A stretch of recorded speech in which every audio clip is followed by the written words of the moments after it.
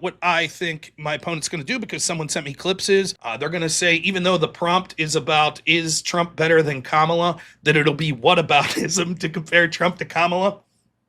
Should be a doozy. Joe Biden, by fiat and rescinding executive orders, allowed these massive things to increase. And I also, it's not whataboutism. Are we not comparing the Kamala Harris and Joe Biden administration to the Trump administration? Is that not what we were doing? So your claim is, when I point out the failures of the Kamala Harris, Joe Biden administration and how they allowed these people in by rescinding executive orders, that's whataboutism, even though that's literally the topic of the debate. And good evening, ladies and gentlemen. Welcome back. I am Sarah the Raging Tomato, here bringing to you live Moderator Monday.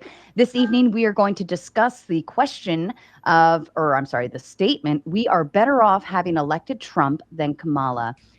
With me this evening, I have Rob Noir and RTP Talks, both ready to duke this one out. Rob, would you like to start off with your opening statement, please? Sure. Thanks so much, everyone, for being here. I've been looking forward to this. I think it'll be a lot of fun. So the statement is that I'll be affirming that we are better off having elected Trump than Kamala. Now, the first thing we have to do is get a couple definitions out of the way. The first would be the definition we. Now, it sounds stupid, but I do think that this is important. It's potentially a point of contention. When I say that we're better off, what I mean are the citizens of this country. I'm uninterested in how people in China, for example, are doing better if we elected someone who's weak on China, like Kamala Harris and Joe Biden, versus that they may be worse off if the competitive nature of our economic relationship against them favors Americans more than them. And so I think, for the purposes of this debate, when I say we are better off, because it's intuitive that we're talking about voting, it should be the people that could legally vote that we're saying are the ones that are better off. And so that's what I mean by it. We'll see if RTP disagrees, but that's the lens through which I will be using this. Once we get that out of the way, semantics should all but be done. And the question becomes, in what way would we be able to decide whether or not Trump would be better than Kamala? Now, it's always difficult in the best of times to know what a person would do if elected president if they don't make it. We could go back and question, what would Gore have done? What would Romney have done? And so forth. However, it's going to be even more difficult in the case of Kamala Harris, who Joe Biden may have been a human vegetable, but Kamala Harris is just an empty soup. On the debate stage, she'll call Joe Biden a racist one night for saying that he's against forced busing, and then the next day say she's against it as well. So it's difficult to know what her actual positions would be. I think that there is two possibilities that we could look at when looking at her positions. One would be her radical Green New Deal-esque policies and her more progressive nature that showed forth in her 2020 bid for presidency that she failed miserably. Or, as she admitted on The View and other places, the fact that she could think of no substantive differences that she would have done different than the Biden administration.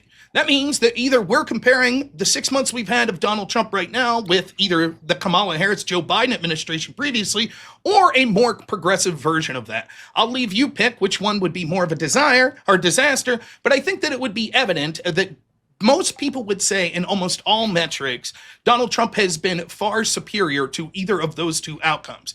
In this debate, it'll be crucial not just to look at the record of Joe Biden, but comparatively, which is what we're talking about, that he would be better than Kamala Harris. This means that I don't have to prove that I like everything that Donald Trump has done, nor do I have to prove that he's the perfect president and that he's better than anyone ever. All I need to prove is that he's better than what Kamala Harris, which is just an extension of the Biden administration, would have been.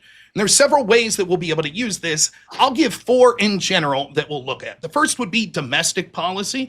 That would include things like immigration, which I think it is obvious that Trump has been far better on immigration. The truth is that open borders were a choice. We were gaslit by the Harris-Biden administration over and over that the border was secure, that it wasn't a problem. Then once they saw it was an issue come election season, they tried to pretend to care about it all of a sudden. And Donald Trump has lowered from the peak times of Joe Biden and Kamala Harris's administration anywhere from 95 to 97% of border crossings. So I think what we can see when it comes to the border, that Donald Trump has almost completely eliminated that. We'd also look at domestic policies like things with the economy. And we can see with the economy that things that really matter, like real wage growth, are up incredibly. Gains for the group that we're looking at, voters or citizens of the United States, are up immensely. So job growth when it comes to the domestic population is through the roof. The jobs that we are losing are people that are foreign-born workers. We also see things like government jobs that are declining and meaningful private sector jobs that are being created. point. And again, the most important thing is going to be that inflation number and real wage growth, which is markedly better under Donald Trump than it was under Joe Biden. We could also see that there is other things that are going on with immigration, terrorism, etc., that we could get into if you want. Then there are foreign policy issues. I think that you'll see that there are a bunch of peace deals. And even if everything hasn't been perfect, like we haven't ended the war with Russia, Ukraine, and maybe some people don't like a lot of the stuff that's going on with Israel, Palestine, I think that it's no different than what we would have saw with the Kamala Harris at best, or at worst. And at best, we could see that it's actually markedly better than it would be with Donald Trump. The third category that I'll talk about is sort of important issues of corruption. And we can see when it comes to issues of corruption, my personal first reason for voting for Donald Trump was exposing the corruption of the institutions that are going against them. And I think that you could see it's always technology, and let's be anyways, when it comes to these issues of corruption, I think that you could see that it's actually far worse under Joe Biden, and things are going to be exposed that we've seen since 2016, the corrupt efforts to go after Trump. All of that's a precursor to be able to do anything in this country, because if we actually have an FBI and other institutions that are putting their thumb on the scale and are corrupt, then what we'll see is that it will be impossible for the will of the people to ever be instituted through voting.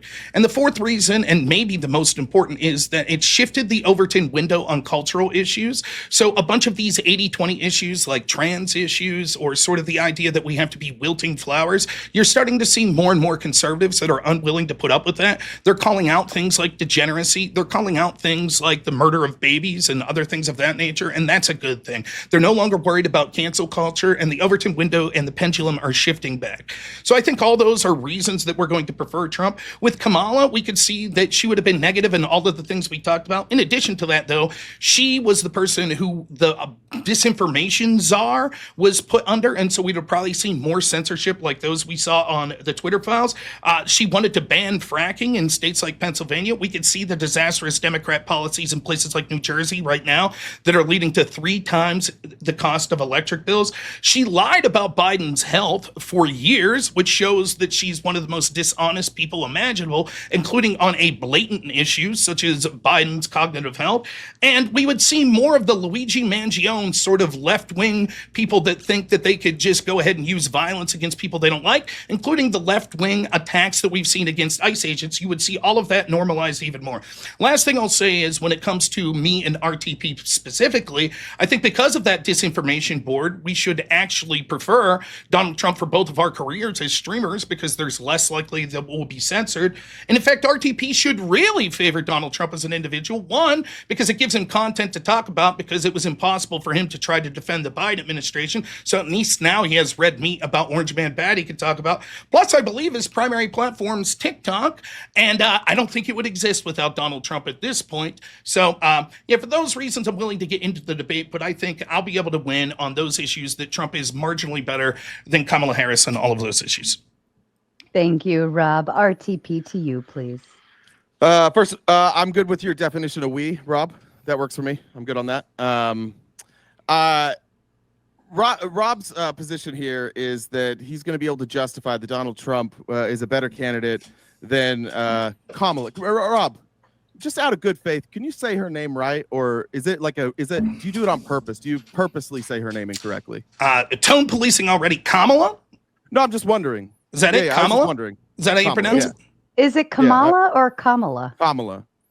Cool. Oh, I always say it wrong then. Okay, cool. I'm just making sure. Sometimes people do it like they try and trigger people. I don't care. You can say however you want. I just didn't know. Donald Trump, I listened actually, you debated my friend Adam. And on that debate with Adam, you said that the only reason you needed to justify Donald Trump is that he's better than the status quo.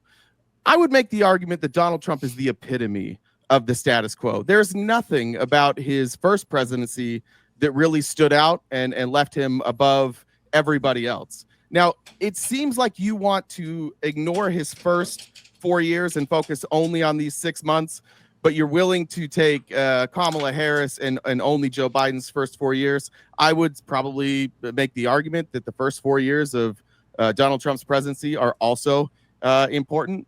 There's nothing remarkable about his growth of the GDP. He was largely on pace with his predecessor pre-COVID, and then post-COVID with Biden. So far this presidency, GDP growth is well below average at 1.5%.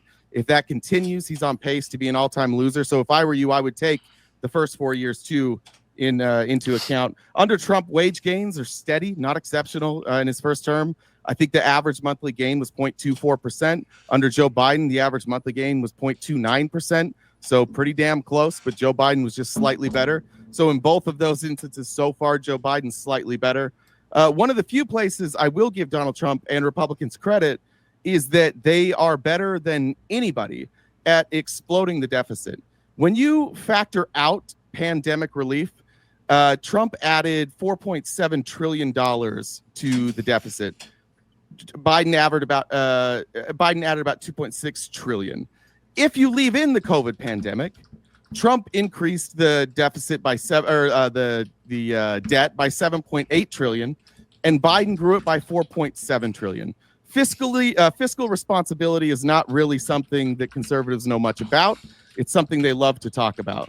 The place where we can draw a distinction is Donald Trump better than the status quo? Because if we have to take Kamala Harris based on what she ran on and what Joe Biden did, I think it's a fair comparison for Rob to say, like, I don't get to be all sunshine and rainbows. I don't get to do the what ifs if she was president and make up all these phony numbers. I'm actually pretty comfortable comparing Donald Trump with Joe Biden. Now let's talk about strategy, because I know we have a lot to cover and I know Rob's very prepared. I like Rob. I have no issue with Rob, despite somebody trying to make it seem like I called you a bitch earlier. I was just calling a fascist in the chat who was threatening a bitch. So I want to be clear on that. I didn't call you a bitch. But I've watched you debate, and I've created some handheld signs to avoid over talking, so we don't have to do that. So what I'm going to do is the things that Rob likes to do, his strategy, instead of interrupting him, I'm just going to hold up signs when he's doing something. The first thing Rob loves to do is gish gallop. This is a strategy that's employed by people who play the game of politics, which is what Rob is playing. Rob's going to gish gallop on points where he can't make a standalone point, so he's going to give a bunch of unverified definitive claims into a sentence. If I can debunk one claim, he will require me to go back and debunk all of them. So instead of that, I'll just hold up the sign. The biggest thing Rob's going to do, it's called reframing the argument. You will hear a lot tonight when I say something, Rob will respond by saying, what he means is, and then Rob will change my words into a different argument. And if I don't just hold up this sign and I say, that's not what I said, Rob will scream at me. So I'm going to hold up the sign. The third thing he's going to do is he's going to poison the well. Any type of source that he doesn't like, he's going to poison it in that statement.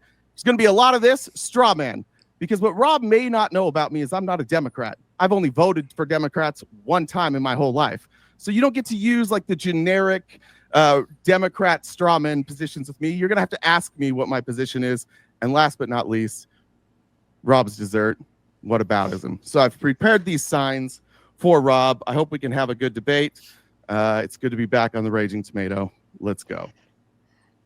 Fair enough. Thank you to both of you. And I do want, for full transparency, I already spoke with both gentlemen backstage because they both can talk for long periods of time. We are just going to accept that, and nobody's going to interrupt.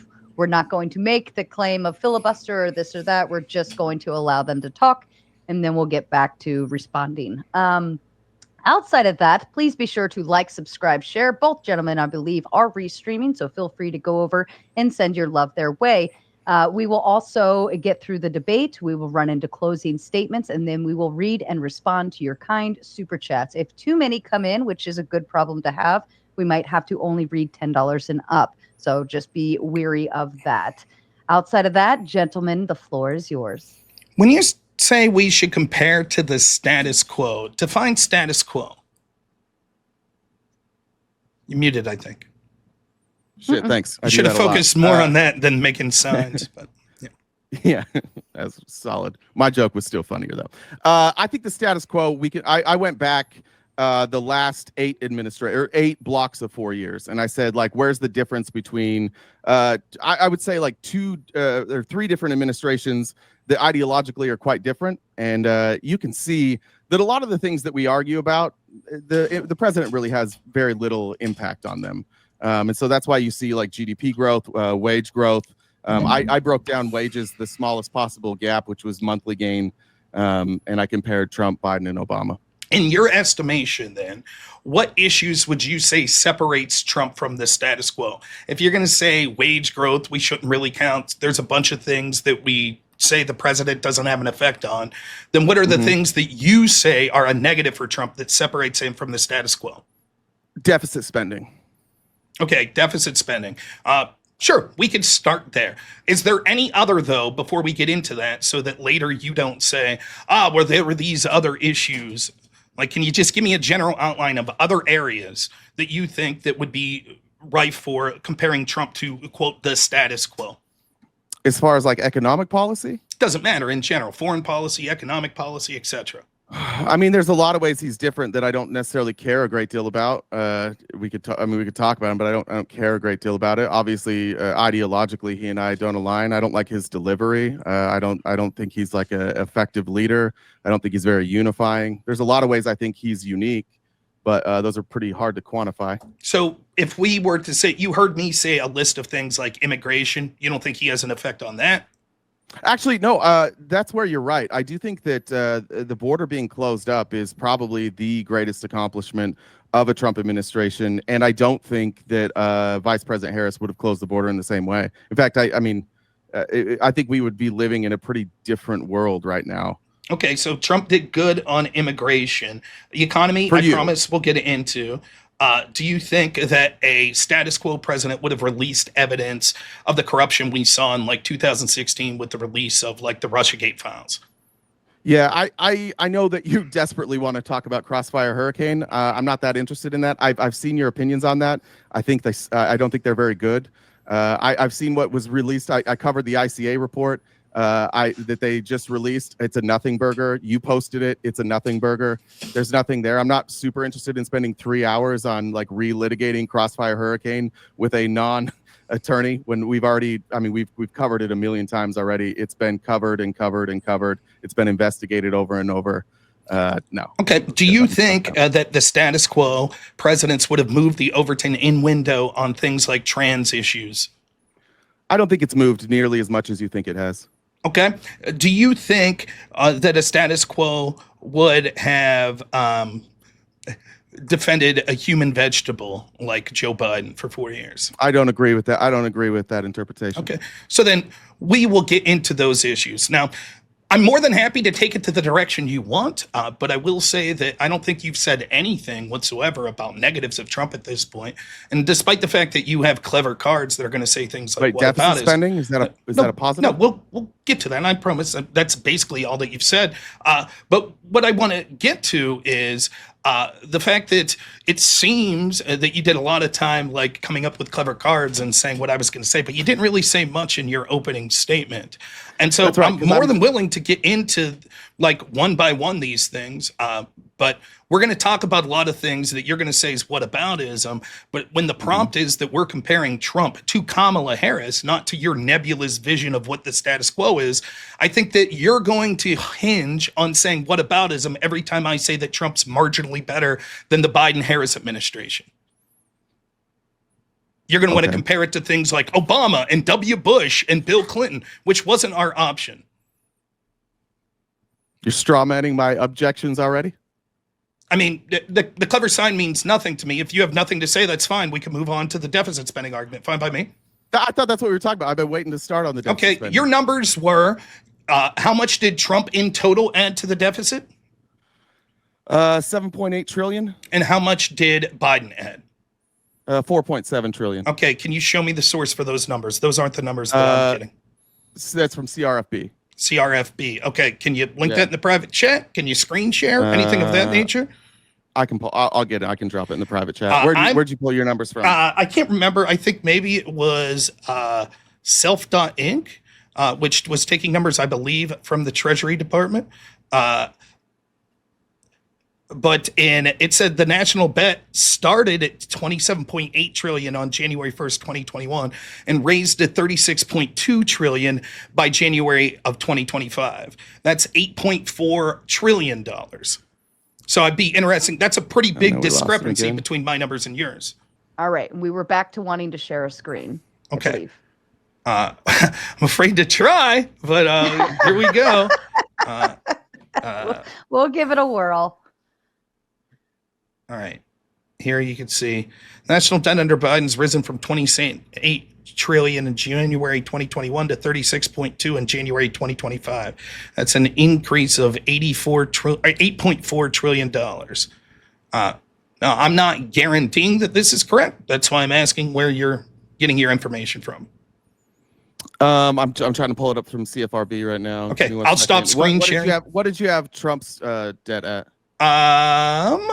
I don't know that I had those numbers in front of me. Did you need to go back up? I will. Is it cool if I? And that's okay. You did that, yeah. That's screen share. And what are you polling here? Just total debt. So I'm polling gross federal debt. What are you polling? That was total national debt, which I believe is the number that we should be looking at. Okay, let's see if it holds. If the weight holds the same, like if the ratio is the same. Do you want me to pull that one up? If the ratio is the same. Okay, so you want me to try to use the same source to see what they said about? Yeah. I'll see if I could find that here. It would be helpful to get from the same source. But what information? What was the starting debt under Trump, and what was the ending debt? Do you have any? Your numbers? I mean, what did your numbers suggest? Oh, my numbers? Yes.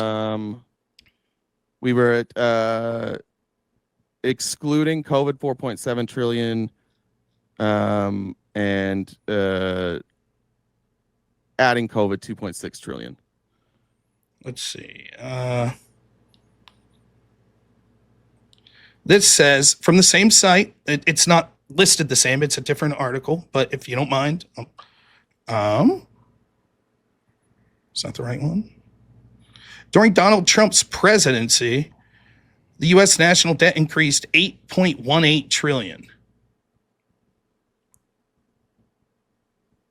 Where are you at? Oh, there we go. So that's less than it increased under the Biden presidency. Is that including COVID? Yep. That is the total national debt numbers for both presidents. Okay, so roughly the same. Yeah, a little worse under Biden. If you look at gross, then a better performance for Biden. So yeah. What do you mean if you look at gross? I don't understand what you mean by that term. Gross federal debt, I believe. Let me make sure I have this right. I believe gross federal debt factors in the debt you owe to yourself. It sounds to me that like the number one attack you have on Trump, it's like, oh, he was a little bit better than Biden. That's what it sounds like. That was your big attack. It looks like a little bit worse, actually. No, I don't think so. When we look at the total federal deficit refers to the difference between the total amount of money the government spends and the total amount of money it takes in over a specific period, usually a fiscal year. Okay, so I don't know where you're getting these numbers from. I'm getting my numbers are from the. I think I have a better source here. Okay, I think your numbers are just wrong. Throw them on stage. Let's see. If you go to cfrb.org, just screen share so we can all see it. Okay, I've got to pull it back up now. So this is going to be the total debt that when they entered and when they left office. Let me pull it back up. Oh my God, how do I get to that?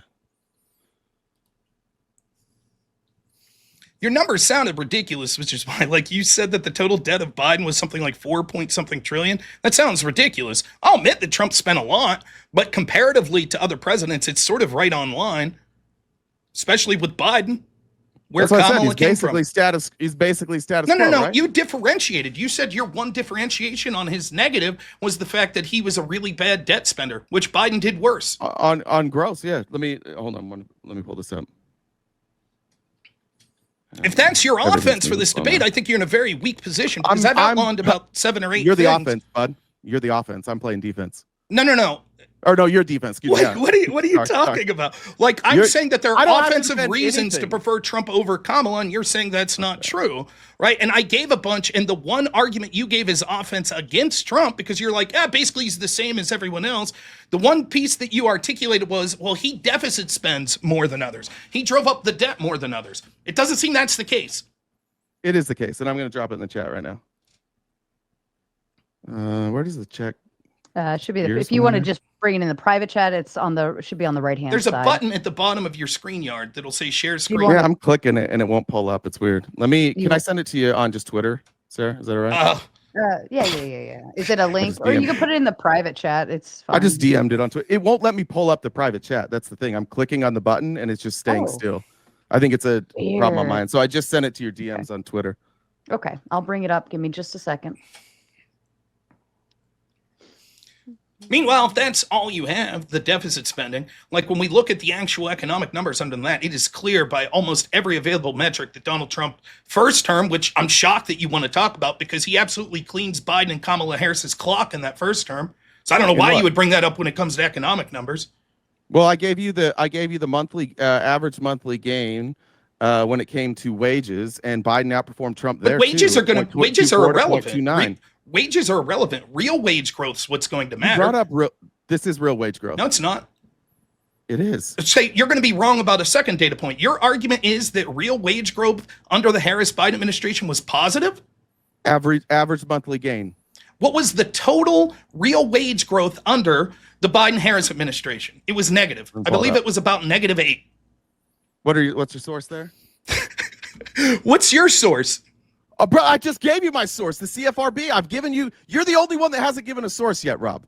First off, I gave a source before you. I don't know if you remember that. You Is that straw? Am I supposed to hold up a sign that says straw man there? You just said I don't. You literally said I don't know where the source is from. No. I didn't know where the source was from when it comes to.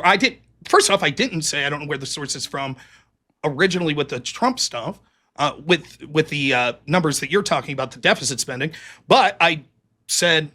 I gave the number about the negative growth under Biden. I could find the source if you want, but let's start one at a time because I think that for someone who prides themselves, can we come back to the share screen and let me know what I need to be looking at? President Trump. Is this where you want me to be? At I mean, what are you trying to show here? What date was this from? Future borrowing.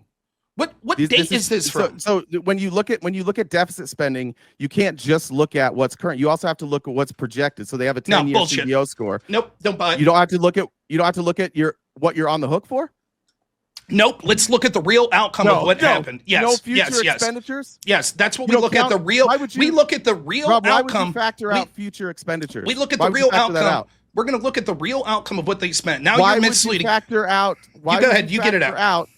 Why would you factor out future expenditures? You get it out. So that's misleading what you originally said. Why won't you answer this question? I am answering the question. Hold on. It's misleading with what you originally said. You're now moving the goalpost is what you're doing. No. Because you were incorrect. You said that when it came to the debt, that it only went up about 4-point-something trillion under Biden. Now you're saying, well, we should just look at estimations of what will happen in the future. That's markedly different. No, we shouldn't do that. I will answer specifically the question. We shouldn't do that because oftentimes future spending, Rob. Oftentimes, gross federal debt includes it. You're not using the data correctly.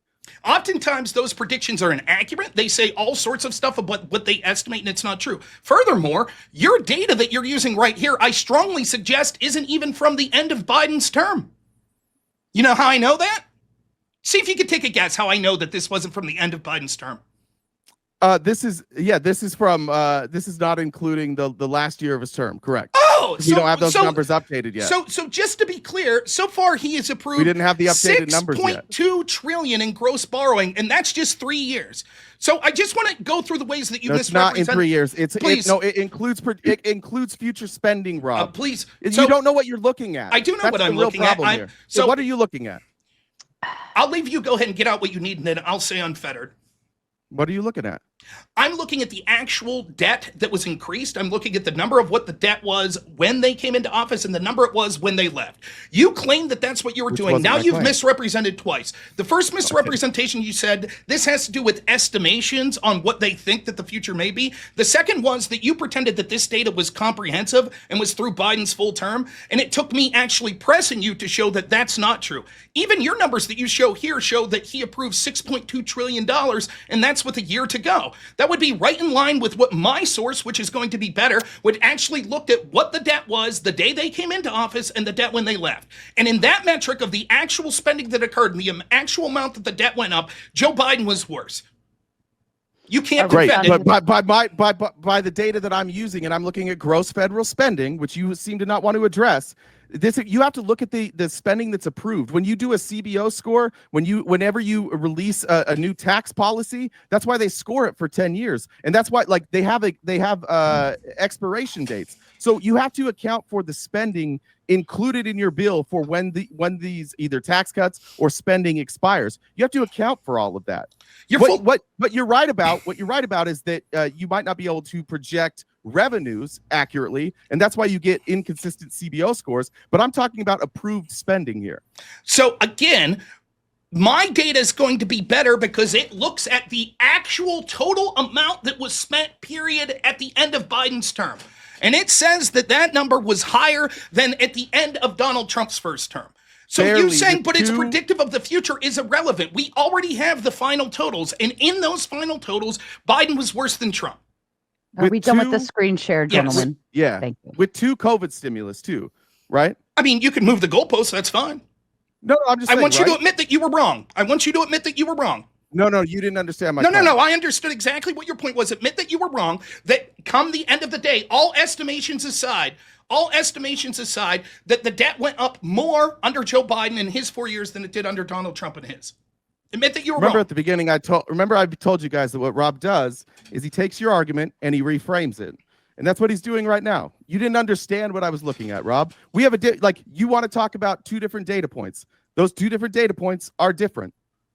But what is the prediction? The source that you just far more impactful.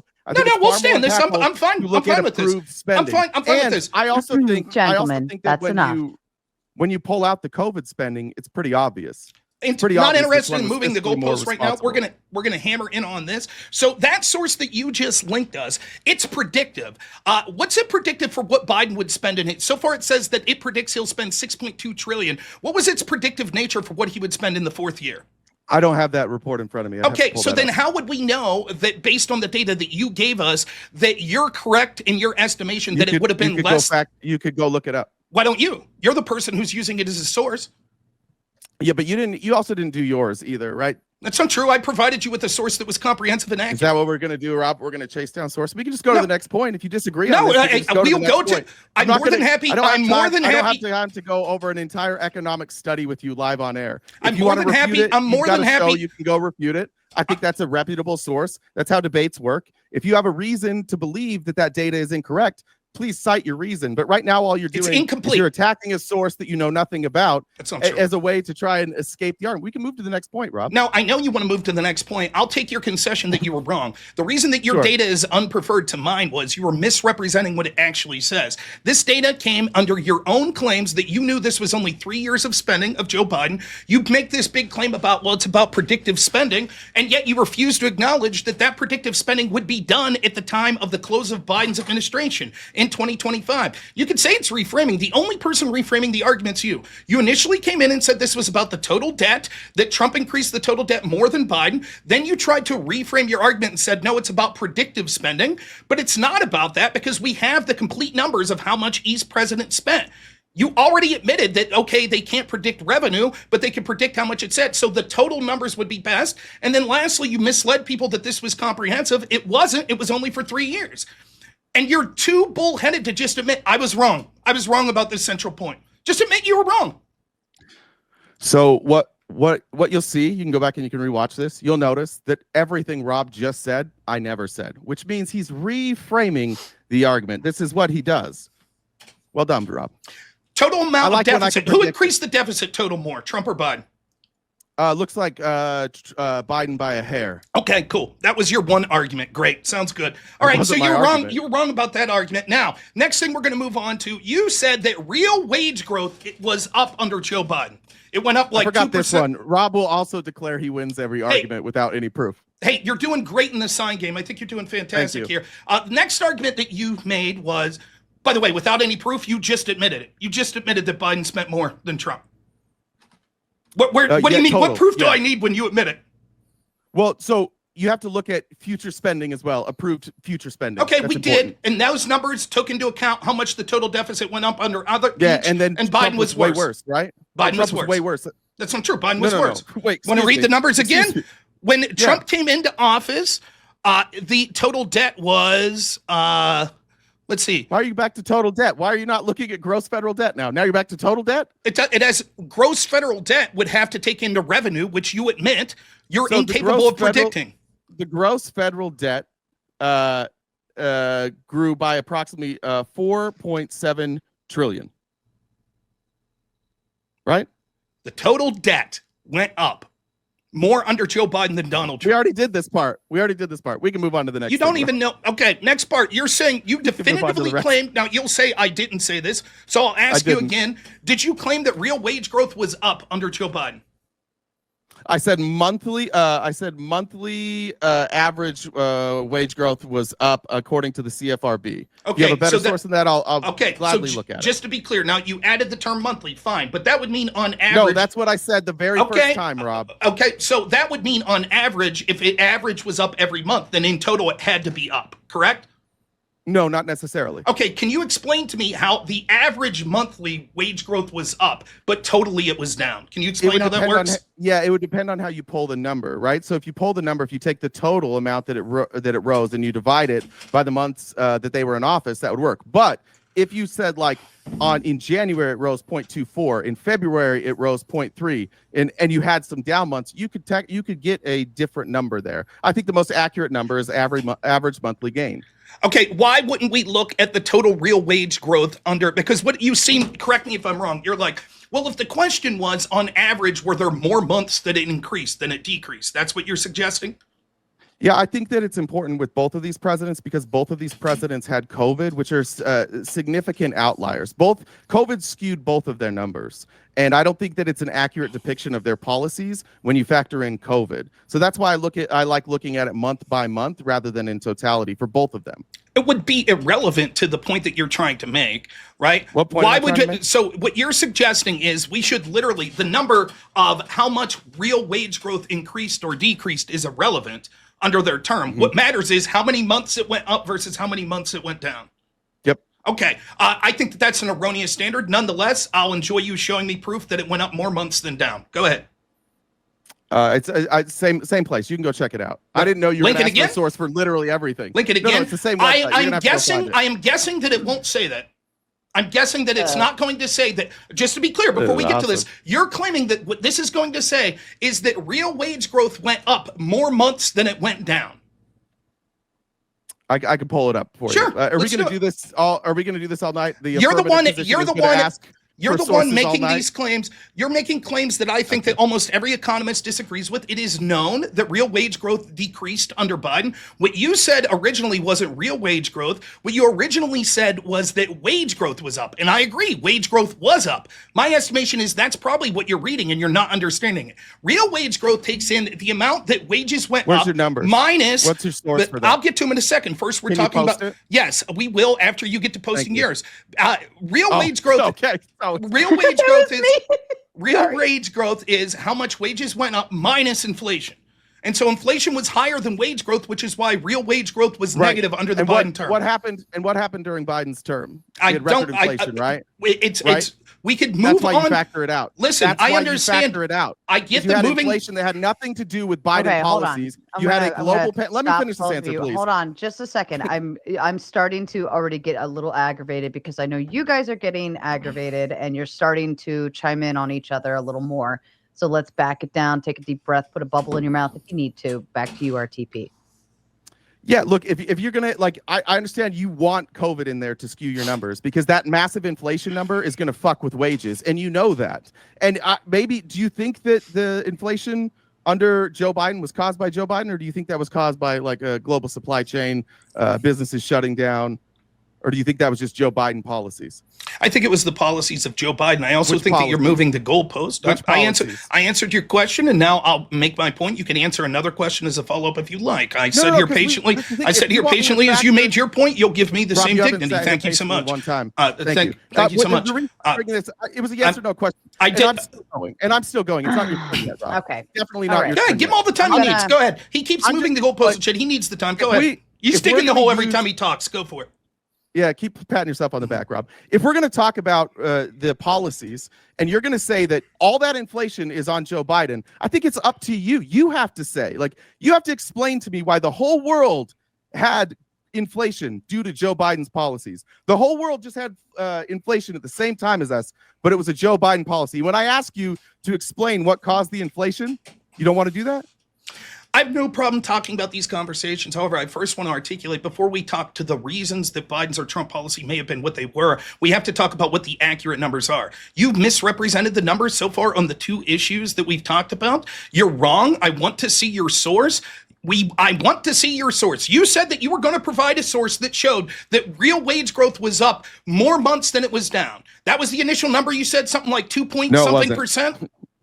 It wasn't. No. Then what was that number? You're changing the claim. No, you're the one. You made an initial claim. You said in your opening statement, wage growth was up more under Trump. 0.24% under Trump, average monthly gain under Biden, 0.29%. And that number, I said, no, we're not looking at wage growth. It's more important to look at real wage growth. And you said this is real wage growth. I said, prove it. I don't think that's true. Then you moved the goalpost. Then you moved the goalpost and you said, oh, no. Actually, what I'm just talking about, on average, there were more months than it went up than down, which isn't how anyone would say that it's average. I'm not reframing the argument. I'm accurately articulating what you said. You hold up a sign every time that you've been shown to be incorrect, and you're actually the one who's moving the goalposts and reframing the argument yourself. Bring up the source. Let's see it. Bring up the source. Reason, I'm like, can I get a sentence out at some point, Rob? Or are you just going to keep spazzing? The reason I don't think that we should factor in inflation, the COVID inflation, is because you know that this is the only way your numbers hold up. You know this. You're not this stupid. You know that the inflation is why wage growth looks worse under Biden, and you can't articulate that that was a Biden promise, or policy. That's why I factored out COVID for Trump and Biden. That's the best way to look at it. If you don't want to look at it honestly, like if we can't come to an agreement that the best way to compare these two presidents honestly is to factor out COVID, then I don't know what we're doing here. And maybe this is the reason that you struggle to get debates, Rob. The reason I struggle to get debates is because you always win, right? The reason that I struggle to get debates is because it's hard to find people that argue in good faith. Now, what most people would do is they would actually... All right, stop. Both of you, we already had this whole freaking conversation backstage. We did. And I know we all agreed to move forward with a good discussion. Stop it. Rob, get back to your point. Thank you. The reason that I may struggle to get debates is because people don't want to debate if they're incapable of doing it in good faith, and it seems that seems to be the case more often than not. You made claims of what these numbers are. You can't back up what those numbers are. I was correct. You were incorrect. And now what you want to do is say, yeah, but there's a reason for that. I'm more than happy to discuss the reasons for it once you admit yet again that I was correct, that real wage growth was down over the Biden presidency and that it was up under Trump's presidency. I'm going to once again say that that's not my argument. I'm arguing that the way you're viewing the data is a silly way to view. I didn't move the goalposts. I'm saying that the way you're looking at the data, including inflation from COVID, is stupid. And the reason you want to do that is because you know what happens to the numbers when you factor out COVID inflation. You know it doesn't look good for Trump. That's why you desperately want to cling to this number. Okay, what happens to that number when you factor it out, Rob? When I'll answer better or worse for Trump. I'll answer that in 1 second. So I'll say, so it's clear that he can't defend that he was inaccurate with the numbers. I'm willing to move on once more. So far on two numbers that you can see that he was incorrect. This is someone who claims to pride himself on the truth, and looking at data, it's clear that he's incapable of doing that. Now we'll talk. Now that I'm correct about the data, and actually real wage growth was up under Trump, it continues to be up under Trump in this term as it was in the first term, and it was down under the Harris-Biden administration. How would we even begin to determine how we could factor out COVID, for example, in the Biden administration? What years should we look at that COVID didn't affect it, that we could say, okay, that's the real wage growth that we should look at? I think when you start with when you had the massive disruption from supply chain, which is going to be about the time we started seeing massive lockdowns, first overseas and then here. And then you're going to go through, I don't remember when Biden declared the emergency over, but essentially when we got rid of the restrictions on importing through, and then we had to catch up after that. So you're talking about like mid-2022? Mid-2022. So you're saying if we look at the data from mid-2022 until, and go year to year for that, we'll see that real wage growth was better than Trump. If we're factoring out COVID year of Trump as well. I don't know. I haven't pulled that because that's not the data that I pulled. Okay, but again, that's the data that you average want. Monthly wage gain. No, it's not. I'm using average monthly wage, which is from the CBO. This comes from the U.S. Bureau of Labor and Statistics. If you want to go look up average hourly earnings and wage growth data, and then you take out the COVID years, you can do all this stuff yourself. I didn't know I was going to have to make a graph. I had no idea. And it's nothing to do with making a graph. And what we're seeing is you're conflating numbers yet again. Now you've moved back from real wage growth back to wage growth. Yes, no one disputes if you massively inflate the monetary supply that wages will inherently grow up. The question is, what is your purchasing power? For example, if I get a raise one year of 25 cents and normally I get a 10-cent raise, that might seem acceptable. Like, wow, that's better than normal. But if the prices of all of my living expenses increase 30%, then that extra 15 cents in my wage growth will be irrelevant. In fact, wage growth almost always goes up. I would say that that's generally the way things go. So I don't know why that number is a number that we should look at as opposed to real wage growth. And you keep going back to just regular wage growth. Why would we not look at wage growth minus inflation? I didn't mind. I looked at real wage growth, just so you know. And if I didn't just barely say real wage growth, like I meant real wage. But the thing, once again, Rob, you are factoring in inflation. The very thing you just described. The thing where like inflation, if prices go up above what you're making, then you don't really have wage growth, right? It's measuring the value of your dollar. And when we had inflation at 9% due to COVID, you want to keep that number in because that's the only way statistically that you can back up wage growth with Trump. If you factor that out, you know what happens to your numbers. You know they're not good. Again, this we're is trying so dishonest. I mean, and it's incredible. Like what I'm trying to do is I'm like, okay, let's together figure out how we would factor that out, right? And so what we would do is we'd find a starting point where we could look at Biden and say, okay, here's the real wage growth under Biden. You say, I said real wage growth. You didn't. You keep pivoting back to just regular wage growth. Okay, can you define what real wage growth is? I don't think you can. Yeah, real wage growth is it's your wages and then it factors in inflation. So it's more like purchasing power. Okay, so then you're saying the question I asked you then was real wage growth. If we start in 2022 and we look, you're suggesting that it was better under Biden than it was under Trump. You keep saying it over and over. If we factor out the COVID inflation, you'll see that the numbers are terrible for Trump. Yeah. And then when I ask you specifically, okay, then let's look at that data set, which I haven't looked up. But if we look at it, and you're like, nah, I haven't looked at it. I don't really care. It's not important. You could look at it some other time. But this seems to be the crux of your argument. I'm giving you the source. I don't remember the exact date ranges that they took out for COVID. That's the only part I'm unsure of. And in order to get that number, I would have to go back into the report and read it again. I think that the Bureau of Labor and Statistics, I think that's a solid source. I think that you and I are saying the same thing. The only disagreement that you and I have right now is whether or not we should factor in the 9% inflation from Biden's term, and we should call that, we should blame him. I've asked you again, Rob, have you ever done the numbers with factoring out COVID? Have you ever run those numbers before? I'm trying to ask you specifically how we would do that. What point would we start looking at with Biden? How the fuck is that an answer to what I just asked? Because I just asked you a very simple question. Have you done it? This is yes or no, and then you can answer. But have you ever factored out the inflation and looked at the wages, Rob? Yes. Okay, what's the difference then? It's worse under Biden. It's worse. It's just, what's the numbers? I don't know. Look it up. You can find it yourself. Okay, now I need you to give me those numbers. Now you've done it, and you said it's still worse under Biden. Yes. Where are you getting those numbers from? Because my numbers say that it's better under Biden, and I'm using the Bureau of Labor and Statistics. What are you using? You can't even make these comparisons, and I'll tell you why, right? Because when I said, okay, where would we look? What time frame would we start to look? When you say, have you factored it out? Have you factored it out? I have to ask you, where would you start to factor it out? How would we do that? You can't give me an answer. And now you're saying, now you're saying, I've already done it. I looked and it's better for Biden. Okay, so the data that you're looking at right now, you're looking at data right now, is what you're telling me. And you just said, I gave you the data. It says it's better under Biden. Yeah, I said it's okay, so what date did you start at looking at that? What date? Brother, listen. This was a report. It was not, I did not pull the report. This was an analysis done by, I think in conjunction with the Yale Budget Lab.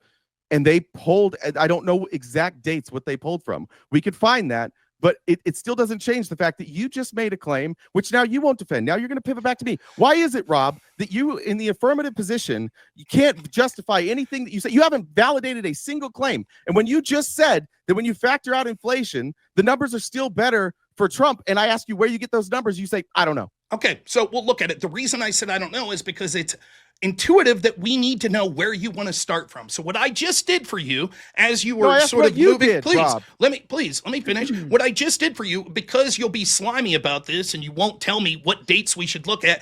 I looked at the real wage growths under Joe Biden each year. All right. So you tell me when we could start counting. It looks like real wage growth from January 2021 to December 2021 was negative 1.2%. Should we use that year? No. Okay. From January 2022 to December 2022, it looks like real wage growth was a negative 2.9%. Should we use that year? No. From January 2023 to December 2023, it looks like real wage growth was 0.4%. Should we use that year? What was inflation during that time? Inflation average 4.1. No. So we shouldn't use that. Okay, from January 2024 to December 2024, it looks like real wage growth was 1.1%. Should we use that year? What was inflation at? It was at 6.3%. No. So we can't use any of the 4 years under Joe Biden to determine what his numbers would be. Inflation was 6% the entire No, it last wasn't. year? I'll be honest with That's you. what you just said. Yeah, I'll be honest. I misread it. Wait, 6% was the month before. I'm sorry. Inflation was 2.9. But even I just want to be clear. Year. So then, yeah, you could fact. Yeah, okay, so I just want to be clear. When you thought it was 6%, your argument was we could not use if inflation was high under Biden, we could never use those numbers no matter what. That's your argument. Unless Rob, you can explain to me how Joe Biden policies led to that inflation. What I'm saying is you asked me to differentiate. Right? You said we can't look at the COVID years. We can't look at those. I said, what year should we start at? You said maybe somewhere in mid 2022. That's what you said. Then when I went through the numbers and it turned out, oops, those numbers weren't very good. You did exactly what I knew you would do. And you moved the goalpost and you said, no, we can't count that year either. We can't count that year. That's what you did. I don't give a shit about your sign. Do you have an argument or not? I just would like what's weird is that every time I make it. Oh, go ahead.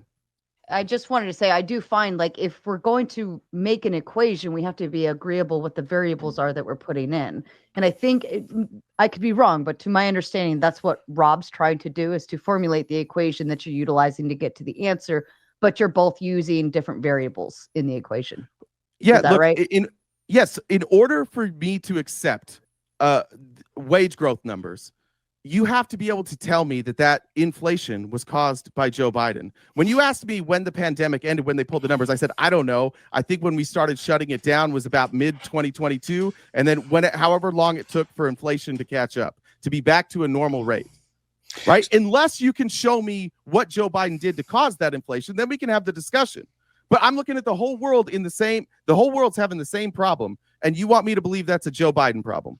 So I'm just going to mention this. And so even if we take the best, so cumulatively, real wage growth under Biden was down about 1.3 to 1.5%. Under Trump, in totality, it was up, 1.4%. So in all 4 of his years, it actually surpassed the best year of Joe Biden when we would say COVID had the least. And if we take out Trump's last year, the COVID year, real wage growth for Trump was 4.2%. Absolutely shellacking. And you're pulling these numbers from where? That number, the specific 4.2, is from economicsense.com. Where are they getting their numbers from? They are getting them from the Atlanta Fed, I believe, is the numbers that they're getting from it. The wage growth tracker of the Atlanta Fed and overall CPI from the Bureau of Labels and Statistics. I mean, when I look over, when I'm over on Fred, these numbers don't match up very well. Okay, so give me the numbers you're getting from Fred. You see declining wages from quarter 3 of 2020 to quarter 2 of 2023. You see growth through quarter 4, another dip in quarter 2, and then you see wage growth from quarter 2 of 2024 virtually until now. Okay, so what I'm asking is you're looking at a graph, obviously. So what are the specific numbers on those graphs? Because what you just said adds up to what I'm saying. That yes, you saw massive declines under Biden, and then it sort of leveled out and it never got that high, and that it was going way up under Trump until the pandemic, and now it's going up much higher than it was under Biden again. It wasn't going way up under Trump. 4.2%. So what you saw in 2019, where you saw that big spike in wages, what you saw is a lot of people like low paying jobs. A lot of those fell off because of the COVID pandemic. So you saw a massive spike from Q3 of 2019 all the way through Q3 of 2020. There was a massive spike, and that was due to people like a workforce, a low salaried workforce being removed from the market. That's the only time you really see any explosive growth. I disagree. The numbers I'm looking at show that's not the case, so I'd like you to show your data. The numbers that I just provided. Are you ever going to show yours? Yeah, sure. Point? You want me to screen share it again? I mean, yeah. I could do that, no problem. But I would like to see your data. My data suggests that actually that fourth year of Trump's, when COVID hit, was when wage growth was worse for him, that it was 4.2 previous to that. And so that would have nothing to do with COVID if it was 4.2 previous to that. Correct? Previous to when? Previous to 2020, before COVID. I believe, yeah. Q4, didn't COVID start in 2019 in Q4? I believe that we started to see it really in 2020, correct? I think 2019 is when, if I remember right, like November-ish. No, I think that there wrong? was one or two cases, but I don't think that would have been enough to affect. In fact, Fauci was saying in February of 2020 that the flu was going to be worse. So certainly we weren't seeing these dire numbers then. Yeah, so March is when we said it was a full-on pandemic, but you started getting cases in November. So that would have been. So I just want to be clear. Yeah. Your argument is that in the fourth quarter of 2019, because there were a handful of potential COVID cases, that explains why Trump's real wage growth was really high. No, I'm talking about Q1 of 2020, Q2 of 2020, and Q3 of 2020. Okay, so real wage growth was up under those times. Well, if you go look at the graph, you'll see there's a massive spike right there, right? No, I don't think so. I'd like to see your graph. The data I'm looking at doesn't suggest that. The data I'm looking at actually shows that it looks like the majority of the wage growth for Trump was actually previous to 2020. 2017, 2018, 2019. 2020 was it grew every year. Yeah, it did grow every year, but it was actually grew the least in 2020. Is that what you're looking at? No, and I'm looking at total. So you're looking at what? You're looking at this. I'm looking at total wages. You're looking at what? Let's see. It was up. Let's see. First 3 years, 1.4 annum under Trump. Let's see.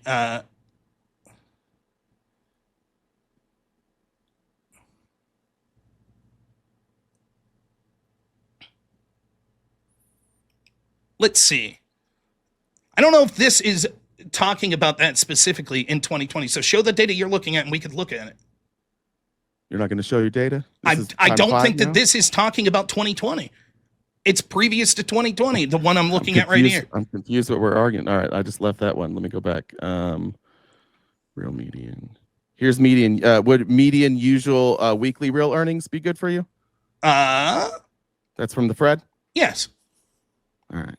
Now, nonetheless, like it seems to me, the data I'm looking at shows 1.4 per annum per year under the first 3 years of Trump. That's higher than the highest year of Biden, even at the end of the pandemic.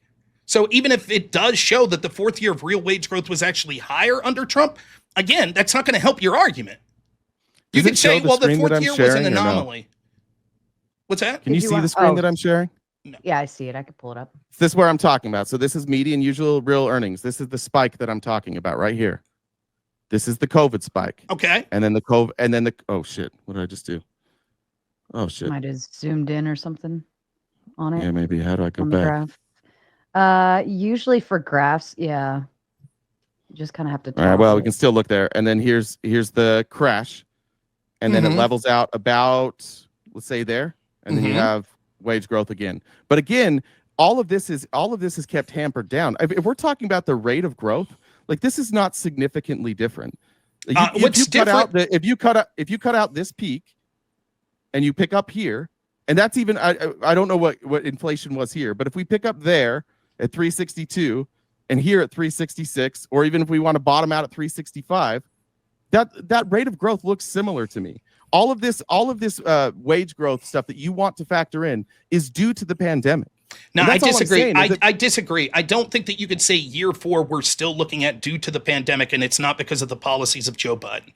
I think that's absurd. Well, what policies then? What policies led to that? For example, Joe Biden's policies of an open border, Joe Biden's policies of lockdown strategy. Just one at a time, please. Let's Okay. we're not going to gish gallop. So let's talk about the open borders policy. How did the open borders policy drive real wages down? Bringing no, inflation. Excuse me.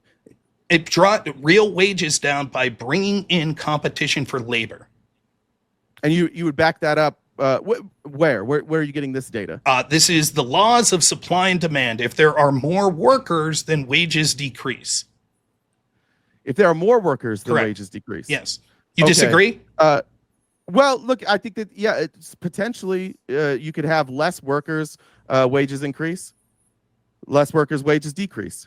We had less workers during COVID when we had Remain in Mexico still in place. There were less workers, and we saw wages dropped, right? Less workers and wages drop. Well, there could be other reasons. You just said that wages went real quick. Wait. You just said that real wage growth. Wait, hold on, just real quick. So supply and demand isn't always like a universal principle then. Well, no, right? It seems to more often than not be a principle, and you contradict yourself. You just said that wages went up when we had Remain in Mexico at the end of 2020. No, I said they went down. Your entire argument, you pointed to that. And then they went down. Your argument. And then they went down. So it's both. When did they go down? When did they start going down? When was that? Q4 of 20 or Q1 of 2021, I think. Okay, Q1 of 2021. So that would be Biden's first term? Yeah. So you mean when Biden on day 1 had an influx of people crossing the border because he proudly announced rescinding Remain in Mexico, you're using that as evidence that Remain in Mexico drove down wages? I'm not making a claim at all. I'm actually just testing the logic there. You said that that if there are more people working, that you will have higher wages. Is that right? That is what I said. No, I said if you have more competition for labor, it drives down wages. Okay. Well, I don't think that this graph proves that one way or the other. Would you agree with that? I don't think that your graph's seeking to prove that. I think, however, the way that you interpreted it would show that you were exact opposite of what you were interpreting. Your argument was, well, Remain in Mexico meant that there were less people for labor, and yet wages were going down. And then what you showed is your graph shows once Remain in Mexico was removed, wages went from going up to going down. But why did those wages go up, though? The wages probably went up because the specific jobs that we were looking at for the people that we're counting as wages were jobs that tend to make more money. And so we probably got rid of, through calling people non-essential, a bunch of low-wage work. People lost, low-wage workers lost their jobs, right? Correct. Okay. Right. All right. So what's that have to do with Remain in Mexico meant that wages, that was your claim. That was your claim. Well, what you're trying to prove right now is that Joe Biden caused inflation.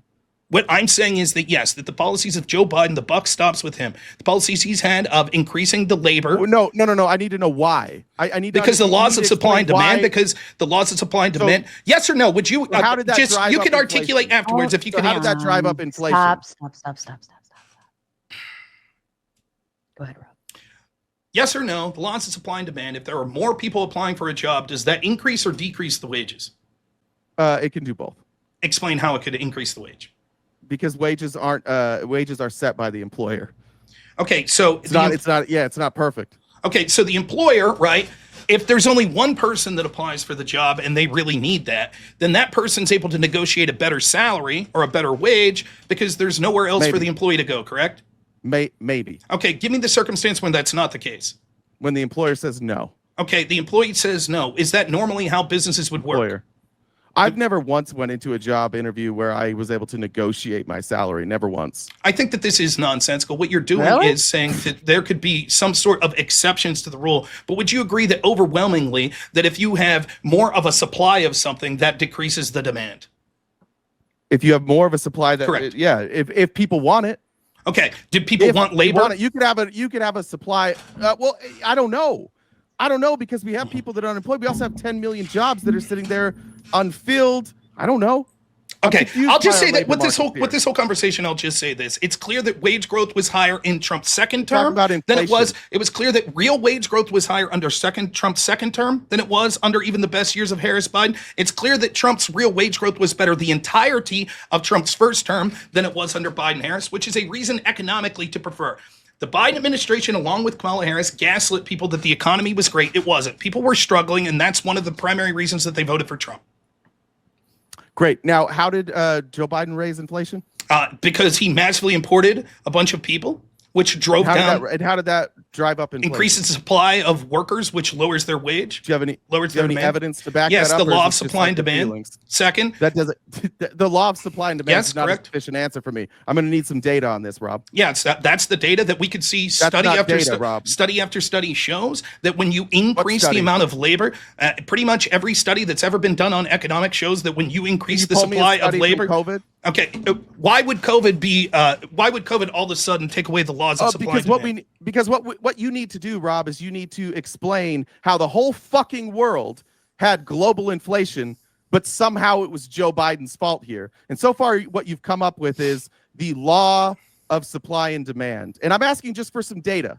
Okay, so what I started to do was talk about the policies that Biden issued that would have lowered real wage growth. You demanded that I stop at the first one, which I did. Now that I've successfully showed you that that's a logic of supply and demand, I'll move on to the second, which was the massive spending that was done under Joe Biden, and that the Democrats, I'll admit that Trump's responsible for some of this in his first term, as is Republicans, but Democrats certainly wanted to spend more and embrace more lockdowns. Those sort of things are what led to supply chain crushes and our economy stagnated, as people like me predicted. I'm sure that you cheered on lockdowns.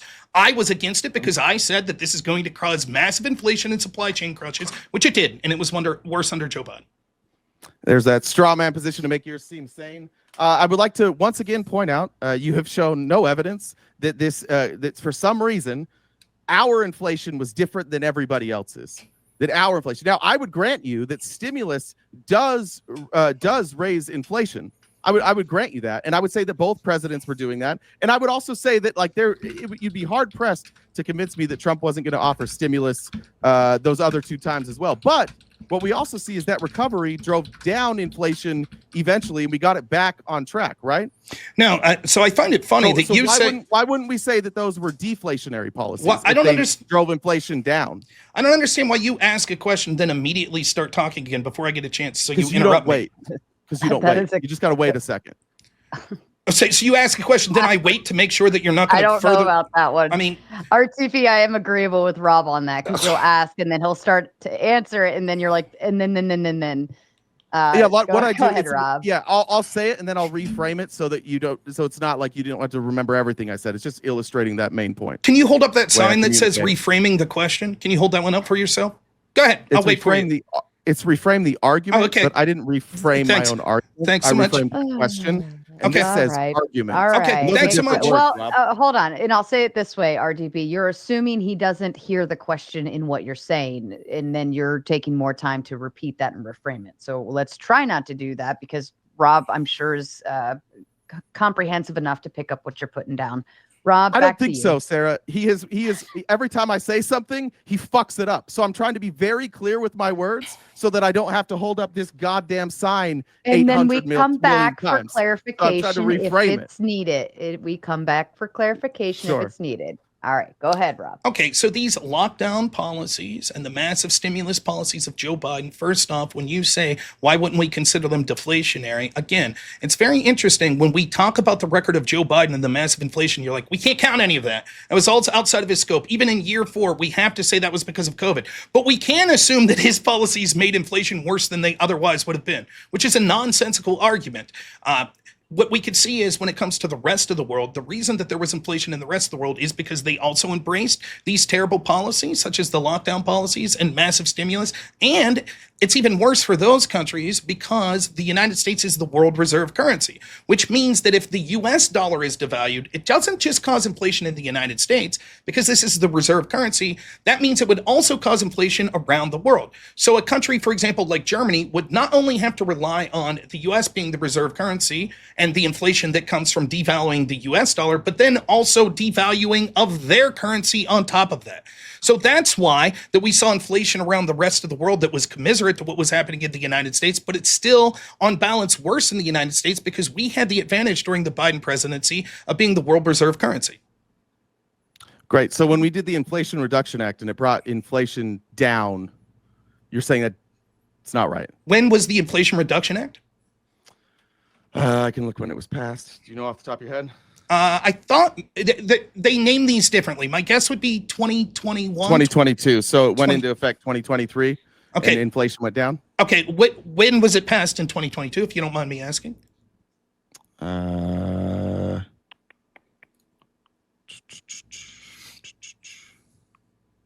don't have the date on it. If anybody else has it on there. Okay. Let me see if I can find this.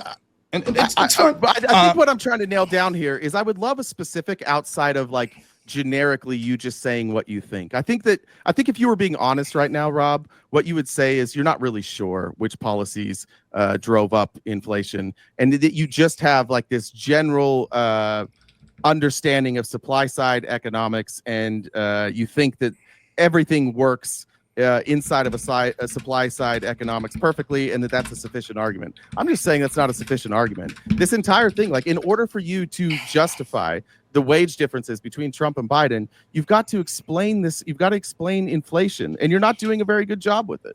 I am explaining it. I have explained how stimulus and lockdowns that were done more by the Democrats and Joe Biden are actually worse for causing these sort of things to occur.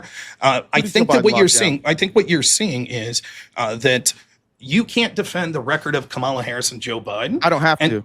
You do when we're saying who would have been better. We already went through this at the beginning. And so when we're comparing Donald Trump to a Harris presidency, when she admitted I would have done nothing different than Joe Biden, it's reasonable to extrapolate that her economic policies would have been the same.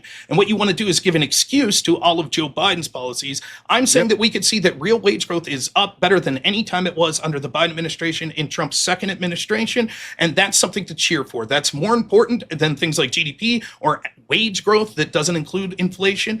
And so people's standard of living is marginally increasing. That's the argument I'm making. I think that I'm clearly winning the economic argument. I have like 10 other arguments to get to if you'd like to get to other arguments, but you're going to say Trump doesn't matter to any of those, which is funny. This is the one area of disagreement you had, and I don't think you're doing so well. Well, it's ironic that you're now you're giving Trump now credit for the real wage growth now. None of his policies are in place. We're still under the policies of Joe Biden for this real wage growth under Trump. But you're ready to give Trump credit for the real wage growth in these 6 months when clearly like his policies haven't gone into effect yet. So that's him, right? He gets the credit for Joe Biden's wage growth right now. Joe Biden takes all the heat for COVID. And Trump doesn't have to take any heat for COVID. Like, if you could just take his dick out of your mouth for like 12 seconds and look at something from a 50,000-foot view and look down and say, like, oh, are there extenuating circumstances? Sometimes. But you don't do that. You just you guys all want to circle jerk Donald Trump. I don't think that you have made a compelling argument at all that he's a better president. The only way you could do it is if you factor in a fucking global pandemic. And even then, I think you're struggling. Like anybody watching this is going to have a hard time coming up here, Rob, and repeating what you're saying. They're not going to be able to repeat your argument. It's nonsensical. Someone sent me a clip of this. I don't normally consume your content, but is it true that the other day you were complaining about the prices of things like steaks and other things like that at your local grocers? No, what I was talking about was the tariffs, the willy-nilly tariffs that are slapped on places like Brazil that drive up the prices of beef. Oh, so what you're saying is when you were complaining about the prices, you're saying that specifically the negatives that you see in the economy right now is Trump's fault, but the positives are Biden's fault? That's your argument? No, I didn't make the argument that the positives were Biden. You made those arguments. But I would say, and that's a silly fucking what thing to say. What are you talking about? I never said that. Because the reason that the price of beef went up is because of fucking tariffs. Now, I asked you, like, why did inflation go up? And you're like, supply side economics. And you can't really substantiate that. There is a direct correlation between the price of beef and the world's dumbest tariffs. A direct correlation. Okay, so I think that it's evident for everyone to see. By the way, your fans watch my show. I appreciate that. I mean, someone has to, I guess. But it's evident for everyone to see. Have you compared our views on YouTube? You took a shot at me at the beginning of this. Do you know that I have more subs than you and I get about 20x your views? I believe I said backstage to leave the personal shit off my screen and stay Sarah, off he opened with that. on topic. Sarah, I'm going to tell you with both. that. He opened with that. This is getting a little old, honestly, Sarah. You have never once corrected anybody on your side that I've debated with. Rob has taken personal shot after personal shot. He just went back to this. I'm allowed to take the same personal shots. That's fine. I'm more than happy. Are you talking about the steak thing? I'm more than happy. No, I'm talking about the TikTok thing. He, in his opening statement, he basically said, like, I'm only on TikTok. First of all, I'm never on TikTok. And now he's saying somebody's got to watch your show. My views compared to yours, Rob, he literally insulted me and said, someone's got to watch your show. I'm not entitled to be like, oh, I'm sorry, Rob. Your last video got 1,000 views and mine got 80,000. All right, now let's shut down and everybody can just go home, or Sarah, we can just get back to the fucking point. If I may, go ahead. I'm happy once we're done with this conversation before we get to open panel to talk about his botted views. I don't have a problem with that. We could do that. I have no problem doing that. But for now, we'll talk about. That's not an insult. We'll talk about the subject at hand. That's fine. I'm sorry that it hurt your feelings so much. Maybe you need a sign to remind yourself to. Listen, gentlemen, when I say something, I mean it to everyone on screen. So RTP, even though you were the last one to talk, talking shit, when I say it, that means both of you are in trouble. Okay, you always complain, well, you did this with this person and not this with that. No, when I talk, I'm speaking to everyone and shots are fired. End of story. Now we can sit here and I can act like your mama and put you in timeout and yada, yada, yada, or we can actually get back to the fucking debate. Okay, so I'm happy to talk about that at the end, though. No problem at all. So we can see that anyone who's paying attention can see anytime that I'll bring up positive things that are happening under Trump's economic, he'll say, oh, that's just because of Biden. Then he makes this absurd claim that I'm the one who said that the positives under Trump was because of Biden. That's not true at all. And so you can see that actually what ends up happening is that he's going to pick and choose and say, the things that are bad with the economy right now, it's not Biden's economy anymore. The tariffs have been effective. We could see massive trade deals. That's another difference that we've seen. That's brought in huge amounts of investment. Let's see, the total that I'm looking on that is, it looks like the numbers are showing best estimates. Trump's team's claimed 8 trillion. Best estimates are showing, though, that it's probably 4.3 to 5.5 trillion dollars in just investment guarantees alone from companies and countries as a result of Trump's tariff strategy. In addition to that, we could see that there's revenue that's coming in from those tariffs, and it's encouraging more manufacturing and better trade deals in general with countries like Japan, European Union, Indonesia, and others. So those are all positive things that are occurring to this, in addition to the rest of the positive economic developments that we're talking about here, that he hand waves away and say, trust me, bro, it's because of Biden. What guaranteed investments do we have? So, for example, you had Stargate, Apple, NVIDIA, TSMC. You had places like UAE, Japan, China that have all agreed. I believe the EU trade deal talks specifically about guaranteed to invest in, or to spend $500 billion, I think, alone in energy that they're going to purchase from the United States and other things of this nature. The guarantee on that guarantee. I guess the guarantee is that they've written that into the actual negotiations that they've signed. Yes. You've seen that negotiation signed? No, I guess I haven't read the entirety of the negotiation. So you're aware that that's private money that they're talking about, right? What would that matter? That would still be good, right? How would they guarantee $500 billion in private investment into the United States? Because how would the EU do that? The EU, how would the United States guarantee that? No, how would the EU guarantee that? The EU would have to fall through on what they signed via the treaty, or the United States would rescind it. Then they'll increase tariffs again. Okay, so we don't have a guarantee, right? No, we do have a guarantee. They've claimed that they guaranteed it.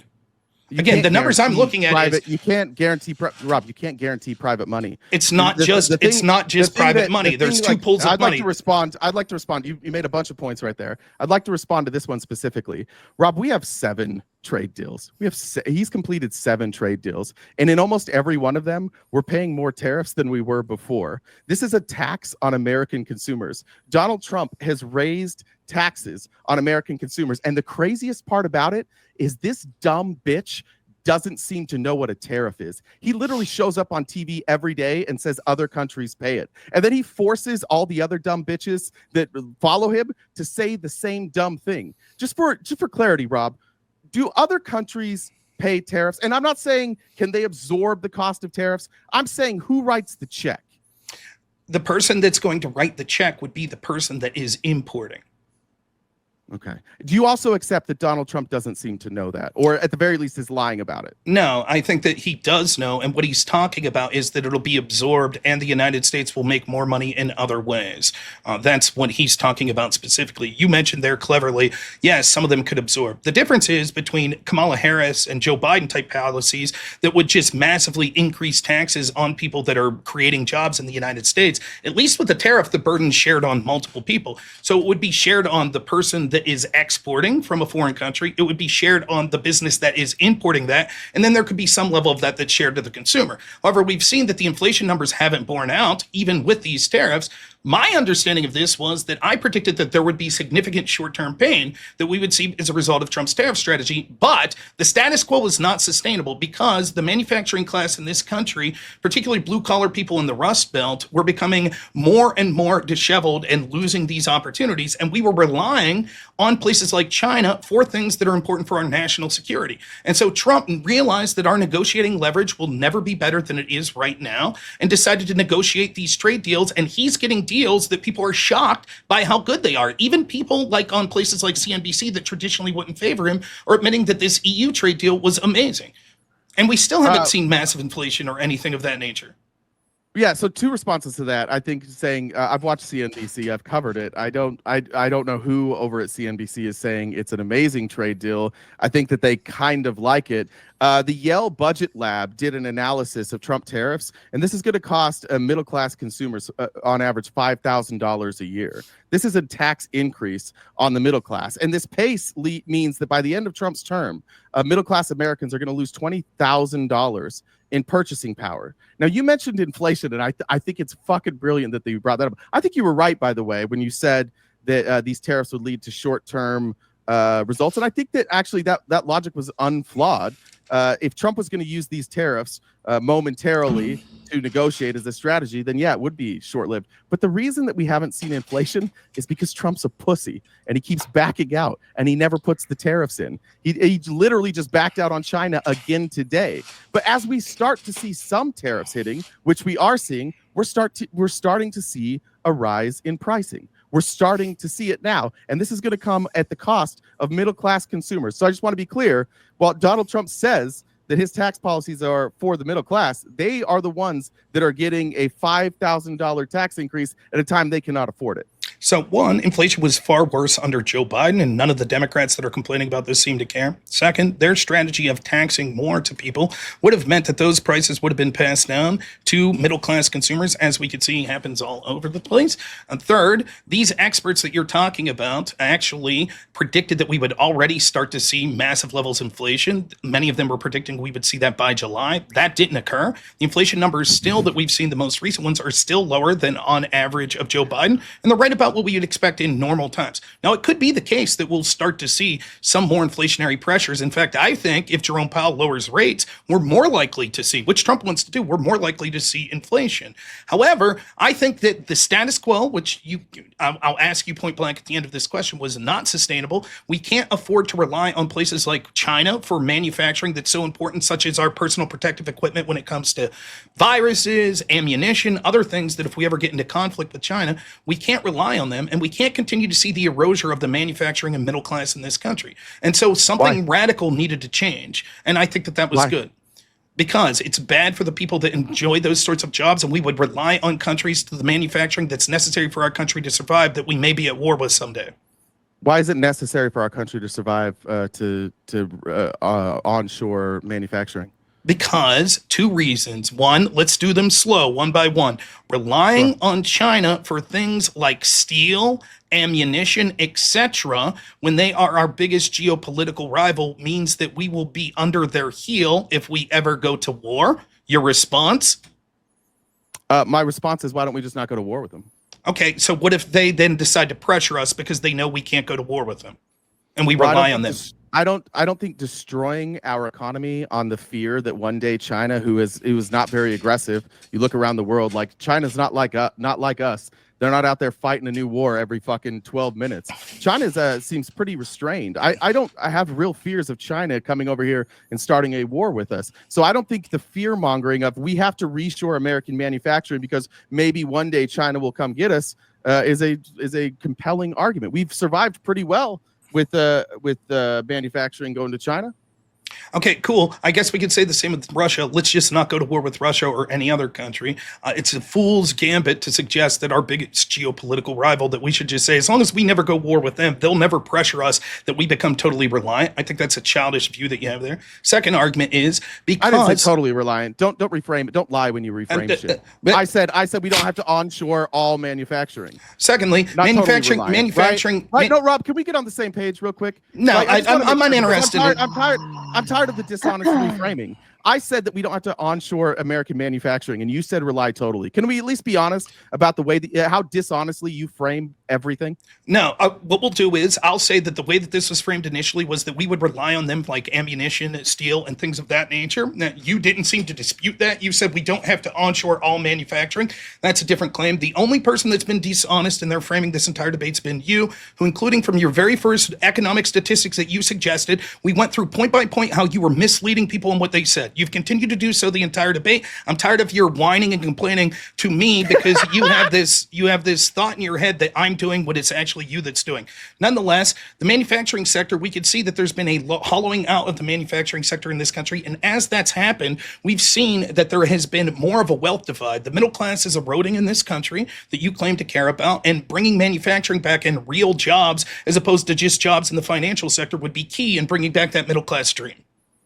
Yeah, this is Republican dipshittery at its finest. This is Ronald Reagan trickle-down economics, a failed fucking experiment for 50 years. You know when we started to see the massive increase in wealth inequality? When we introduced trickle-down economics. And you're a smart enough guy to know that if you draw a correlation between trickle-down economics and wealth inequality, it's a far better line than offshoring American manufacturing. Yeah, sometimes they go together because it turns out when we let rich people keep more of their money and we give them more access to our government and we allow them to lobby our government, then they want to make as much money as they possibly can. And so undoing trickle-down economics, going back to the progressive tax policies that built this country, that built the American working class that our parents and our grandparents grew up in, and they had I guess the good fortune to grow up during that time. We could go back to those progressive tax policies, but we can't because Republicans are such cucky bitches to the 1% that you guys think if we tax these folks, then the whole world will collapse. It's trickle-down economics that's causing this wealth inequality, and you would be hard-pressed to make a compelling argument that the offshoring of American manufacturing is what has driven wealth inequality. That's insane, Rob.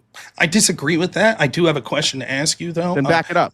Okay, I have a question to ask you. The companies that will have to pay, you said that it's the United States that'll pay that tax, correct? People in the United States. Can you explain who that would pay the tariffs?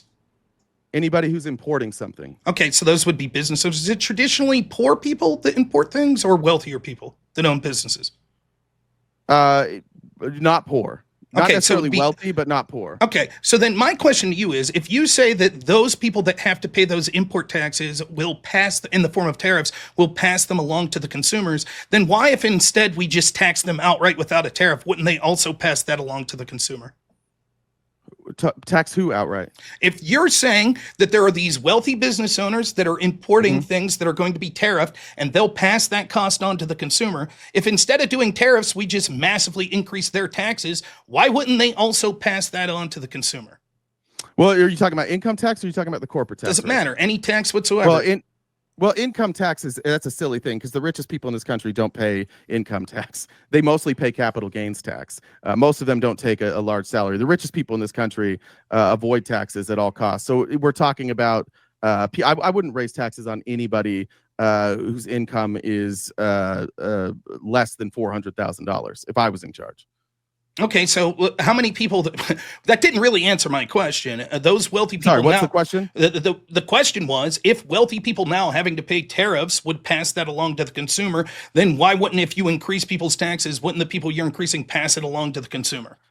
It'd be hard to show that it's just wealthy people that are like, I think that the people who are being hurt the most by this are not wealthy people. This is evidenced by, like, Tim Cook went and gave Donald Trump a really pretty iPhone, and Trump carved out an exception for him. You see Amazon gets exceptions carved out for them. Nike has exceptions. Google has exceptions. Apple has exceptions. Nvidia has exceptions. All the richest among us are the ones that are avoiding all of this. It's the middle class that's really suffering the most. And even if you want to talk about, like, total, like, we'd have to pull the numbers. I would guess that you're probably right that that rich people pay a higher percentage of this, but it's the mom and pop shops that are closing, that can't afford these kind of margins, that can't negotiate tiny margins and operate off 1 or 2%.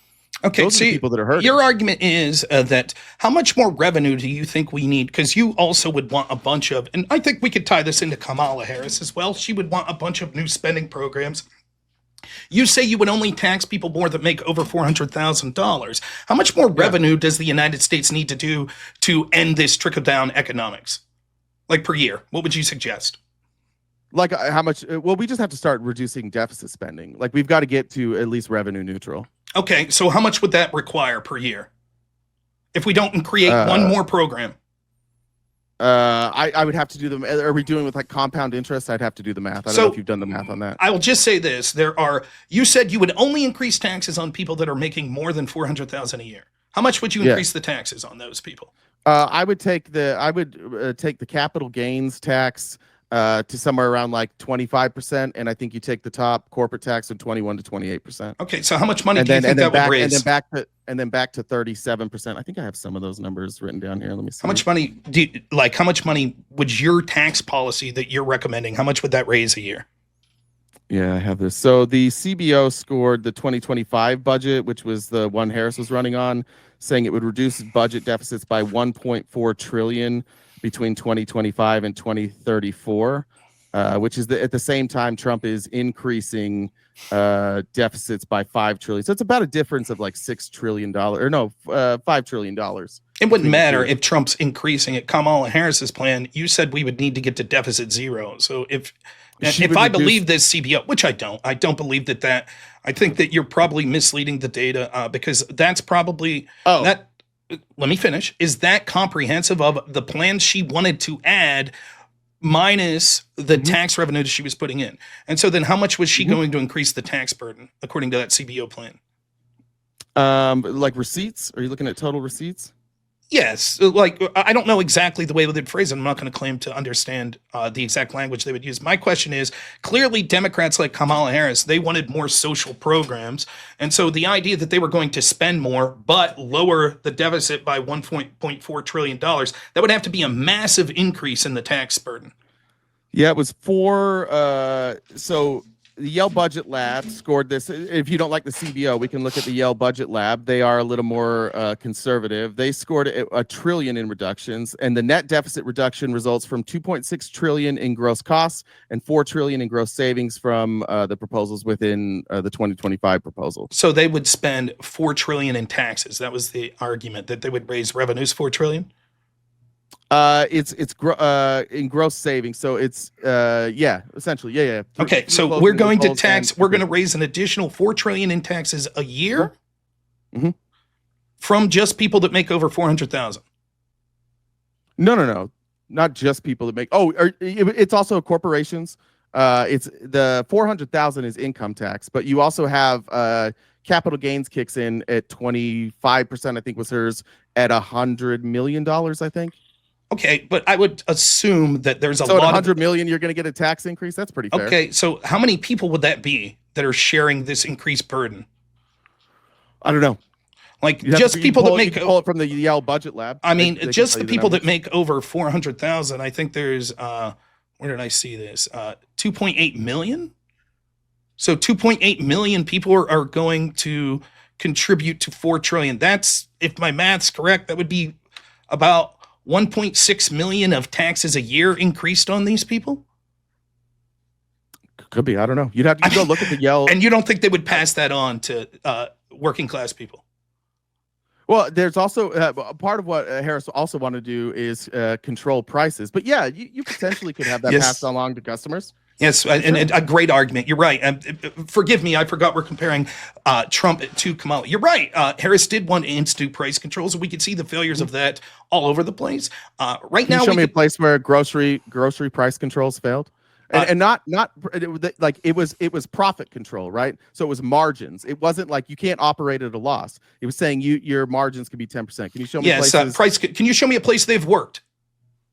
Oh, you just made the claim that they wouldn't work. Yes, they wouldn't. Every time we see these communist policies where we tell private businesses how much they're allowed to charge, we see a rich history of these sort of things failing. You see how we do this? In the Soviet Union, for example, they failed. I ask you a question and you just throw it back at me. Why won't you answer that question, Rob? Okay, I will show you evidence of when price controls failed. For groceries, right? Because that's what we're talking about with Harris. We're talking about margin control? You're right. The Bernie Sanders, I think bread lines are a good thing. Right. We get it. Yeah. It's another cute quip by you while you don't defend a fucking thing. Let's see. World War II, Canada, 1939 to 1945. Strict price controls on groceries led to rationing and long lines. Black markets emerged. Food quality declined as retailers sold inferior goods at controlled prices. True inflation was likely 48 to 70%. United States, 70. Let me finish. Wait, hold on. No, I need to ask that question because we have to make sure. What were they controlling? Were they controlling the price or the margin? I don't know. You tell me. Okay, it's significantly. It makes a difference, doesn't it, Rob?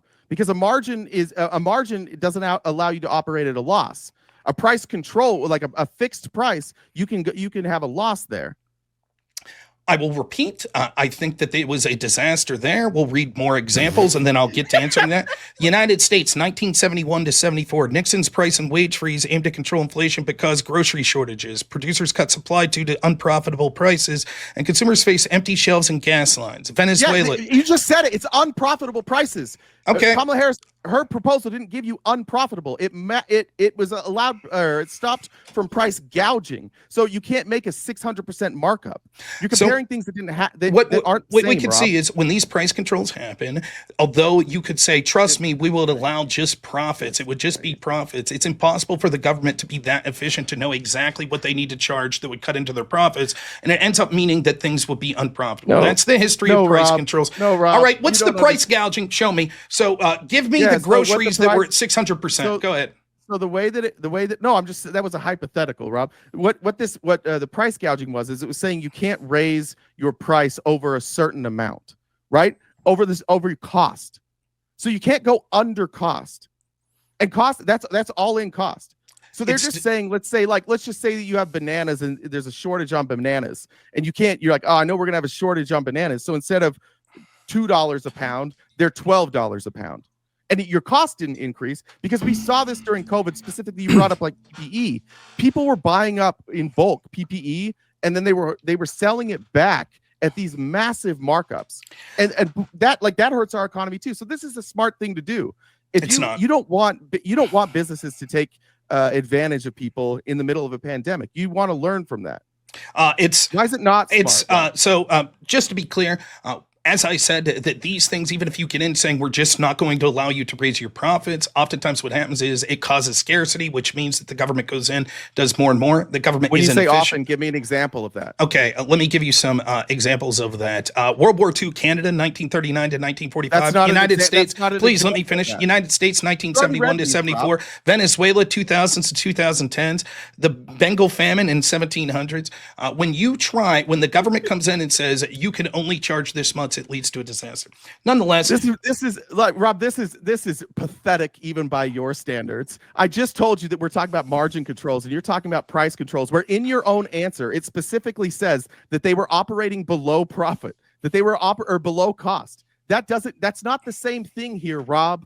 Just admit you don't know. Don't read the same dumb shit again. In the answer, it says that we're not talking about margins. It says we're talking about cost. Doesn't it, Rob? So why don't you tell me an example of when these prices? Rob? I don't know. I would have to read exactly what was deemed to be done then. Maybe they tried to just say we're going to stop profits, but actually those price controls didn't take into account that they were inequipped to determine what the margins would be, and it led to people. That's right. And you've yet to provide one example of where it's worked. I'm at least providing you examples of price controls not working. Show me one example of operating on like limiting the percentage that you can make. Yes, on groceries. Every on groceries. I don't know if anybody's ever done that. Wait a minute. You said that I had to limit price control to groceries. That was the data that you were looking for. That's what you said. Now you're saying, well, no one's ever done it. No, I said I don't know if they've ever done it. But the reason I brought that up is because I wanted to make sure we were talking about what her actual plan was. She wasn't talking about capping the price of everything. She was talking specifically about groceries. This isn't a principle that like I stand by. I'm saying that when I look at what happened during COVID and I looked at people who were gouging American consumers, I think that it makes perfect sense to add a control mechanism in there so that people don't gouge Americans in the middle of a crisis. I think that's just smart government. So you don't think that's good government? No, I don't think it's good government at all. I think that when we start to have these sort of price controls, that they create scarcity and lead things to spiral out of control. We could see the history of socialism doing this.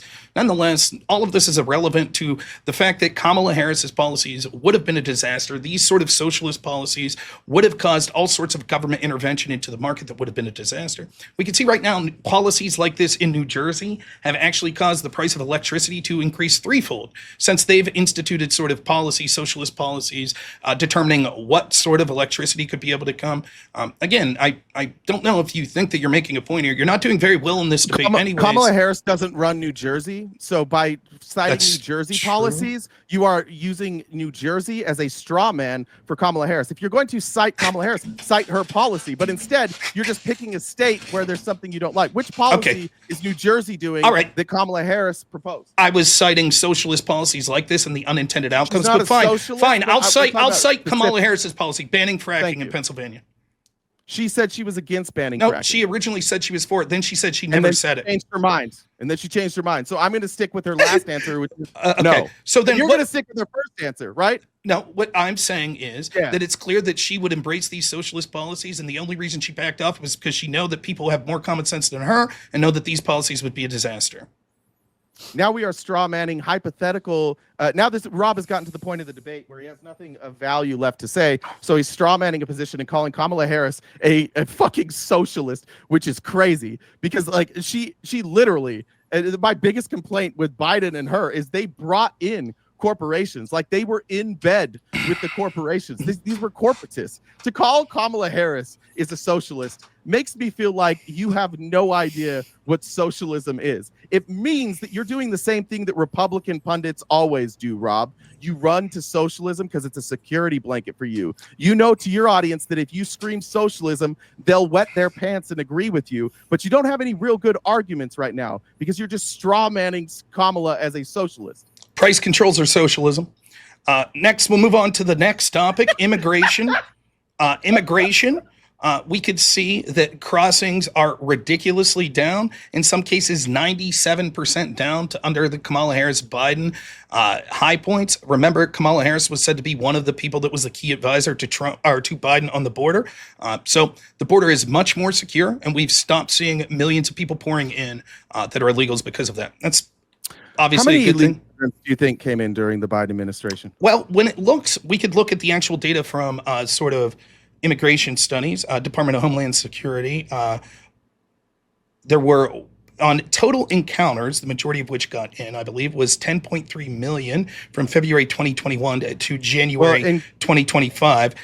This includes 9.3 million apprehensions, which were typically illegal crossings, and about 1.2 million inadmissible migrants. Over 48 months, the average is 214,583 encounters per month. So you understand that number you just cited means 1 million came in, right? No, that's not true. Okay, what's an encounter, Rob? How do we define an encounter? An encounter is someone that crossed the border into the country that was met by Border Patrol, ICE, etc. Anywhere within a 100-mile radius of the border, right? Correct, yes. And those people, it's any encounter. So these people could have been here. They could have crossed over. It could just be any encounter. It could be the same person 500 times, right? Theoretically, it could be the same person 500 times. Right. Okay, but when you just read those numbers, you cited encounters, and then you cited a number of apprehensions, and then there was a number right after that that was like 1.2 million. That's the number of illegal immigrants that came in. No, the rest of the people that came to our border were legal immigrants here on asylum claims. It doesn't matter. The people that came here under asylum claims still show the problem with our open border. The fact that they were left in, the majority of them never were processed to be allowed to stay here for asylum. And it was a system that was being intentionally abused. 100% agree. Yes, it was being intentionally abused. That was the system. And so now those numbers have curtailed tremendously, and that is clearly a good thing for this country in a litany of reasons we could get into if you like. Well, this is where we have a fundamental disagreement, I think. I'm guessing. Maybe we agree on this. I concede that Donald Trump's actions have led to less people coming to the border. I think that there's a lot of reasons for that. One is a strong presence. Two is that the humanitarian crises that were caused by COVID, those are mostly over. We've kind of stopped meddling, like Venezuela. A lot of that was our own fault, why we had a bunch of Venezuelans here. But I would also say that what Donald Trump has done will, if you like these policies, can be completely undone, because the thing I don't like about what he's doing is he's choosing to do it outside of Congress. Like, we're not changing our asylum laws. So if somebody comes across here now and they seek asylum, one of two things happens. They either are granted the asylum claim, or this administration goes against our own asylum laws. Those are the two options that we have. Either they're allowed to claim asylum, or this administration is unilaterally bypassing Congress to do kind of whatever the fuck they want. I agree it's effective. I don't like how we're doing it. I don't like the precedent that it sets. I don't like that we're ruling by executive order here. I don't like the fact that Joe Biden, by fiat and rescinding executive orders, allowed these massive things to increase. And I also, it's not whataboutism. Are we not comparing the Kamala Harris and Joe Biden administration to the Trump administration? Is that not what we were doing? So your claim is, when I point out the failures of the Kamala Harris, Joe Biden administration and how they allowed these people in by rescinding executive orders, that's whataboutism, even though that's literally the topic of the debate. That's your claim? The issue is that you never address what I say. You just literally say, you just go straight to whataboutism. It's literally like talking to like a random Republican word generator. Not once have you ever responded to a claim. And you did this the last time we debated. You literally walked away in the debate last time. You don't listen. You're not a very good active listener. So it's frustrating to talk to you and then just have you go straight to whataboutism. It would be nice to have like a conversation where you respond to what I say without like going whataboutism. Right? Nonetheless, your complaints on these sort of things are relevant. It is the topic at hand. When it comes to sort of executive fiat being able to solve problems, as long as it's done within a legal scope, so far the courts have said that it is predominantly legal for him to have policies like Remain in Mexico. Yeah, I agree. It would be better if Democrats weren't actively cheering for open borders and would work with Republicans, some of them who actually want the open borders as well. It would be better for the legislator to do that. Nonetheless, that's not a reason to prefer Kamala Harris over Joe Biden. Name one Democrat that advocated for open borders. Yeah, the ones that were fine with the border under the Biden administration. Fine. Kamala Harris, Joe Biden. What did she? And she advocated for it. How?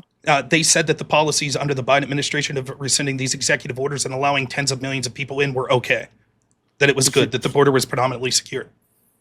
She was cheerleading open border policies? Yeah, she was cheerleading the policies that effectively made our border basically open. And by that you mean they were keeping our asylum laws as they were written, right? They were rescinding executive orders and knowing that the asylum process, knowing that the asylum, why it's frustrating knowing talking to you, Rob. Because what's frustrating to you is I'm going to start doing the same as you since you're interrupting. So I'll have no problem doing that. I've been more than generous of allowing you to sort of filibuster when you feel, and then to constantly interrupt me. All right, gentlemen. Listen, we've got maybe about 20 minutes left since we had some tech issues in the beginning.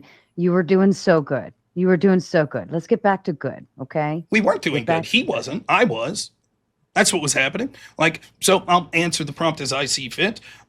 Since we only have 20 minutes, I'll get to the other reasons that I had that Trump was good, since he's not doing so good on any of these.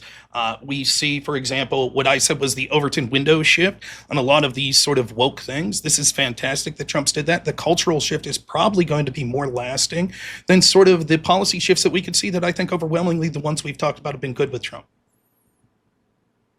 Where do you feel the Overton window shifted? I think that it's shifting more away from this woke shit, things like transing children and other things like that that are horrible. What do you mean when you say transing children? Like, for example, the idea that we should have this sort of stuff normalized in schools, the idea that we should be pushing for things like hormone blockers, trans issues, telling children. Like people being allowed to identify how they want? Pushing that this is something to be prideful for and instructing these things in schools.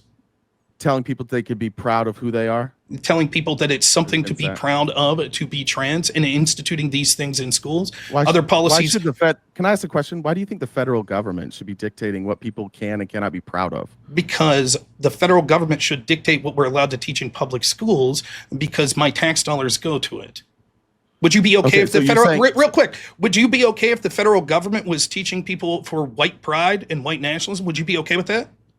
That they are allowed to be proud that they're white? Would you be okay if the federal government said that it was okay to have curriculum of talking about white pride and teachers talking about how prideful they were of being white and celebrating their kids talking about being proud to be white? Would you be okay with that?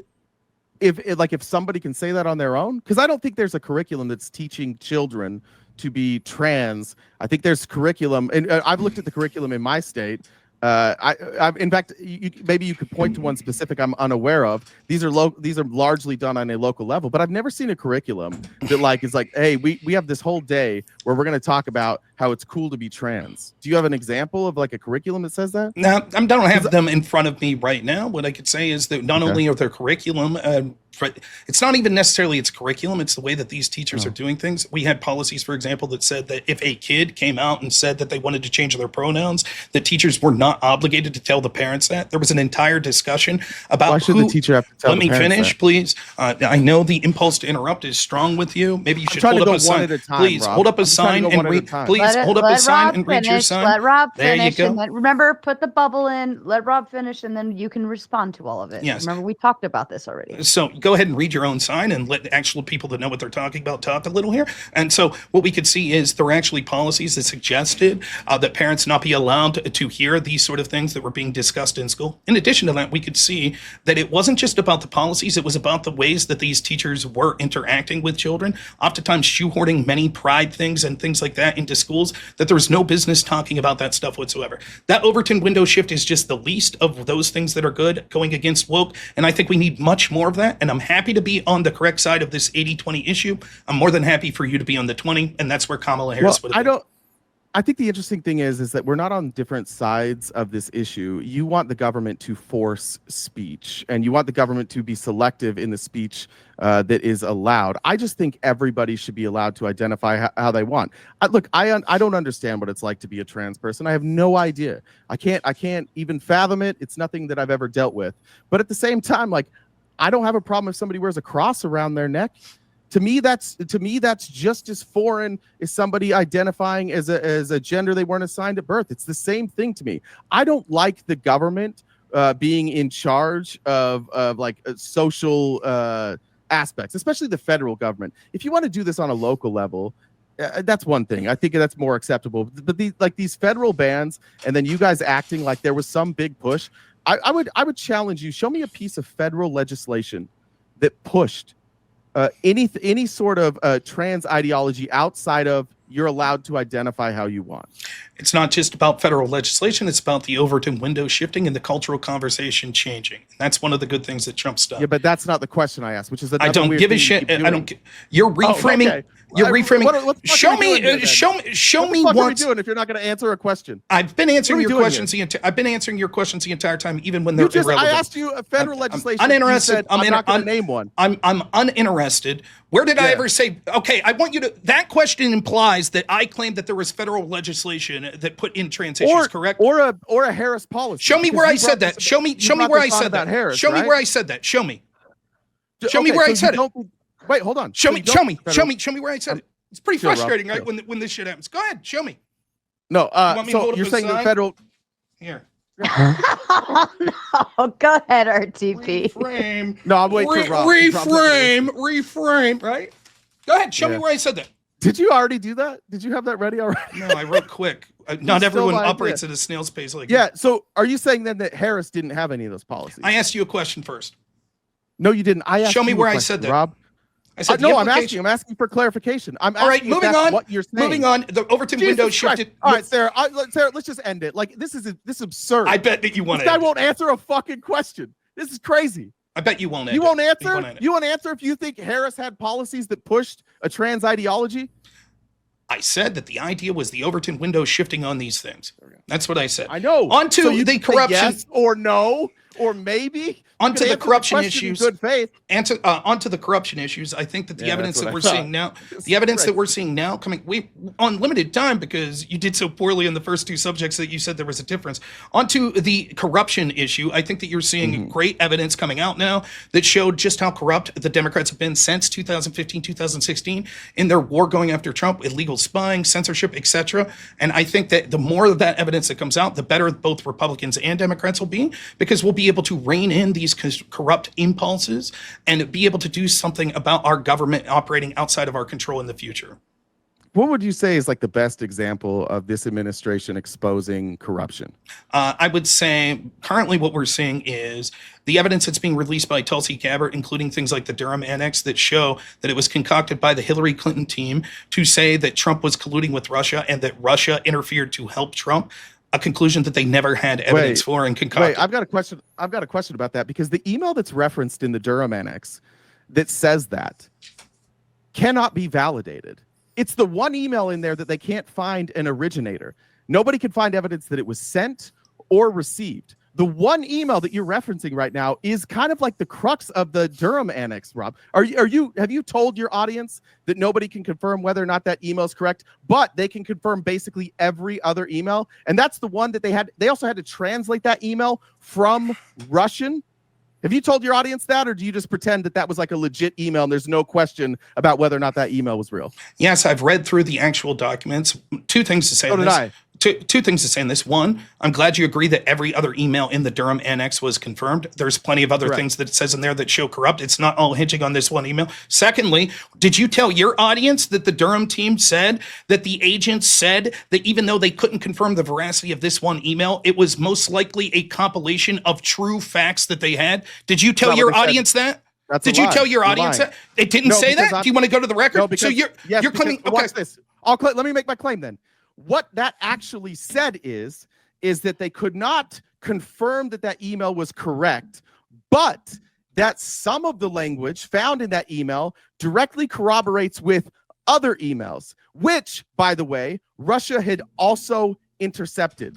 So what this looks like to me, and you're making a bold claim that this is somehow corruption, what it looks like to me is that they can confirm all of these emails. And then there's one email that is in like kind of broken English that they had to translate from Russian, by the way. The other ones they didn't have to translate from Russian. This is the only one. And that email takes pieces from other emails that Russia would have read and puts it together in one email. It does not confirm the email is real, and you know that, Rob. That's not true. It said that this is an unbelievable nothing burger. It's not a nothing burger. First, you've already admitted that the other things said when they were true. For example, did you agree that all of this was true? That was your claim, that all the other emails were authentic. And the information they had was authentic. Okay, one of the things it said in there, for example, was there was a bunch of information that Russia had about China, of emails that they or about Clinton that they intercepted. One of the things it said, for example, was that the Obama State Department, I think it was either the DOJ or the State Department, reached out to religious groups in the United States and offered to pay them money if they supported Hillary Clinton. Yeah. You think that's legit? That. Okay. No, I covered that. I think that's corruption. Oh, thanks. Then you agree that you're glad that Trump's team exposed this. No, I agree there's some corruption. I asked you what the corruption was, and you pointed to that email. However, I would also say that this literally, like, that's no difference than the Heritage Foundation. That's no difference than the Church of Jesus Christ of Latter-day Saints. This happens. Like, I'm sorry, our governments are corrupt, but if your big claim here is that the State Department reached out, and by the way, that's also an unverified claim, but they do say it. They don't say that they have verified it. They just claim that somebody said it, right? Would you agree that they just say that somebody said that? They said that was emails that they had that showed that they had confirmation that somebody said that. They don't have the emails between. It's that somebody said that, right? it said, I can't remember the exact language that it used, but this was emails that they had intercepted that Russia had a hold of. So the question becomes, one, it seems like this is which you conceded that, yes, you already concede that's corruption. We'll get to that in a second. The second question is, if Russia was intervening to help Trump, why wouldn't they release this and the evidence that they had about Obama's team talking about Hillary's failed health and about evidence that they had that said that Hillary's team was concocting this scheme with Russia? They did. Show me. They did do that. Show me. You said about Hillary's health? Yes. Show me. Dude, there were news stories everywhere. That was released by Russia. Russian state TV was released. Yes. The claim was that they had specific emails from people in Obama's administration talking about Hillary's poor health. The analyst shows the Durham investigation that looked into this showed that they never released this. They never released the one about the religion. You're talking about the specific emails? Correct. I think the emails exist in the same way that the P-tape exists, in that it doesn't. I think Russia lies all the time about the compromise that they say that they have, and most of the time it doesn't come true. In fact, if you look back at the Trump Tower meeting, that was largely a nothing burger because Russia promised all this dirt, and they showed up and there was like nothing. Like, I want to get what the fuck. You don't have anything. I want to get back to Trump that night did. Even though Trump did that night go out and say on Monday I'm going to announce all this dirt on Hillary, and then that never showed up. I want to get back real quick because I know we have limited time. I want to get back to, like, even you said, yes, it was corrupt that the Obama DOJ offered money to religious groups. And you say that sort of thing happens all the time. No, it was not the Obama DOJ. It was the Obama. No, it was a claim that a representative from the State Department. Okay, State Department, my mistake. Groups. So you said that sort of thing happens all the time. Can you show me any administration State Department offering to bribe religious organizations to vote for their party? Can you show me that? I could show the same. I could show accusations of it, just like you're showing accusations of it. You said that it was corrupt. Can you show me? You said that stuff happens all the time. Show me proof. The accusations, the exact same. Show me proof. You're showing. Okay, let's see. I have the same level of proof that you do. Let's show Somebody me. said it. You made the claim. Show me. Okay. That I could. Let me see if I have this in an email. Russian Federal Security Service in August had details of secret meetings with multiple named U.S. religious organizations in which U.S. State Department representatives offered, in exchange for supporting Secretary Clinton, significant increase in financing from department funds and patronage of the state in dealing with post-Soviet countries. So it's not just someone said it. They had details of these meetings with multiple named U.S. religious organizations. Now, do you think that this accusation was at least serious enough to be investigated? It was investigated. Who investigated it? Durham, I believe, sent no, he didn't do a criminal referral. The Republican whatever committee then investigated it, and they have not submitted a criminal referral for it. When did they, in the Durham annex, it does not state that there was a crime committed. When did they? Durham doesn't even conclude that. When did they investigate this? I think it was that Senate committee, congressional committee in 2020. 2020. Reviewed the Durham annex, okay, right? So then why, if the FBI is using all this unverified shit to investigate Trump, why, when all of these damning accusations are being made also through communications intercepted by Russia, was not the FBI in 2016 investigating the Hillary side? Well, she did get investigated, but not for working with Russia. What'd she get investigated for? Just curious. She got investigated. I think it was for her emails, and then I think there was also an investigation about that tarmac meeting with whoever the fuck that was. Loretta Lynch. You mean when the head of the DOJ that refused to? This is what you're talking about. The head of the DOJ. That one too. The head of the DOJ, who actually was the one with the charging decision and whether or not to charge Hillary Clinton, was meeting in secret with her husband, and then refused to recuse herself. Yeah. Yeah, I would say that that's not a good sign. That's the level. I agree. Of sort of. That's why I didn't vote for Hillary Clinton. Nonetheless, the point that we're starting to see more and more evidence of this is good. The people need to see how corrupt this stuff is, and that the entire Russia collusion thing was started by Hillary Clinton's team, and Barack Obama went right along with it in order to sabotage Trump's first term. Wait, the Russia collusion was started by Hillary Clinton's team? Yes, the Russia collusion narrative to smear Trump as being connected to Russia in order to distract from her email server was concocted by Hillary Clinton's team, and the It doesn't conclude that in the. Are you adding stuff from the Durham annex? The Durham annex doesn't conclude No, the that. Durham annex not only says that, but we also knew prior to this from the handwritten notes of John Brennan that he personally briefed Barack Obama at the end of July or maybe the very beginning of August that this was a plan concocted by Hillary Clinton. No, that's not what it says. Can you read that specifically? Go ahead. You bring it up. I don't have it up. You're the one with it in front of you. I don't have it in front of me. What are you citing then? Are you not From memory? Okay. Yeah, well, you're making that claim. Now I have to disprove all your claims.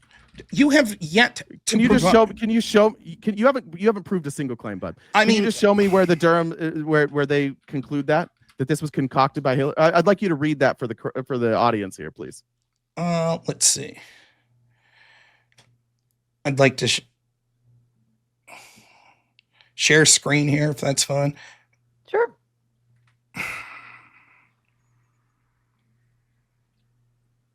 We're going right into attire from blank. Cite the alleged approval by Hillary Clinton of a proposed from her foreign policy to which to vilify Trump as being connected to Russia. And according to his handwritten notes, please let me finish. You asked a question. According to his handwritten notes, former Central Intelligence Agency Director Brennan subsequently briefed President Obama and other senior national security officials on intelligence, including the alleged approved by Hillary Clinton on July 26, 2016, the proposal of one of her foreign policy advisors to vilify Donald Trump by stirring up a scandal claiming interference by Russian security services. The what approval? What was that word right before approval? The word right before approval is let's see, including the alleged approval. Who made that out? Who made that allegation? It would be communications that they had from Hillary's team.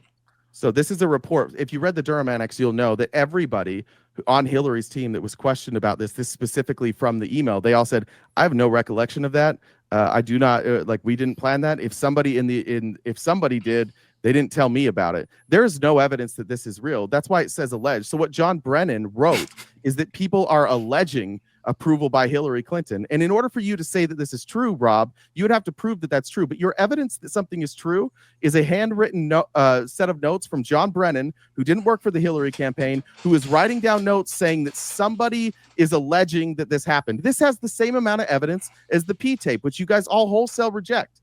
No, what it does is you could see the double standard, and there's other evidence that's given in the annex and with Tulsi's files that have been released. It shows the double standard where the FBI took any unverified accusation about Donald Trump and they ran with it. In fact, included in the ICA, the bulk of what it's talking about from the Durham annex shows that there was all sorts of disagreements and incredibly shady, non-verifiable evidence that previously, before Barack Obama ordered that they redo the ICA, was discounted by intelligence such as shady evidence, Rob? For example, there was a sentence fragment that was used in this. Go ahead.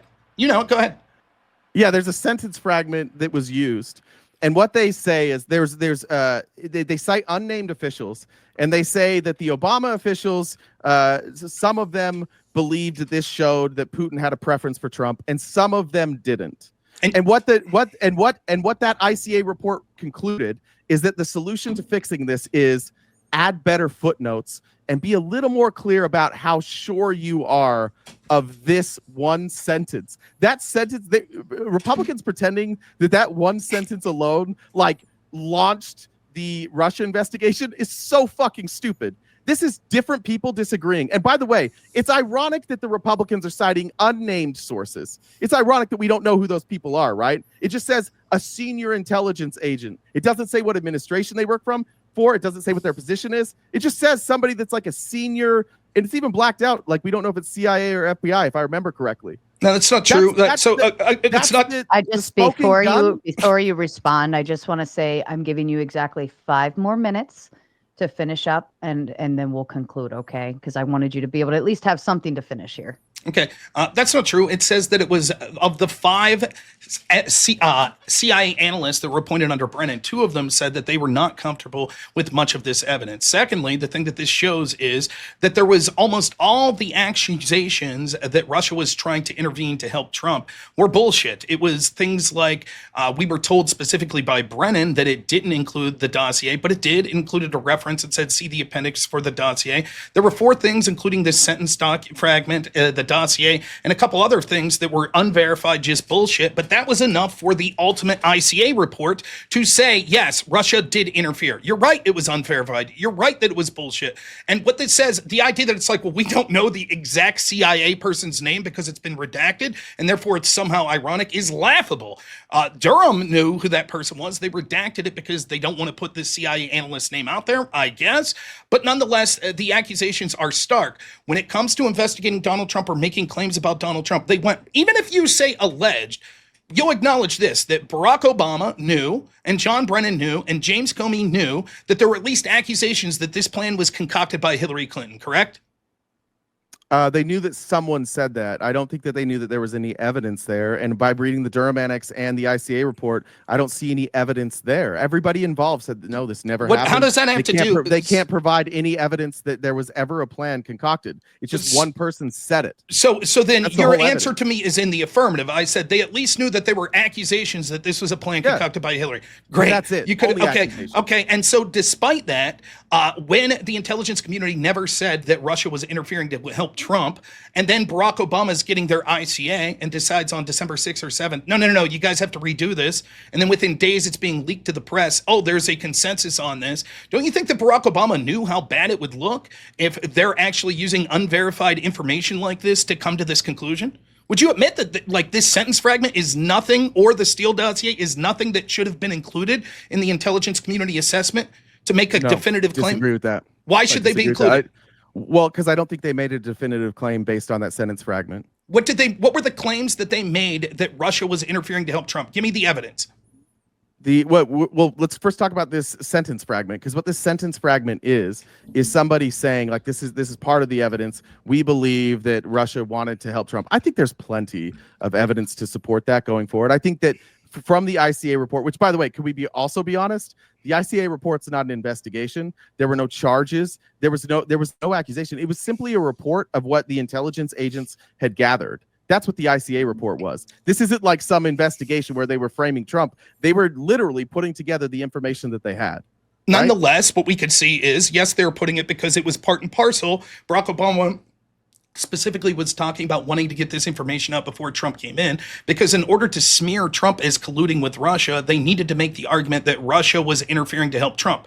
I want you to show me the evidence that the ICA, which previously did not make that claim, and then after Obama said, I want you to relook in it, give me the evidence that they used that is sufficient to say, yes, they could make the judgment highly confident that Russia interfered to help Trump.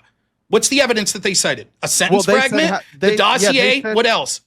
They said how confident they were. If you read that sentence fragment, they explain exactly. They say, and it's mostly redacted, but they say this is a source. It's a confidential source. I believe it's somebody that's like one step away from the Kremlin, and they say that this source has been accurate in the past, but all that stuff's mostly blacked out. So that's why in the ICA report, the suggestion is not even. And by the way, this review of the ICA report was done by Republicans, and the Republicans at the end of that ICA report basically said, yeah, this was all pretty standard, pretty by the book. In this one instance, when it came to did Putin have a preference, I think they could have been more clear on how sure they were. Give me the evidence. I noticed that you didn't answer the question. Give me the evidence. 1 more minute. For what?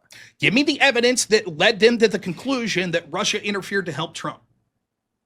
That it was that sentence, and they didn't conclude that Russia wanted to help Trump. They said this source is telling us that Russia wants to help Trump. That's not true. They said that it was high confidence. The assessment said that they had high confidence that Russia interfered to help Trump. And you're saying based on a sentence fragment. The source. Okay. Based on who the source was. It doesn't matter. Who was the source? Trusted source. It's redacted. Okay, so the argument that I'm making is this: previously we had two analysts that said that they didn't believe this, that could have meant anything, right? And that's clearly not enough evidence. My entire claim on this has been, when it comes to things, no matter how nebulous, how unprovable it is against Trump, it's always go after him as much as possible. When it comes to those sorts of claims against Hillary, it's, well, we don't know, it's just alleged, etc. The FBI, James Comey, Brennan, Barack Obama knew that there were at least accusations, which we can now see is verified true, that Hillary's team they're the ones that came up with the dossier trying to smear Trump as connected to Russia. We do know that's true. Didn't that start with Republican? No, Fusion GPS was, it was started by Republicans. That's not true. We did this last time. Excuse me? That's not true. Show me the opposition Republican research was not started by Republicans. Last thing I'll say about And this then is wait, show you me. asked me a question. Hold on. Still I want didn't him to pick wrap on it up, fusion. and then we'll move to closing. And then listen, hold your thought, Rob, for just a second. Keep it in your head. We're going to let Rob wrap that thought real quick. RTP, you're going to start with closings, then Rob will close, and then we'll go through super chats, and then all of this other bullshit can be brought right back up when we go into open panel. Now, wait, before we go into open panel, I would like to discuss the issue real briefly of the channel thing, which I think we've been polite and allowed it to go towards the end. Is that fair? Let's do closing statements. Yeah, that's fine. And then you guys can start taking stabs at each other, and that's when my little no problem. Come off to. Okay. So the point that I was making is, no, it is true that Republicans were doing opposition research. However, they stopped that research before Fusion GPS started to fund the dossier. Okay. Did they pick up on that opposition research?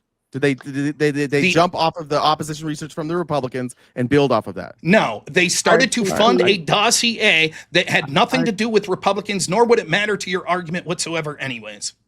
All right, RTP, why don't you go ahead and maneuver into your closing statements? You can wrap and bow tie that last thought that you had right into it as well if you want. You still have technically 8 minutes, so you're welcome to take it. But go ahead. Sure. Yeah. What I think we saw. It's crazy. We got to Hillary Clinton here, and well done, Rob, getting to Hillary Clinton. That's in Crossfire Hurricane. I know that's always a goal of yours. So kudos to you. I do think that what we've had tonight, at the very least, or at the very best, could be Rob has an ideology that he likes. I don't like that same ideology. There's been no evidence that Donald Trump is better than the status quo, which is what I've heard Rob for months now say is all that really mattered. I think that if we would have gotten further into this, I do think that we could argue about the cultural implications of Trump being president versus Harris. I don't think Trump is nearly as popular as Rob thinks. I don't think Trump's positions are nearly as popular as Rob thinks. But mostly, what I will say is that no other president in the history of our country would have had this tariff policy. It's moronic. It doesn't make any fucking sense. It's a tax on the middle class. It's not making our economy stronger. It's cutting off our relationships with countries all around the world. And China is more than happy to come in and scoop up the contracts that we dropped through USAID and scoop up the countries who no longer view the United States as a honest trading partner, because we have a dishonest president who changes his mind every 12 seconds. I think that the worst person we possibly could have had to be president is Donald Trump. And I think that you have a lot of people like Rob and this audience who really just like Donald Trump because he's cruel and he doesn't back down. But the reality is Donald Trump is a dumb guy and Rob is a smart guy. And so that's why it's so hard for Rob to defend Donald Trump, because you have to go into like 4D chess. You have to pretend that Donald Trump not ever stating publicly the correct definition of a tariff is somehow like evidence that he's brilliant. Donald Trump has never spoken about any policy in depth at all. He's just a dumb guy that was born with the silver spoon in his mouth, which is why none of these policies make any sense. It'll be interesting to see 6 months from now if Donald Trump doubles down on these policies and he tries to generate revenue from tariffs. I do think that the predictions of inflation will come true. Now, Rob leans on this argument that there were all these people who said inflation was going to hit and it didn't. And what he leaves out every single time is the reason inflation didn't hit is because Trump didn't do the tariffs, because Trump's a coward and he backs down. But now we're starting to see some of the tariffs hit and we're starting to see prices rise. And this idea that more tariffs will somehow stop this rise in pricing and bring it back down, I believe on its face is asinine. Sarah, I appreciate you having me again. Rob, I appreciate it. I'm done. Thank you, RTP. And Rob, to you. If only my opponent would have put more time in actually coming up with reasons that Donald Trump was bad, instead of just putting time into making signs that weren't funny, even at the onset, let alone as he did it through the millionth time, maybe we could have had a better debate. But probably wouldn't have been the case, because it seems that he either lacks the intelligence to be able to do this, or he's not good faith enough to do. We started off, for example, talking about the areas of disagreement we had, particularly on the economy, and he misled people right out of the gate in the first place, saying that it was just about the total amount of debt that was spent under Joe Biden versus Donald Trump. Then he said, no, it was about projected debt. Then he led us to believe that the data set that he was using was comprehensive for Biden's entire term, but somehow specifically chose to only use something through year 3. It's this sort of thing that you see constantly. And it's ironic because he claims that I'm moving goalposts and reframing questions, etc. This is constantly what he did the entire way through the debate. I'll go back to my opening statement and be able to discuss quite easily how my opponent was unable to argue anything or win any substantive issue at any level as to why Donald Trump wouldn't have been preferred over Kamala Harris. He makes this argument about the status quo or something like that. He's never able to clearly articulate why that would be the case. We talk specifically about how when it comes to Kamala just being an extension of the Biden administration, his policies were worse off. When it comes to economic gains, such as real wage growth and things that we should prefer, clearly it's been better under both terms of Donald Trump than it was under the Harris-Biden administration. It would have continued to be better. He just says, no, all the good things with the economy are because of Harris. All the bad things because of her economy were because of COVID. And we don't know when we could look. At one point in this debate, I shit you not, if you're just catching this now, he literally said we couldn't use the years of Biden that were affected by COVID. And then when I said, okay, what year can we use? Year 1, year 2, year 3, year 4. Each time he said, what was inflation? What was inflation? What was inflation? And when I accidentally read year 3's number on year 4, he said, no, we also couldn't count for year 4. That means that we can't hold Biden to account for anything during his term that has to do with inflation. But then as soon as we get to the Trump years, all of a sudden we could say, now finally we could judge Biden's policies because the good economic data under Trump is because of Biden. But not when it comes to steak prices. That inflation is all Trump's fault. You can see the nonsensical nature of this. Inflation was a disaster under the Harris-Biden administration. They gaslit us that it wasn't bad. Real wage growth was down. It's up so far under Trump. There's also the idea of the status quo was going to be a disaster for working class people in the manufacturing sector. It would have made us rely on places like China that are our enemy. He simply says that's okay. Give China that sort of leverage over us. We'll just choose not to go to war with them. That's the argument that he made there. As long as we don't go to war with them, it'll be okay. That's the argument that he said. And so we could see to bring back that manufacturing sector. I even thought that we would see short-term economic pain, which we haven't really seen. Actually, things have been markedly good, better than most people expected. And so I think with the economy, it's going great. We get to immigration. He's basically just like, well, I don't like that he's doing it via executive fiat. Yeah, straight W for me. Cool. You don't have to like how he got it done. He's legally doing it. And it is showing that it was a choice to have these border policies that we had that were a disaster. Kudos Donald Trump from shoring that up. That's fantastic. He doesn't make any other substantive debates on the immigration.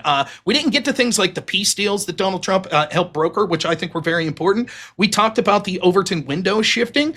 He didn't really have an argument in that. It's to just say like, yeah, but what were the federal policies on trans stuff? We don't have time to get into the details of it because we're already at 20 minutes left in the debate, because it was like pulling teeth to get him to admit that when he was even wrong about the data that he was putting forth. Nonetheless, I think that that's an important part of the Trump administration shifting this Overton window and starting to get rid of this woke shit. I think that'll actually benefit the left going forward as well, as they understand that they were wrong on this 80-20 issue and will continue to be. The more radical of them will stick with it, but I hope that more sensible people actually come to the conclusion that this was wrong. This also goes with things like degeneracy that's been pushed, and I hope that these cultural impacts will actually have more of a positive effect than even the political impacts that Donald Trump could seek to have. None of this would have had a chance of happening under a Kamala Harris administration. They'd have doubled down on all the, what's the biological difference between men and women, and biological men and women's sports don't matter, blah, blah, blah. It would have been a doubling down of all of that shit. Woke stuff would have surfaced again, and we would have seen that it would have been a disaster. Now, my opponent, as you can see, he's very good at one thing, and that's looking like a complete and fucking total goober as he holds up signs,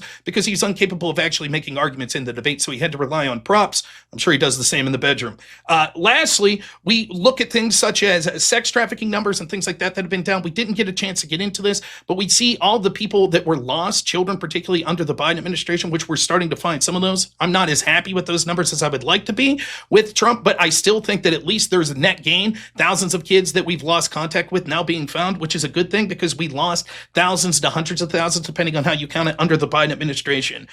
Ultimately, I don't feel that my opponent made any substantive arguments as to what would have been better under Kamala Harris or why Trump's not better than Kamala Harris for those numbers that I just gave. We didn't get into a lot of foreign policy. I would have been happy to get into it, why it was better under Trump than it would have been Kamala Harris, but I mentioned these things in the opening statement. His opening statement was just talking about, I made signs, it's going to be cool. He literally made no arguments. It was actually pathetic. It's sad to see. I was hoping for a more challenging debate. When it came to the Russiagate stuff and things like that proper, you could see he even even at one point says, yeah, it's very corrupt for the Obama State Department or whatever to offer money to religious organizations. Yeah, that's corrupt. I agree, that's corrupt. And then says, yeah, but everyone does it. That's how it happens all the time. It's just utter insane horseshit. He doesn't have an answer for the clear double standard and the fact that it's good to be transparent and release more of this information, which hopefully shows us that there was corruption. And hopefully we start to see indictments. I'm not hopeful, but could be a chance that we'll see these indictments. And if so, I'll be interested to hear RTP say how that's a bad thing.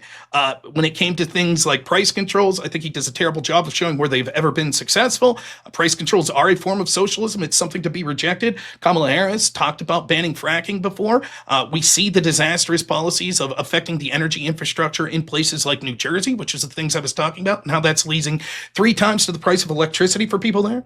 And we didn't get into this much, but how Kamala Harris is one of the most untrustworthy people ever, seeing as how she was connected to Donald Trump and lied about his obvious cognitive decline over and over again, something that most Democrats, I don't know about RTP, but most Democrats were happy to do, despite the fact that the evidence was right in front of our face. And that's one of the most insane lies that I've ever heard. It goes right along with their gaslighting that the border was secure, that the economy was doing good, but to see evidence of Joe Biden's obvious cognitive decline to the people that are connected to him most to tell us to not believe our lying eyes was absolutely insane. Also doesn't answer for the fact that the left is becoming more radical, and an election of Kamala Harris would have encouraged even more of that. So we'd have seen more Luigi Manciones, more things like the riots against ICE agents, etc. So ultimately, at the end of the day, I just think that my opponent failed to make any arguments. He exhibited that he's either bad faith or that he's incapable of understanding the very evidence that he's putting forth. Anyone could go back and watch and see this. I wish that my opponent would have made more arguments, but basically he's just saying Trump's just basically the status quo, so he wouldn't have been better than Kamala Harris. I'm at least making substantive claims as to why it's different and why I am hopeful that he will actually have a lot of benefit in this country, not just for people like me, but for all of us included in that we, which is citizens of the United States. So far, it's been pretty good, even if it's not perfect. There are definitely things to criticize Trump about, but his policies have been geared to or benefiting the people of the United States instead of people around the world, and I think that that is a net positive. Hopefully, next time we debate a topic like this, we can get someone who's more interested in debating than holding up signs. Woo! The signs got to you. I made a prediction. I told you it would get to him, guys. I told you. That's not getting to me. Reference. I'm glad you did it. You made a fool of yourself the entire debate. I gotta go to the restroom real quick. I'll be right back. Go ahead. Then I'm happy to get into the difference of our channels. I would love to, RTP.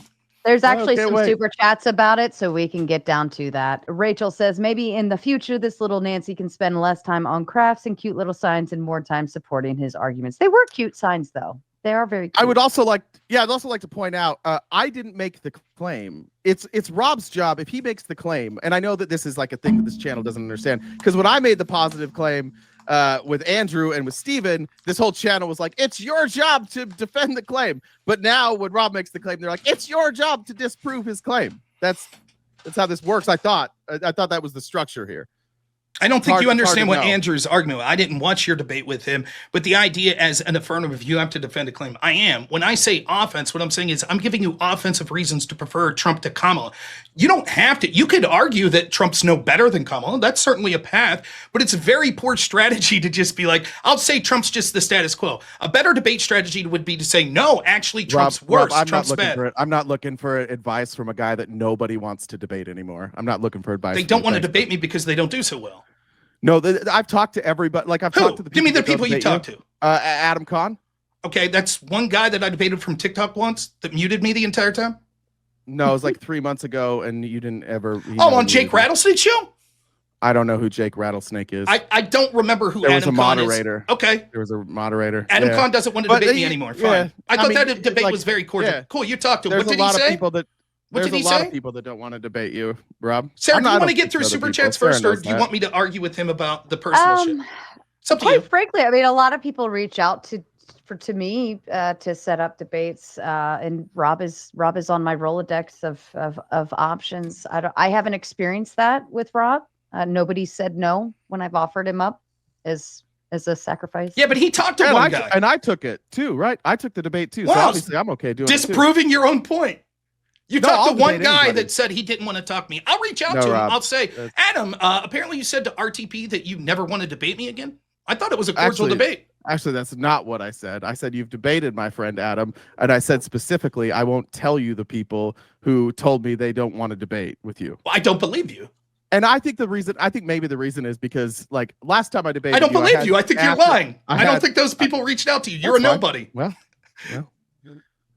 All right. Okay. Why are you hiding? You can't tell me who they are?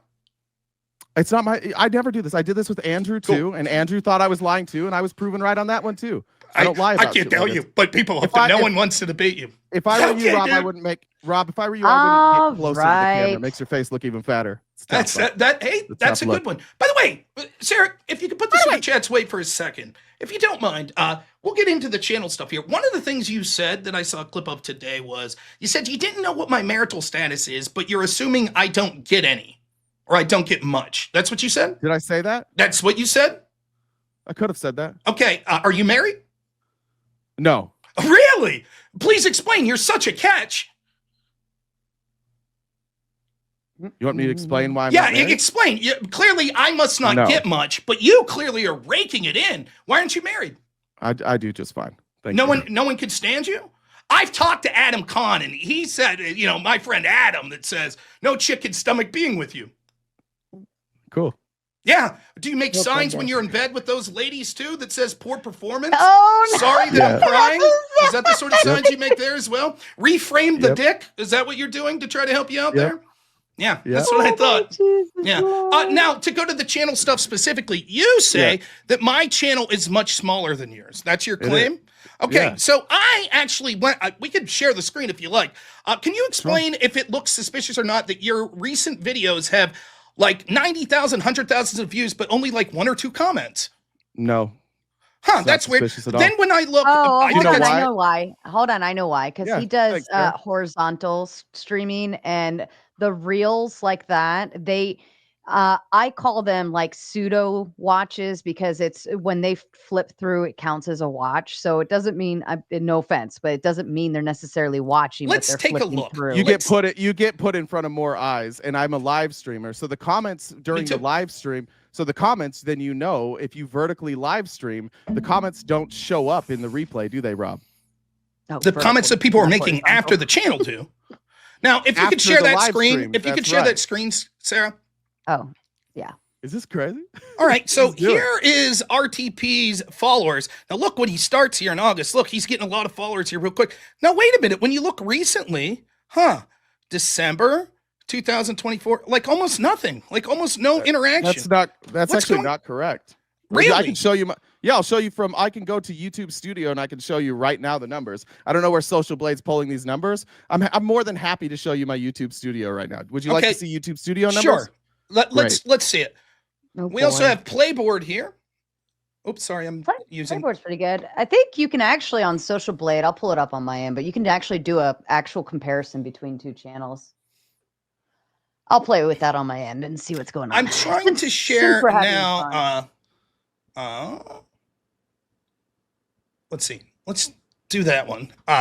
Let's look at some of the engagement here, RTP. Sure. Your like rate, very low. Your comment rate, 0.04, very low. Yeah. Now you got a lot of viewers, average viewers. You got a shitload. How are you doing financially? Let's see. Not bad. Okay, now you're so much better than me, right? Right? That revenue's where was that revenue? Total revenue. Is that Playboard? Yeah. That revenue's incorrect too. Mm-hmm. Now let's see how I do comparison. Is that fair? Let's do that. Because you're right. You're doing so much better than me. Just like you are in life, not being married. So let's bring me up. This is crazy. You're the one who brought it up. And people No, don't you did. Watch me. You brought it up in your opening statement. What did I say? That most people watch you on TikTok. You said, which and that you should be happy. Most of my views are actually on YouTube. Okay, I didn't know that. I thought that you were someone who predominantly streams on TikTok, and I just made a simple comment that you should be happy that Trump kept TikTok. Well, the last time we debated, the part that you're leaving out is the last time we debated, your little dude Aftershock and you made it a point to say that I was a nobody because I was on TikTok, and it's hard to get real views on YouTube. I didn't say shit. And I would just point out that if you look at my growth, it's pretty good. In fact, my growth is on par with Sarah's growth. You're pulling these Social Blade numbers that you don't understand what you're looking at. I appreciate it. I didn't say shit. Just because someone else said something, I didn't say shit to you. Did I? Did I say anything about you being a little TikTok streamer? Did I say any of that? You did on the stream. I could go. I don't think I did, check, but I think you did. Here's my engagement. Two more minutes to finish this one up. You're right when it comes to sort of subscribers and average video views. It's low, but look at that engagement, 7.9%. What was yours again?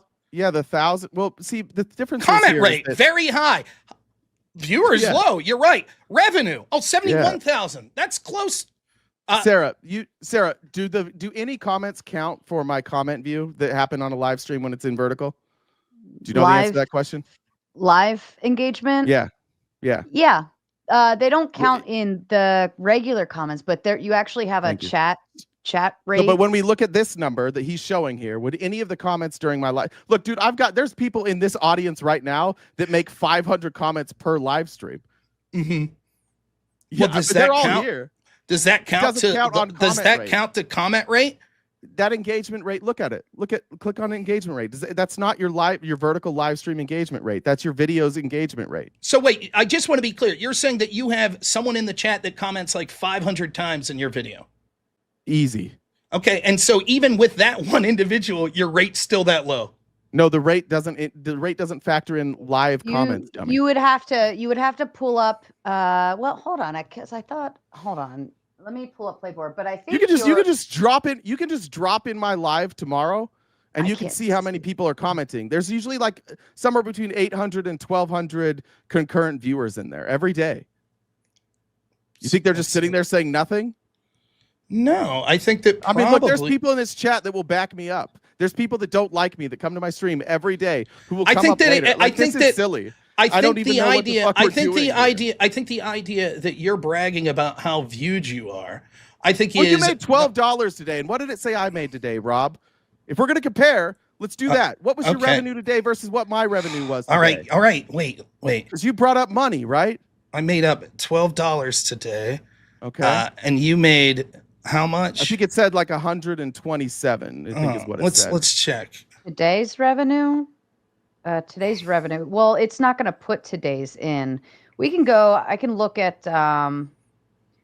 We could do month or even week. How much you made the week? I mean, I'm not interested in this. I don't think the audience is interested in this either. I don't care. Like, my growth has been phenomenal. I've got 1.1 million views in the last month.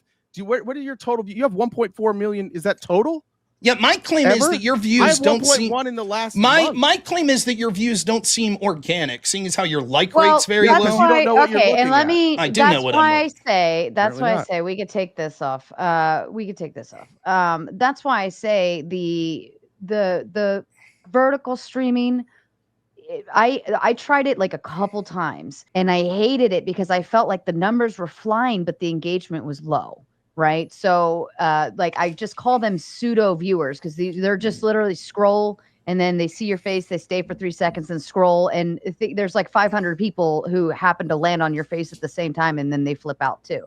But I would just challenge anybody here. And I'm not saying that's yours. Just see. I'm not saying that's yours. I'm saying that's what I perceive as the vertical view. I think that it's easy to settle. Show up tomorrow and look if there's people commenting. If they're not, then I'm obviously faking it. If there are a lot of comments, then maybe I'm not faking it. You have to decide yourself. I'm not interested in debating this any longer. This silly dick measuring is dumb. You brought up. I just want to be clear.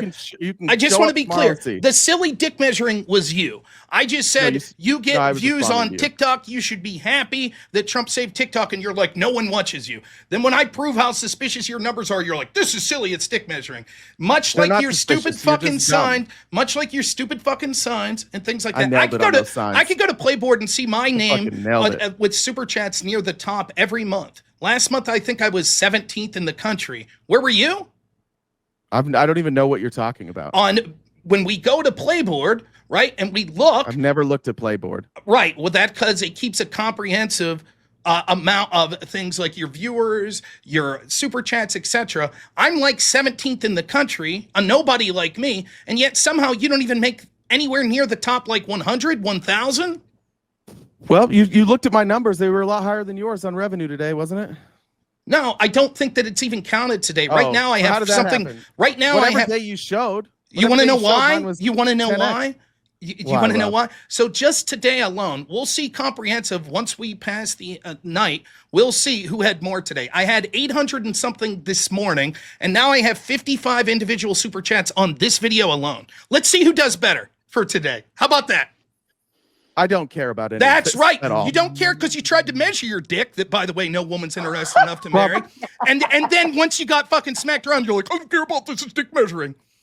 You're one of the worst Rob, you debaters didn't- I've ever seen. Your undue sense of arrogance and confidence belies the stupidity and bad faith that you exhibit. But at least you're good at making props and making excuses and whining to the moderator when you're getting blown the fuck out. That you're good at. We'll give you that at least. Maybe that's not worth a lot of super chats. Are the dicks put away now? Can we move on? Mine's been away. All right. Don't forget. Rob hasn't seen his dick in years. What are we talking about? That's not true. I see it Good all luck. the time. So's my wife. No, I don't want to know. I don't want to know. I don't want to know. What's your wife think of yours? I don't want to know. RTP. I don't talk about. Do you have kids? I don't talk about my personal life. I do. Oh, have a you kid, don't. yeah. You just talk about others. Well, then I'll talk about it for you. How's that sound? Go ahead, Rob. Okay, I will. I think before you insult other people and say that they're not getting laid and shit, maybe you should look at that mirror yourself. People like you that want to accuse someone like me of being an incel, where I'm actually married and have children. And I what didn't are you doing? accuse you of being an incel. You Actually, said what that I specifically probably said don't is- get much. Oh, you may not. I don't know. Do you? Why would you even bring it up? Why are you interested in my sex life? Because I think you're kind of like a miserable fucking person. I'm and very I can't happy, imagine somebody actually. wanting to be around you. Well, you'd be That's mostly wrong, it. and yet you're the one that no one wants to be around. Oh, I'm doing great, bud. I'm sure you are. I'm sure you're doing great. Do you have kids? I do. Wow. Where's mom? Thank you. It's none of your fucking business. Nobody That's ever- I right. don't It talk is none of about my personal business. life. Just like my sex life and personal life's none of yours. So maybe you ought I to keep didn't it ask. out of your fucking mouth when you yourself shouldn't cast stones when you're living in a glass house, my friend. Why don't you bro. worry about taking care of your fucking kids and finding a lady that could be a mother to them before you try to insult someone like me, you fucking loser. Are we done, gentlemen? Dicks I'm put having away. a great time. Yeah. It's just, Dicks put awesome. away. All right, we're gonna move on. You got it all off your chest, correct? Everybody done? I'm fine. Okay. All right. Rachel says it's literally impossible to factor out COVID. It's just one variable. It would be a cascade of infinite variables. Can't be done. And by the way, the panel link has been dropped in the chat. It's pinned at the top. If you want to hop backstage, there's still some more spots back there. Maybe RTP should have used some of that sign making time to actually construct real arguments. They were cute though. I would have been happier if it had glitter on them or something. RTP has moved those goal posts so many times. We need to space shuttle to bring them back to Earth. And you guys are welcome to respond all you want. I'm just moving along. Rob 2, RTP 0. If economy is so badly affected by lockdowns, why did states who locked down do better? They didn't. Places like Florida were economically doing much better than places like New York. Fair enough. Kokomo says, move past the economic figures and talk more about word salad lady. I don't know what that means. I have no idea. I don't know, word salad lady. Or maybe they're saying lady. How much to kick discount Dave Smith? Who's Dave Smith? Is that someone? Libertarian debater. Oh, okay. RTP, 125,000 views on your last video, 2 comments. That's suspect numbers, brah. Yeah, I'm not. RTP, I'm not. Once again, nobody knows what they're looking at all. You can. I'm happy to show my analytics, and you guys can come here tomorrow and you can look. I've never paid for views. I've never paid for views in my life. You can look at my channel growth. It's steady. It's organic. It's okay, bud. It's we going believe great. you. It's okay. I understand the vertical streaming. I understand how that works. I'm not hyped up about it. RTP, 125,000 views and 2 comments on your latest video. Only 16,000 subs. Explain. I started doing YouTube about 3.5, maybe 4 months ago. Before we would just post like TikTok content, I started using YouTube as a live streaming service. Maybe it was longer than that when TikTok went down. And since then, we've had steady growth, roughly 1,200 subscribers added every month. It's really steady. It's going great. What we're doing, people like. So Fair enough. I think all content creators should be doing well and hopefully continue to do so. I'd love to see everybody grow. Kissy Cat says, my late fee. Yes, you were late, Kissy Cat. Unacceptable. RTP, square the circle, the middle class, which was manufacturing jobs historically. If we send them overseas, it doesn't destroy the middle class. Question. This is a pretty normal problem with this channel, is that nobody understands the argument. The argument wasn't that if we send manufacturing jobs over there that it doesn't hurt the middle class. The argument was that it wasn't the offshoring of manufacturing jobs that led to wealth inequality. But I know that's difficult. Well, no, it's an argument that you made, but it's nonsensical and non-responsive, right? The fact that these jobs I asked you for data. The fact that these jobs were square a it. path to the middle class and had rising wage growth, and now we see wage growth that's going down because, or it's stagnating because these sort of jobs don't exist anymore. You just said, no, it's about Reagan. It's about trickle down. That's all you said. Actually, no. What I said is I was far more specific about that. I said that you give the richest among us. They promise you that if we give them more of their money, they'll trickle it down. We gave them more of the money. They offshored manufacturing. They offshored everything they possibly could, and they didn't pay their workers more. We have all-time highs in wealth inequality. That means the trickle-down economics, by definition, isn't working. It's not trickling down. That's not true. What it shows is that it's also true at the same time. What was happening was that we had these policies that were particularly about benefiting these same wealthy people that you're against by allowing them to offshore. Things like tariff are a policy that is designed to bring manufacturing back. Thereby, it would upset the very people that are now sending their businesses overseas, which you just admitted happened. They would be upset because, as you admit, those business owners would have to pay the burden of this. They would have to pay the taxes. Yet somehow you're against that, and you want to protect these wealthy people that have shipped jobs overseas. I'm responding to this comment that he thinks what I said is that the middle manufacturing jobs were middle class jobs, and if we send them, it doesn't destroy the middle class. I'm responding to that question, Rob. Yeah, unresponsive to everything as usual. It's amazing how often you give yourself victories. It's crazy. Well, I mean, when you're earning them, I guess it's easy to. You're doing great, bud. Buddy, you're doing great. Maybe someone who was actually a competent debater and wasn't just an amateur sign maker could have done better. You're doing great. You're doing great. We deal with what we get put in front of us, right? You're doing great. RTP 4,000 on YouTube. Rob makes 22,800 on YouTube 30-day. What's up, RTP? You cheap. Okay. I mean, I always will say, like, the people have other means of wait, of Rob, you're making money $22,000 a month on YouTube, Rob. Do you want to clear that up? That's what I made last month, I think. You're making $22,000 monthly on YouTube on average? I think that's what I made last month. Since I've been streaming full time, I think I've been making over $10,000 a month on YouTube. That's net after YouTube takes their cut. Anyways, you were saying about how shitty my channel is? I've never said that. Thanks, bud. Want to make a sign? Want to make a sign on that too? Fuckface. All right. And same thing from Anthony L for RTP, Stay the mad, master bitch. debater. Stay Rob mad. I'm Noir fine. I'm not mad at all. It's funny to watch you squirm. made over 22 on YouTube compared to your 4K. Take those numbers and shove it. He's looking it up right now. He's like, can that be true? No, I wasn't. Jesus Christ, Rob. RTP, big fan. Allow me to express my admiration in a language you'll understand. Bleep, blurp, bleep, blurp, burp, beep, bunk, burp. What the fuck for grocers? Are you going to also limit wage costs, utility costs, property taxes, and other inputs? Leftists can't match math and engage in hopium. Brian, let me help you out here. Grocery stores already have margins they work within.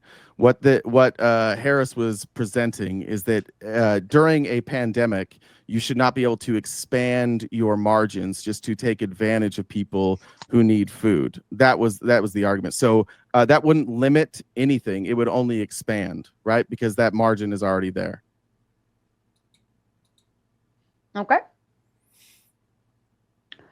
Lost Advice says, what is RTP claiming? Rob is poisoning the well. He's actively poisoning the well with those rainbow signs. I still would have preferred glitter. That would have made it more fun.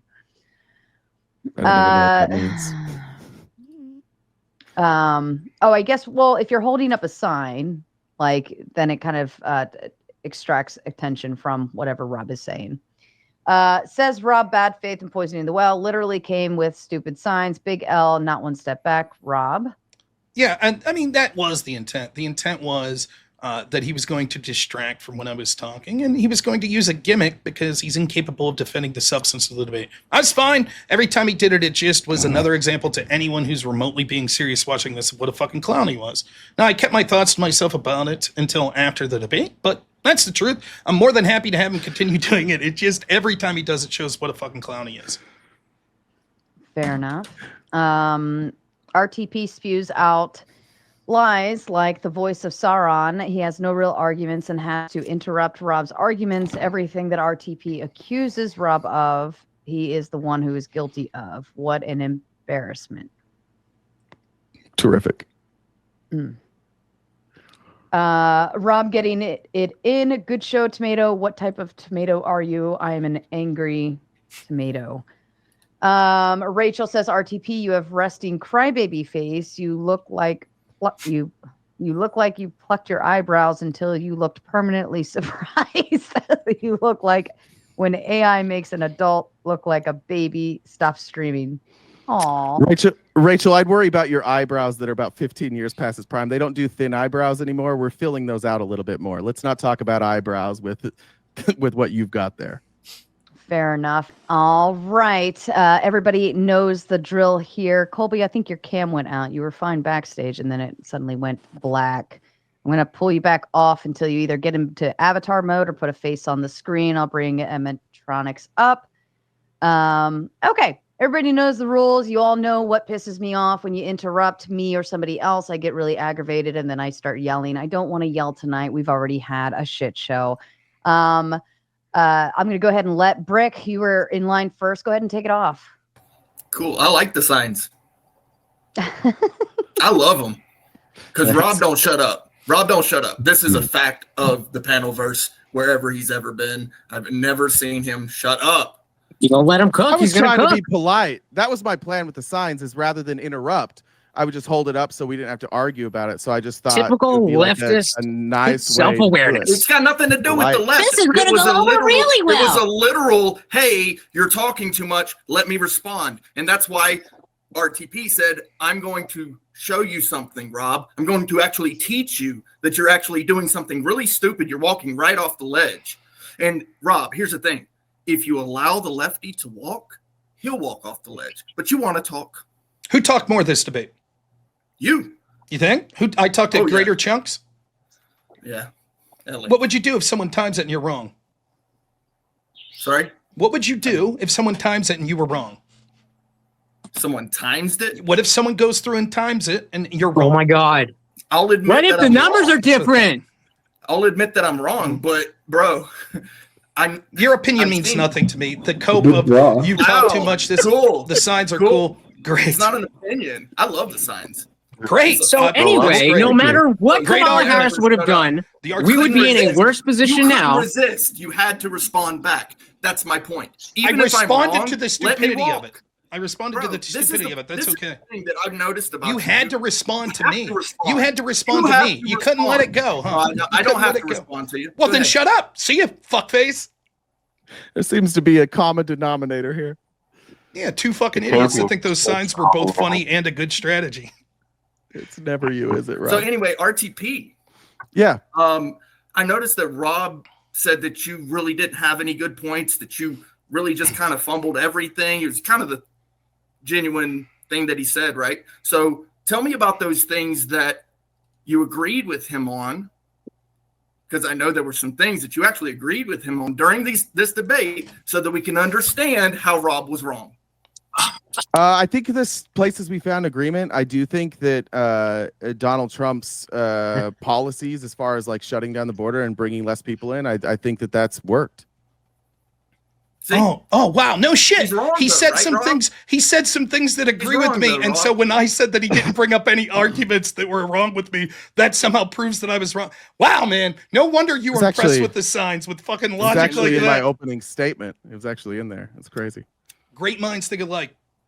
You guys are doing great. The cope level is so fucking strong. So Rob, I got a question for you. You guys didn't really talk about foreign policy at all, and so like something simple that I think is important to understand is like even on the Western Hemisphere, something like seeing Latin American nations become less like the West, or perhaps developing in some ways their own opinions about things, and that's going to change the relationship. And so Donald Trump has been advertising these sort of like what I describe as micro wins, and you know, like RTP didn't even have to say anything about that. It's almost like you're conceding before the point that there's no transparency. We don't know who, you know, who's influential. You know, is this going to be a Marco Rubio thing one day? I mean, the fact that I conceded because I said Trump was doing good in foreign policy and my opponent didn't respond, and the fact that I didn't respond to arguments he didn't make shows I concede, says everything you know about debate strategy. No, I think that Trump's foreign policy has been marginally better than the Biden-Harris administration and better than what Harris would have been. There's 5 or 6 wars that the people involved in them have stopped or agreed to stop, though they may go back later, but they said that Donald Trump helped them out in the negotiations they had. I think that Trump's doing a great job foreign policy-wide by negotiating impactful trade deals and other things of that nature, and even policies that That's I initially That's way too softball. Last point. Okay. Even things that I initially disagreed with, like his attacking Iran, I'm still not a big fan of how he did that, but I think that it actually ended up being not as bad as near as it could have been based on the results we've seen since then. So I don't know what you're trying to say, something about Latin America countries that are becoming less Western. I don't know what you're talking about. Yeah, you know, I think when the world is in flux, you know, I would define it as strong leadership is required, and Donald Trump appeared to you know, invite crony leadership, and it's proven that there's a lack of transparency. Not only a lack of transparency, like do you actually know what the largest opportunities and perhaps risks to your own family or your community might be that come from a globalized world? If you can't answer that, then you're never going to convince me or win me over. Yeah, I think right now, the globalized world, the thing that's most risk to my family are fucking terrible people within this own country that are pushing degenerate lefty bullshit trying to indoctrinate my children. I think that that's clearly the biggest threat.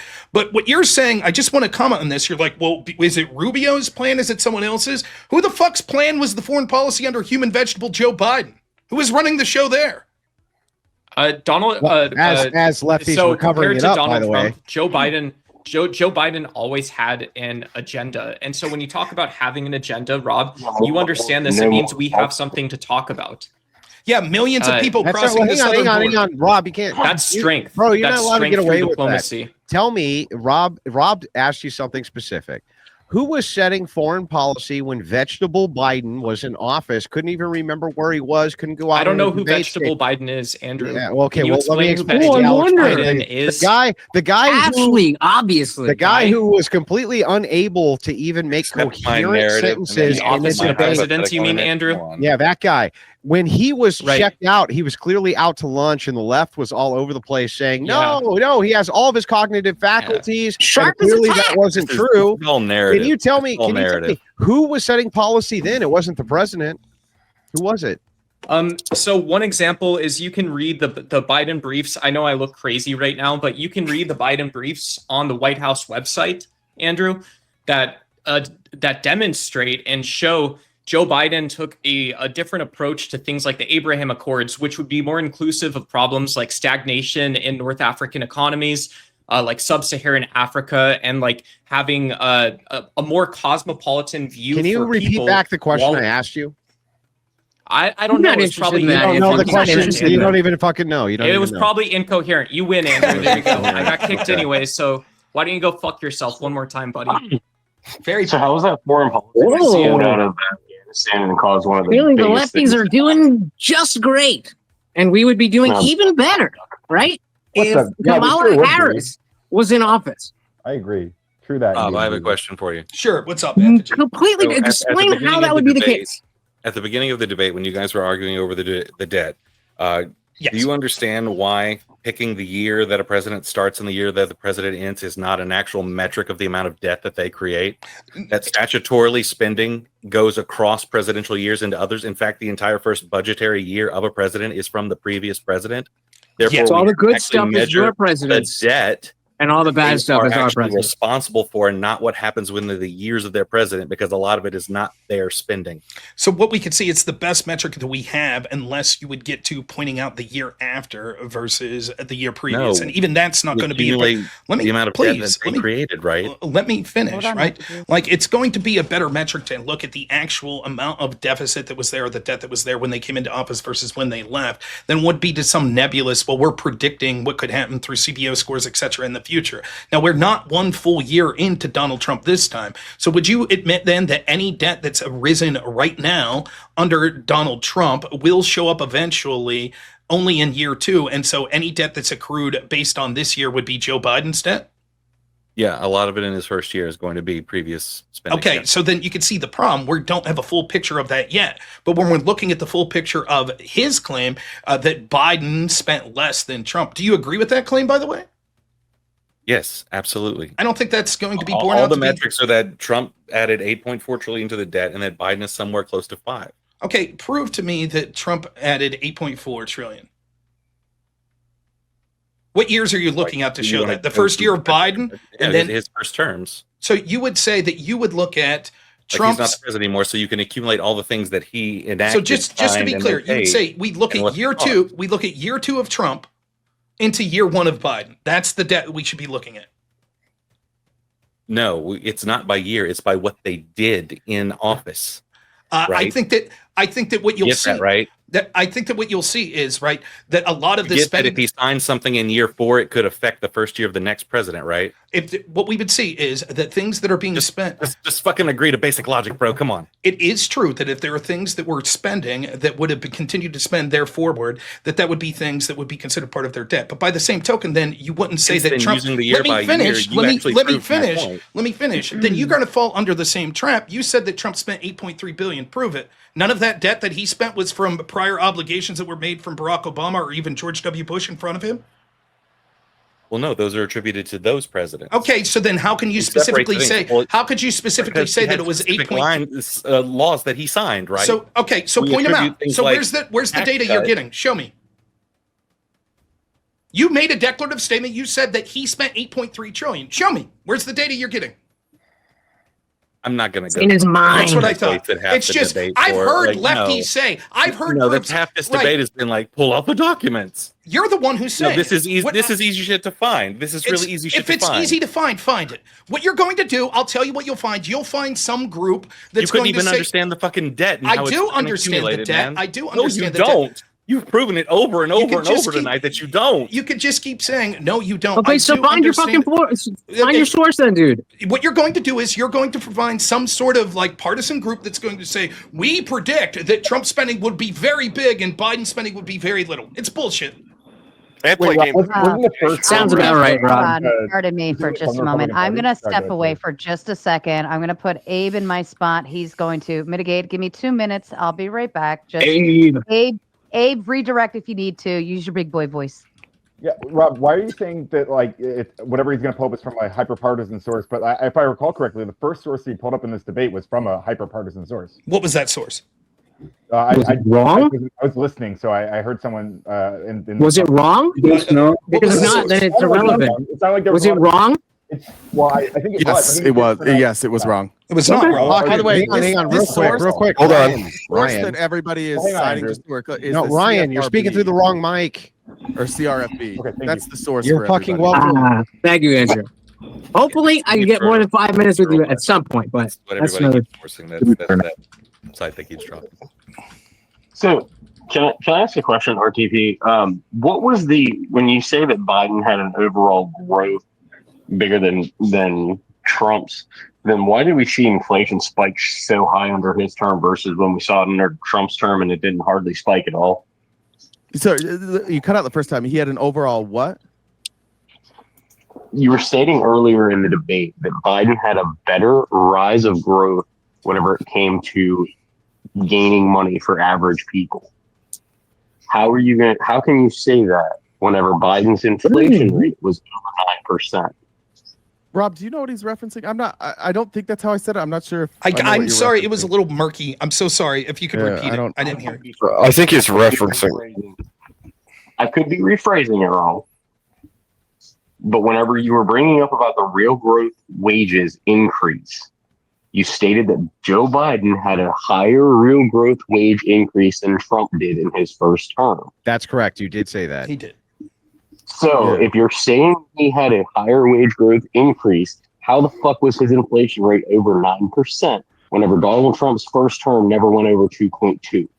So what I cited was the average monthly gain. I could pull up those numbers to answer your question. I could look at the source again. This is exactly. And that's different I could from clear what they this up. keep saying. You said right. That's a different thing. That's a different metric No. than what they I keep could alluding clear to. this You up. were claiming. Yeah. I could clear this up. This is what was said. He said wage growth was up, and he cited numbers that said wage growth. I said wage growth's irrelevant. What matters is real wage growth. And he said, yes, that's what I said, real wage growth. When I said pull it up because I knew that those numbers are inaccurate, he then changed and said, oh, no. I'm saying on average monthly it was up. I said, can you explain how if it was down over the full term of Biden's presidency, how on average it was up monthly? Then he changed what we mean by average. He said, oh, what I mean is most months it was up compared to most months it was down. But the initial number that he cited, like 2.2 to 2.7%, was clearly not saying some months it was up, some months it's down. He's lying. He moved the goalpost. I didn't cite those numbers, and it's written Yes, you down did. like it was part of my opening statement. It's written down literally. It says average monthly gain 0.24 for Trump, average monthly gain 0.29 for Biden. Rob is lying. Rob didn't understand what I was That's saying. literally making my point. That literally Rob, makes my point, you dumb bastard. Rob, shut the fuck up, you dumb piece of shit. Shut the fuck up for 12 seconds. Okay. Just shut the fuck up. It's not your turn. You want me to put a You sign dumb up? bitch. Yeah, it's I written thought on we my were paper. done You with can go the look at tick the edit measuring, history. gentlemen. It's like it is what it is. Rob didn't understand what I was saying, and that's He's pretty too- par for the He's I have too a question stupid. for you, Real RTP. quick, please. He He's is. too stupid to realize he just proved my point. My point was this. The number he was citing was just wage growth, not real wage growth. That's what he cited. I said we Real shouldn't prefer that. We should prefer wage. real wage growth. He then said, real no, that is real wage growth. I said, no, I don't think. It Prove was. it. Then he said it was average monthly. Okay, now he's No. back. Do you see how fucking ridiculous it is? Now he's back to the original argument. Show the source that shows that Biden's real wage growth was up like 2.4% month over month on average. We can pull it again. This We can is pull it again leftist later. debate. It's There's so no full of shit. positions. There's just principles. I would challenge the other way. Changed There's his no argument principles. 12 There's just times. positions. All right. When I need it for me Yelling here. over I each would other, challenge- I I would start challenge- reading money, and you all shut up and take a deep breath for a minute. Basil says this is a Christian nationalist channel. Sarah the Raging Tomato is a Doug Wilson plant. What's a Doug Wilson plant? Doug Wilson. What? Who's They just Doug give you a. That's the guy that Pete Hegseth just retweeted that was like, women shouldn't vote. That's Doug Wilson. Basil also says, I propose the following debate topic. Is Sarah the Raging Tomato a Christian nationalist puppet? Oh, all right. Have fun with that one, chat. I just wanted to ask RTP and Rob when the greasy orange tyrant will release the files unredacted. When the courts allow, maybe? He could release them unredacted now. We're talking about the grand jury testimony. You have to rely on the courts, but he could release everything now if he wanted to. He just doesn't want to do it for Well, I'm some sure. reason. Unless Biden and Biden want to do it. unless Well, Biden intelligence did release agencies some, but warn. I don't know. I think Biden probably didn't release it because there's intelligence conflicts there, and Biden's kind of a cuck to Israel, just like Trump that's- is, and just like everybody is. Do you No. think that's hang on? Do you think that's the reason RTP, or do you think it's because Obama gave him such a sweetheart deal and made him an FBI informant? Who? Epstein. That Biden made Epstein No, an FBI? Obama. made? I don't know. You don't Let's know? see. I know that he was an FBI informant. When Do I did think that's why Biden well, hang is on. When do you releasing it? think, under whose administration was Epstein brought in as an FBI informant? I think that was 2007. Is that right? Whose administration? Was 2007, right? I just want to make sure that's the right year. Bush. Can you just tell me It was the around the time administration? I think it was 2007, Bush. I 2008. think it was Bush, wasn't it?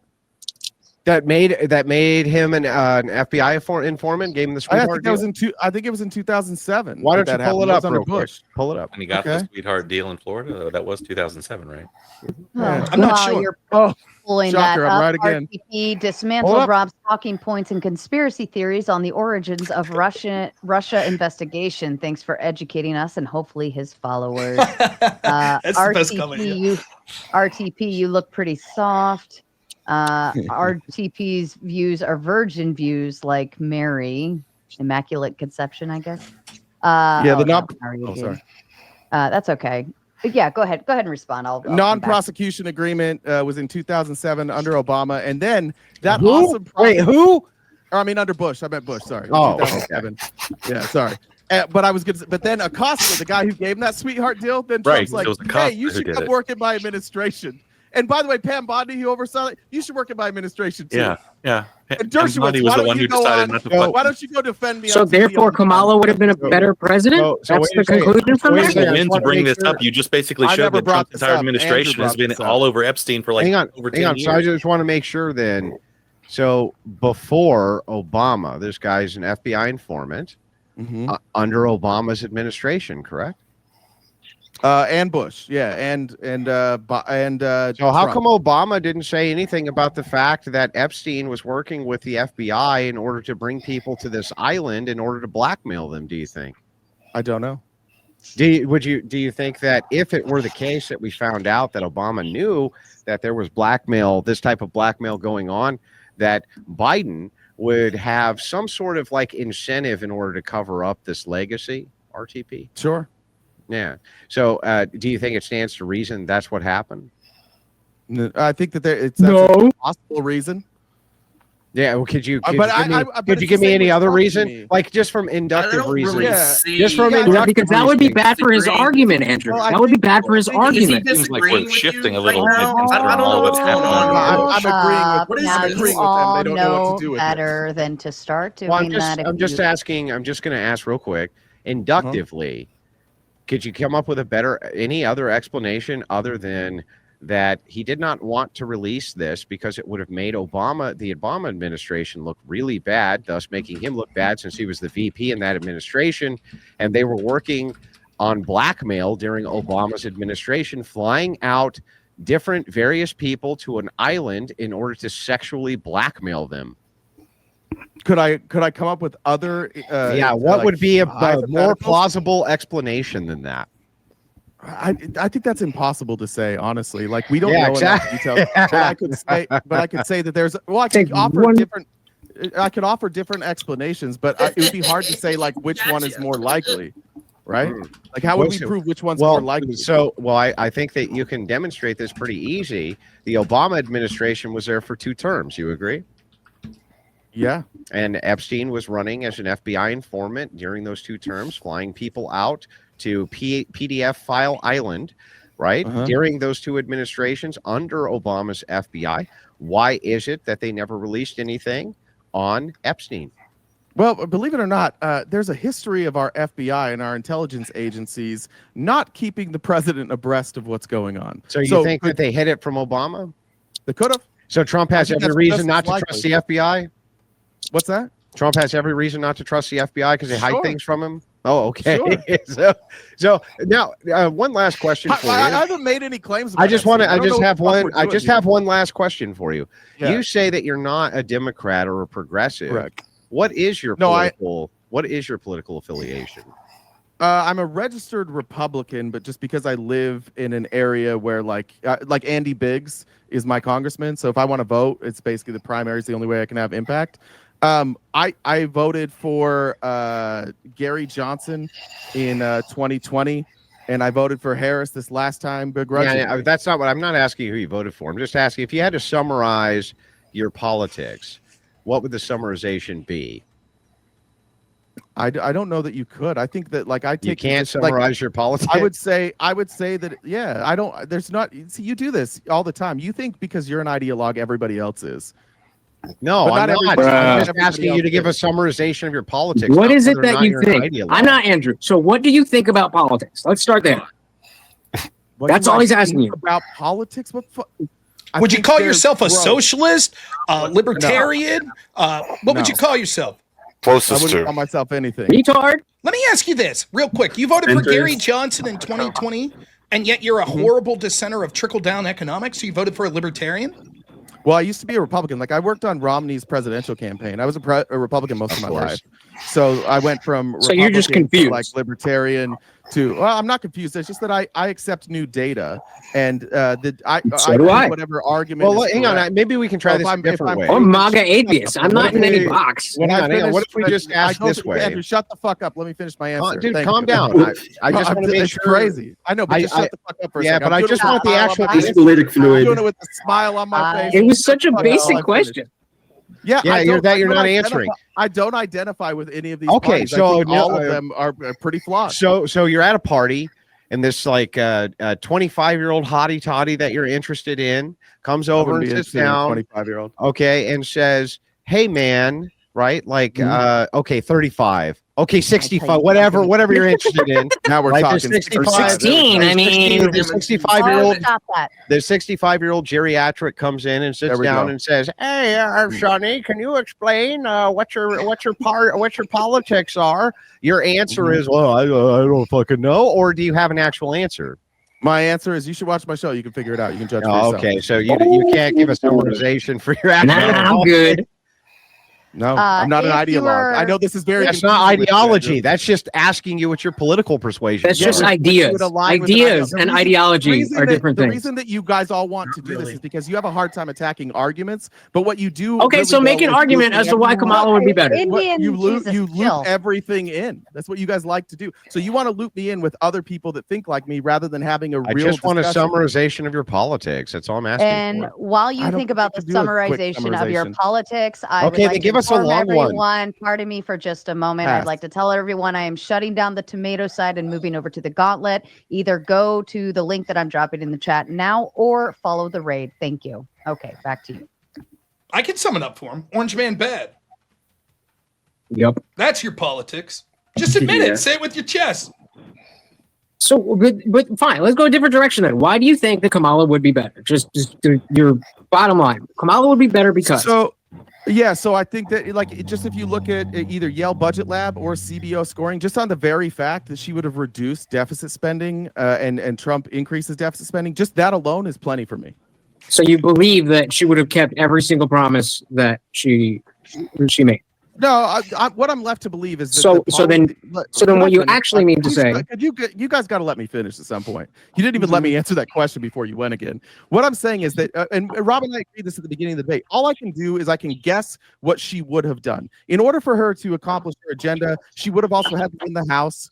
So we're living in a hypothetical world, but in a hypothetical world where she won in the same way that Trump did, yes, I would say that the policies, the tax policies specifically, she wanted to push through. Those were pretty popular with Democrats.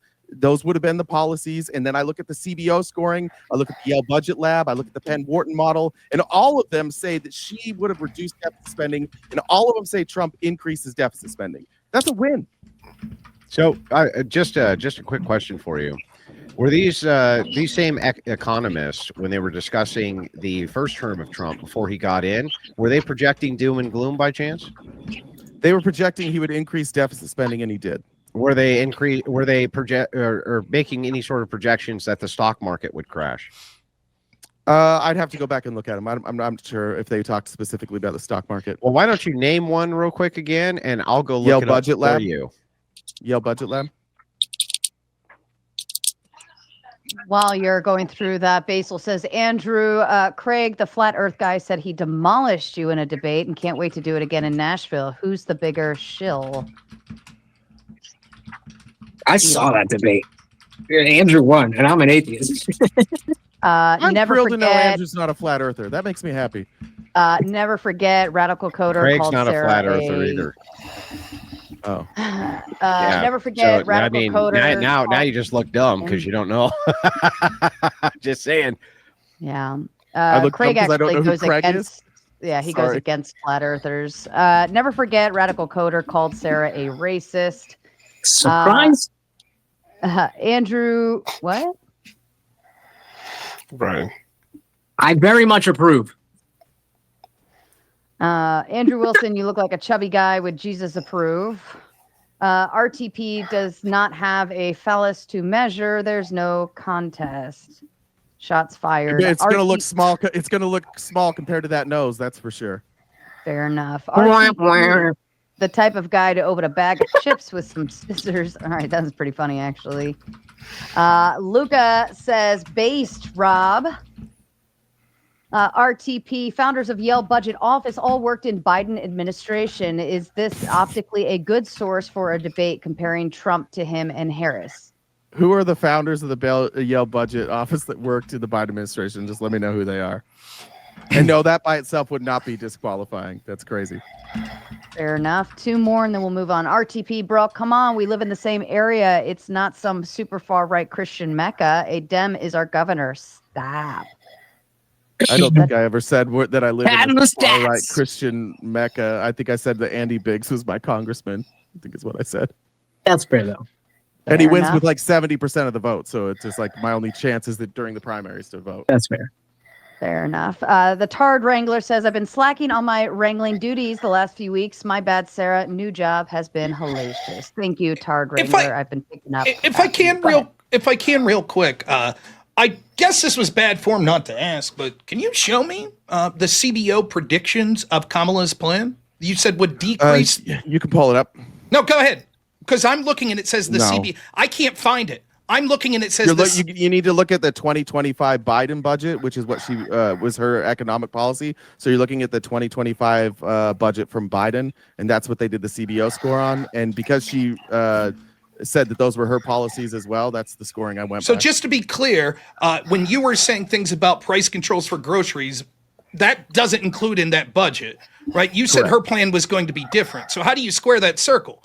You said you assume her economic plan would be different than Biden's, but now you're saying that the Congressional Budget Office said that her policies would lower 1.4, and you're admitting that her policies would be different than Biden. Actually, just so you know, just like that was a question for me, Andrew. I know this is confusing. I was just saying the Yale alumni. That is true for me. Real quick, let me answer this question. Then he was right. That we'll take turns. I don't think that price controls on grocery stores or I guess margin controls were factored into the CBO budget. I think you'd have a hard case saying that like that somehow would radically change or even marginally change the CBO scoring. That's wild. So the CBO predicted, it gave a prediction of what Biden's policies would be in 2025, and it said that it would lower deficits by $1.4 trillion. Something like that, yeah. Who is breathing like heavily into their mic? Somebody is like freakishly breathing and it's driving me up a wall. If you're not talking, please mute. I'm reading that. Let's see. I'll look for this, but that's what you're saying that that it said that it would lower the deficit. Yeah. What was the number? Let me go back. Where was it? Now you understand that it was 1 point something. I don't remember exactly. You understand that the deficit's different than the debt, correct? Yes. Okay, so then it wasn't going to. It was still going to be deficit spending, and it wasn't going to lower the national debt anyway whatsoever. I said deficit spending, but it would lower the rate of increase. Like if you reduce deficit spending, it doesn't increase at the same rate, right? Okay. Right, okay. No, I understand. I'm just making it clear that your argument isn't that they were going to lower the debt. You're not making that argument. Correct. Okay. Thanks.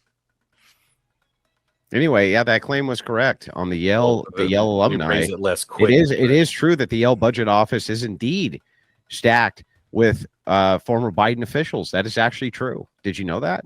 Well, I didn't know that until right now. What he said was the founders of the Yale Budget Lab. No, he didn't say that. Pull up the super chat. Sarah, will you pull it again? It said the founders. Yeah, pull it up. Sure. No, I don't think so. The super chat. Yeah. This one, founders of Yale Budget Office. Oh yeah, get fucked again, Andrew. Every time you and Rob both are the worst listeners I've ever debated. That's why it sucks to debate you because you never. You don't remember all the words. So I just want to make sure. And members, founders and people who work in the administration are two different things. I answered honestly. I said, I don't know if the founders were in the Biden administration. So that's what he was supposed to look up, but he's not a good active listener, and either is Rob. That's why it's not fun to debate them, because they're just in their own world while you're talking. It's not fun to debate because you don't do so well. And you were inaccurate in what you said over and over. Stupid. Over and over again, you were inaccurate in what you were saying.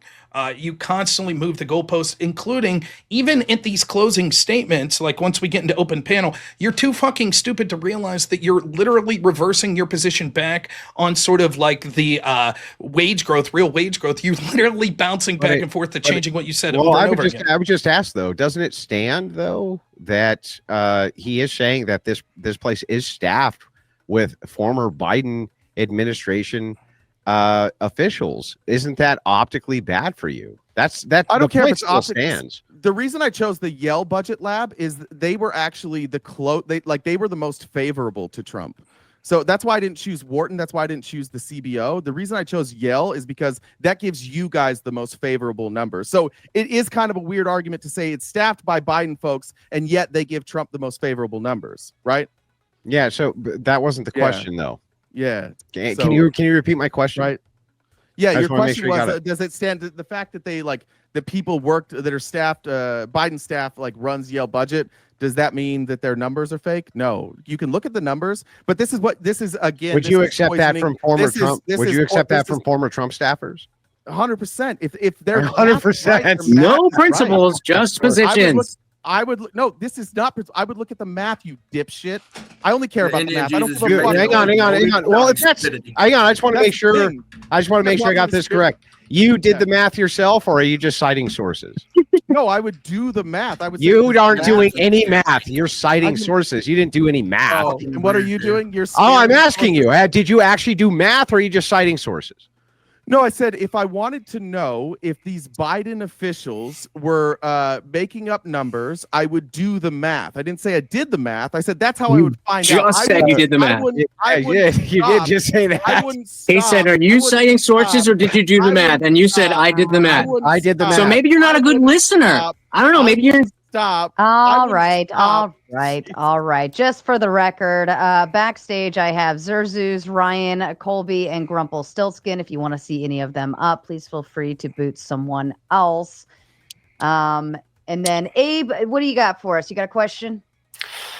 I was going to ask, does RTP think that profit is made on margin, or is it made on the cost?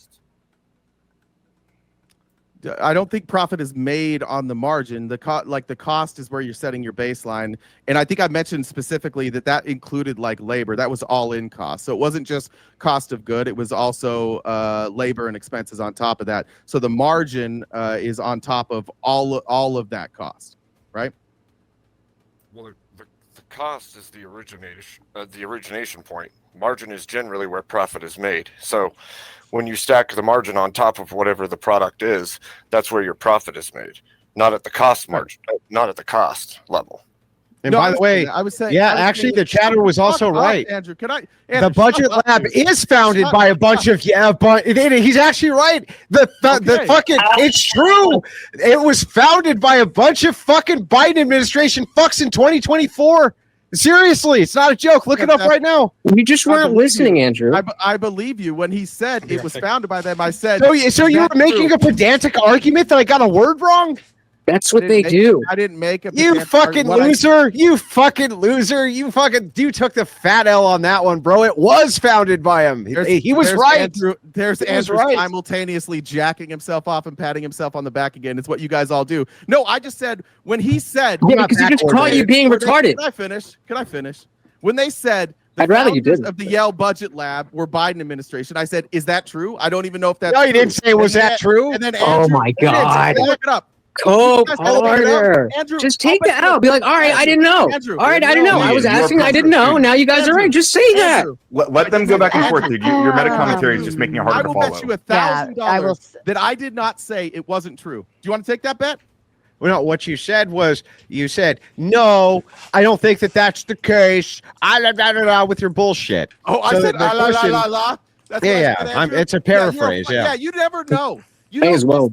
You just want to sit here and beat off to like, oh, take a fat L. You're fucking is it 65 like years old, Andrew. You shouldn't be Is it saying a fat full L. moon tonight? Yeah, What do is you going think on? that optically it's bad for you that the founders, like the Super Chat asked, of the Yale Budget Committee are a bunch of former Biden administration? No, I don't think so. I think only if you're like a little bitch like you, then now it's a little. Everyone's a little bitch. I didn't call you any Well, names. you are. No, I called you that. I know. You can't help yourself. Yeah, Is it because you're bald? Is it because you're bald? I'm not bald. You can go look on Pull my the hair channel. off. Pull the hat off. Pull the hat off, Baldy. Come on. You can go look on my Right, channel. pull the hat off, Baldy. Come on. Look on my channel. You got to pay extra for that, Andrew. All right. I would It's much so- rather talk about money. Johnny says RTP's ideology is exactly that of the white supremacists he hates. Oh.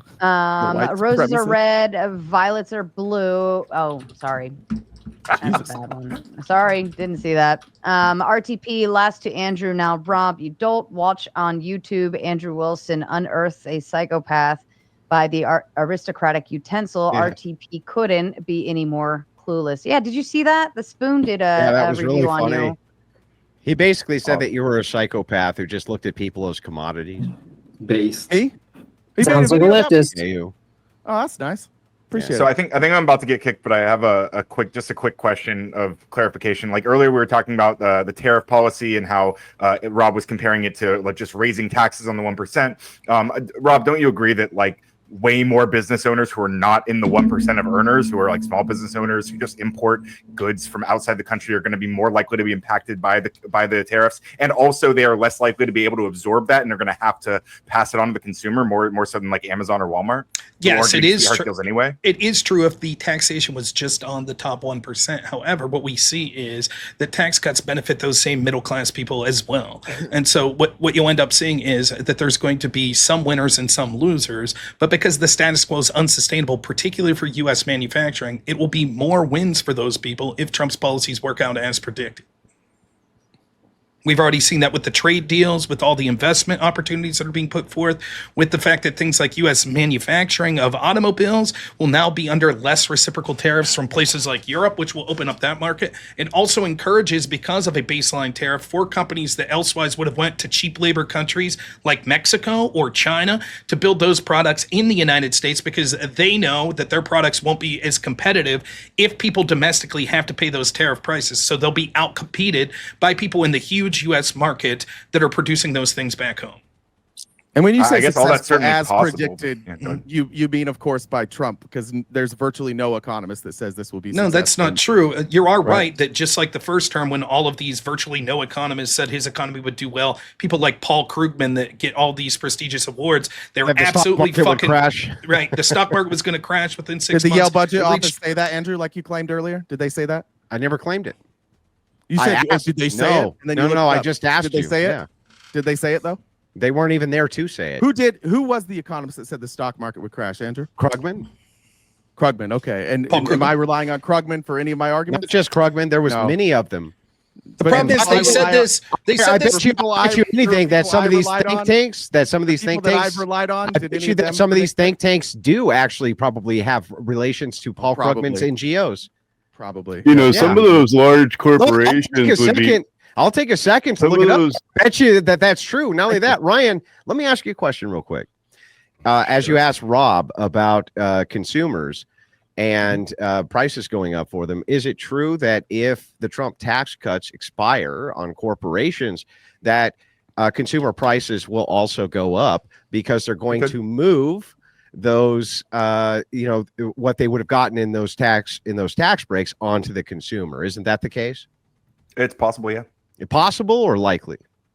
I'm not sure. I think it's possible. You're not I don't sure? know for sure. I think it would be definitely likely could happen, using yeah. the same rationale. No, Coder, in all fairness, I think you Much bring more up a likely good with a point. tariff, though, It's than, not going to be general it's not tax, right? It's not going to be a one-to-one thing. You're absolutely right that like if, for example, if you just said, "Well, fuck it, we'll tax everyone that's a billionaire. We'll take half their worth."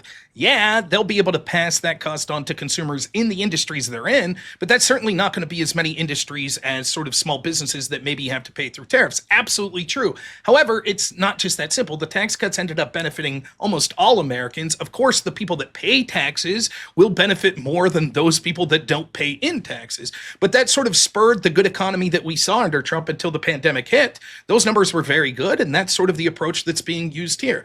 And by the way, RTP can't even keep his story straight.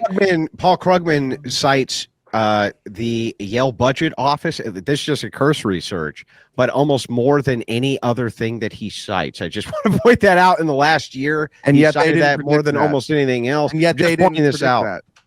And yet, a lot of the larger predict what? organizations have Hey, shown. they didn't Hi, predict Ryan. that Trump would. They didn't predict that Trump would, or that Trump would destroy our economy. Did they? They weren't. They didn't exist. Your argument is that Good he evening. cites them, and therefore they agree with him because he cites No, them? that he would agree with them. The guy who cites them was the guy who was saying that Trump was going to literally destroy the entire stock market. It was going to crash in the first 6 months. Yeah, that's what an Krugman indictment. said. That's an indictment on Krugman, not on the Yale Budget Lab. I agree. It's an indictment on Krugman. I'm just pointing out to you that this is the type why I of don't data cite that Krugman. this guy cites, the same type Right. you're citing. No one You can thought that take Trump was data and get handed wrong. an unstable economy, though. Like you, yes. But that even makes it work. Like, people use this argument in the inverse, right? If the economy was doing very good under Trump, then the fact that it started to get to even increased highs, like, for example, wage growth going up from an already decent economy is very good. What Biden had was, because of the pandemic, he actually had an economy that was bottoming out. And so a lot of the numbers that you see there are actually really bad because he was unable to have good improvements, including things like inflation and job growth, etc., that you would have expected had that trend continued without something like the pandemic hitting. So the idea, like, this is always in the inverse. If I'm, for example, if inflation's already 100% year over year, so milk used to cost $2 a gallon and now it costs $4 a gallon, you would expect that next year for there to be a break. If the inflation goes up 20% from that already high number, that's even worse. That's the sort of thing we're seeing. So when people say, actually, the economy was doing pretty good that Trump was handed, right, and he took it to even higher heights. Had the economy been doing poor, it would have been easy for him to get the exact same percentage increase numbers that we're talking about. But Rob, how do you square that with the chart that we looked at, and was something you admitted in the debate that, like, wage growth for the past 30 years has just been a graph that goes like this? That's It wage almost growth. seems like no matter what the president does, like real wages tend to go up, right? Even here, you once more fuck up. Wage growth is different than real wage growth. I'm talking about what you cited. No, Real wage growth. the study that you cited that said wage growth is basically just a straight line up. Is that real wage growth or regular wage growth? It was a study. That was what you cited. You said real wages go up. No. I said wages. Were you seem citing to- wage growth? I said that we should prefer real wage growth because wages will always tend to trend up. Very rarely are you going to see actual, like, imagine this. You're at your job, right? And they're like, oh, you've been here 3 years, so we're going to take $1 an hour away from you. It tends that jobs tend to give more and more money as money supply increases. The metric that we should use instead that's not a straight line up is real wage growth, which is wage growth, how much is being paid out, minus inflation. So the actual purchasing power. Okay, so when you were citing that earlier, you were citing real wages, not real wages, just wages in general, right? No, real wage growth, graph, but you said that the graph goes up like this. So I didn't know if you were talking about wages or real wages. When I was talking, I said, you keep talking about wage growth. We shouldn't prefer that. We should prefer real wage growth. Because if we looked at a graph of wage growth, it would just basically be like a straight, a diagonal up. It might go up or it's never going to go down. That's why we shouldn't prefer it. Instead, we should be looking, what's interesting is how much can people's dollar get them? So if I'm making $1,000 a month, right, and things are relatively cheap, that might be okay. But if I make $1,100 a month, oh boy, I just made $100 more, but inflation went up 30%. Now I could buy less shit, less staples that I need to live. That's real wage growth. That would mean my wage growth went down, even though my wages went up because of the high pressure of inflation. I could buy less shit. So when we look at real wage growth and we compare that to output, when do we see, like, for a lot of years, like from the 50s on, those were pretty much together. When did we see them separate? When did you see, like, the real wage growth and output separate? What define output? I'm not sure I know exactly what you're talking about. They are saying, like, let me read exactly how they're who's they? Let's see. Like, this is from Bureau of Labor and Statistics. They are saying output per hour is. Google it, Rob. Google it. The balance between. Let's see. I mean, you asked that question like you knew what it meant. Like, now you have to look it up. No, Rob, I don't know what the term asking, output's referring to, so anyone could help you. Rob, it's not a gotcha. I'm asking you a question. I don't know what the term means. Why did you ask about the term if you don't know what it means either? Well, because if you look at like real wages, it's kind of like this, right? And then it levels off about in the 80s, and we've had like some spikes, but the real leveling off took place about 82-ish. Is that fair? I don't know. That might be about true. I would have to look it up. Let's look at the data. What was a big change in America around 82? Well, there was all sorts of changes that we saw. What was the biggest one? Tax policy wise. Well, I think that, would you admit that it wouldn't happen immediately, that it's probably something that would be generational that would affect this? I think that maybe real wage growth declining might have to do with women entering the workforce.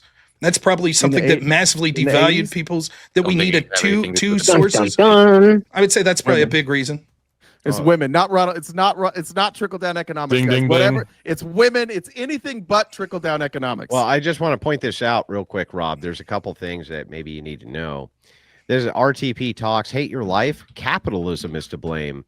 In this video, we dissect the pervasive impact of capitalism on everyday life, and we explore how capitalism is at the root of many societal issues, from job dissatisfaction to the slow pace of NFL games. He's proud of himself.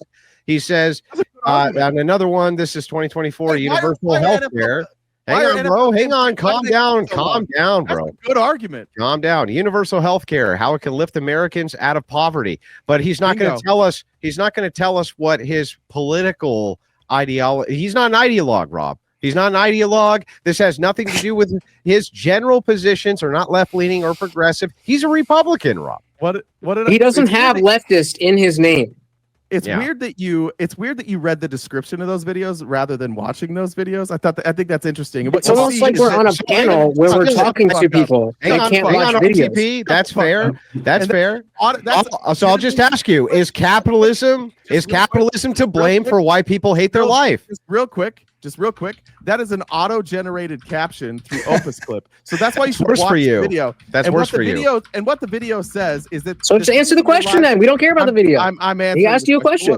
He is answering. Jeez. I'm not defending that. The video says, like, specifically what he mentioned in there, the long length of NFL games, that's due to capitalism.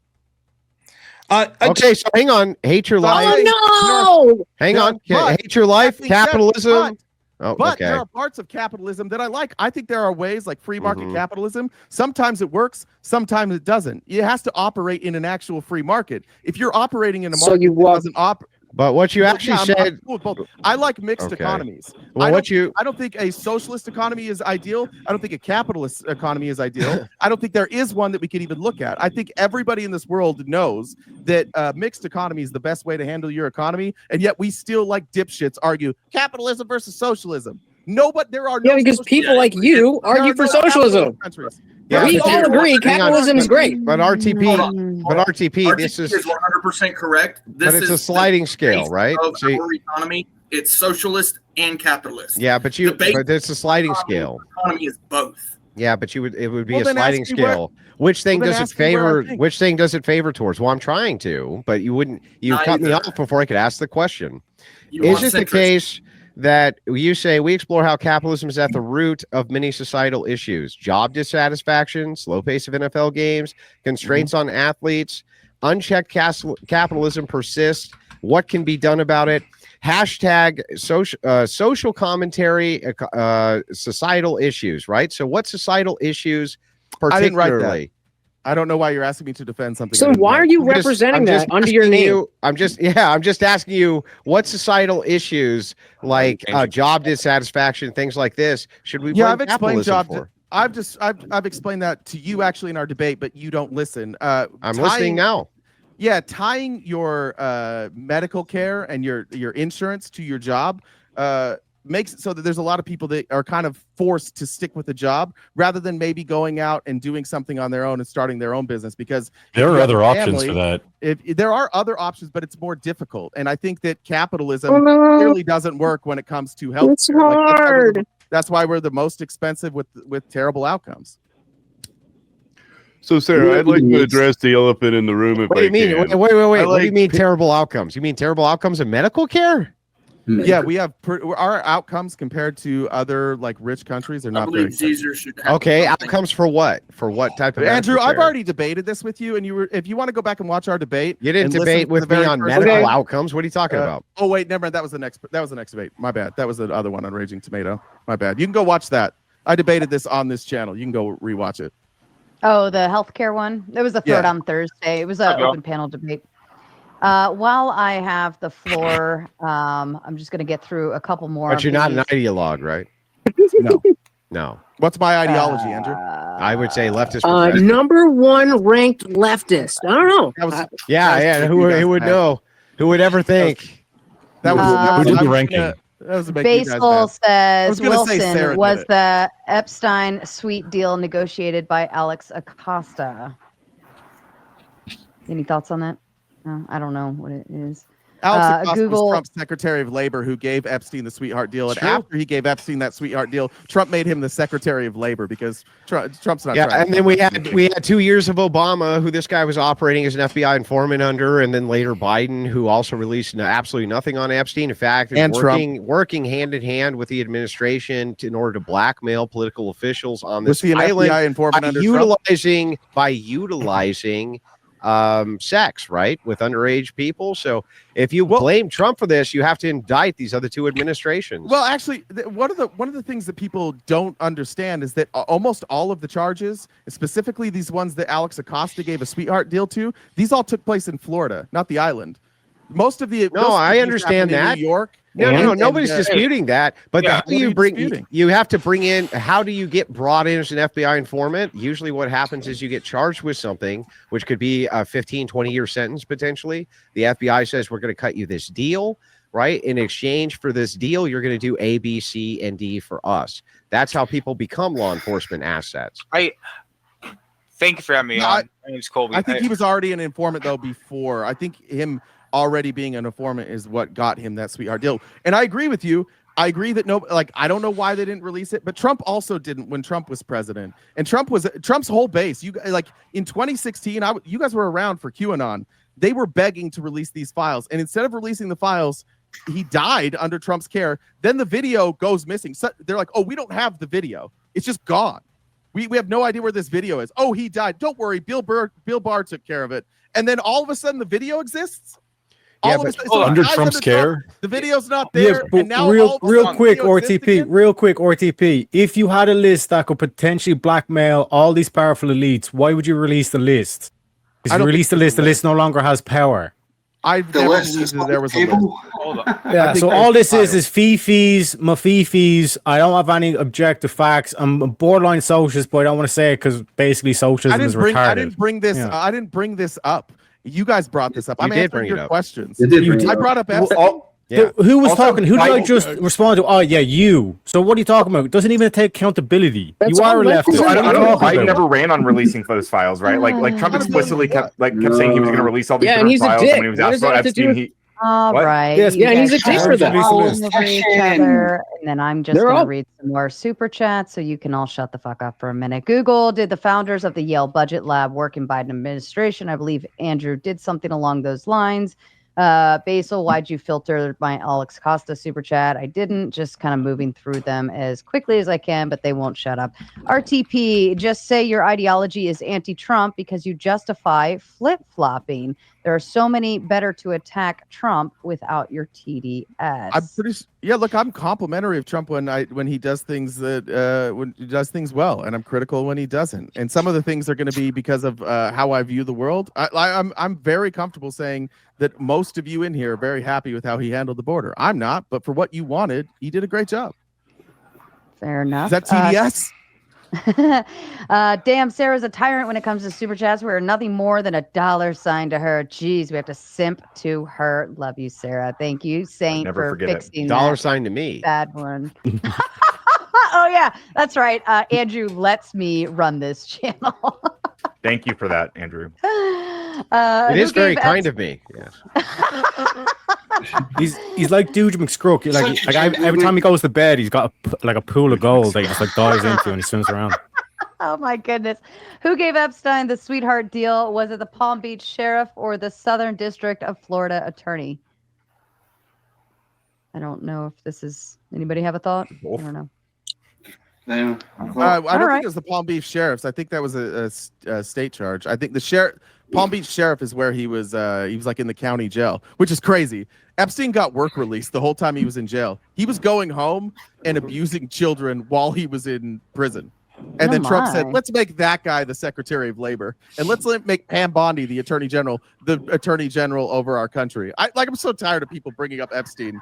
Like Trump's whole cabinet isn't all over that. Well, the truth crazy. Hey, isn't it also real quick? Isn't it also true that Trump said in 2003 in a magazine that Epstein was a terrific guy who likes beautiful women almost as much as he does? Many of them on the younger side. The reason why we're taking Trump at exactly his word, the reason why you guys aren't impartial and you have Trump derangement syndrome is that the Democrats literally just put a guy in office who could not walk up a flight of stairs. Yeah, I want to speak to this point also because Andrew was asking. And then we're like, well, actually, Trump hired this one person that I don't even know his fucking name, but like, Trump's clearly the bad guy. First of all, Trump stumbles all the time, but like, second of all, Andrew was. I'm sorry. Do all five of you need to respond because I started saying that? That's cool. Go ahead and read super chats again. Oh my God, trying not to laugh. Thank you, BBB. RTP, prove that you aren't bald. Take off the hat, you wimp. I bet if you took it off, that hoodie, you would look like a corpse. Dude, put some weight on. Oh my. I think you not very That's nice. the first time. I've never been accused of being too skinny before. That's the first. I was gonna flex my hair, but I'm probably skinnier than him. So put it back on. I'm probably the only person on this panel that was like a college athlete. Was anybody else a college athlete? I was not. Okay. Triple B says, Sarah, I watch often. Tonight is epic. Love your composure. Always a pro. I've just lost patience for stupidity anymore. Here we go. RTP, what does trickle-down economics mean? Also, what was the percentage of government revenue in relation to GDP before and after Reagan's trickle-down policy? For bonus points, did real government, thank you, revenue grow more than average? Trickle-down economics is supply-side economics. It's the idea that if you tax people less, specifically the richest folks, that money will trickle down. What was the percentage of government revenue in relation to the GDP? I'd have to look up. So I don't know the answer to that question. Did real government revenue grow more than average? I'd have to look that up. I'm not sure. Let's say that it did. Then what?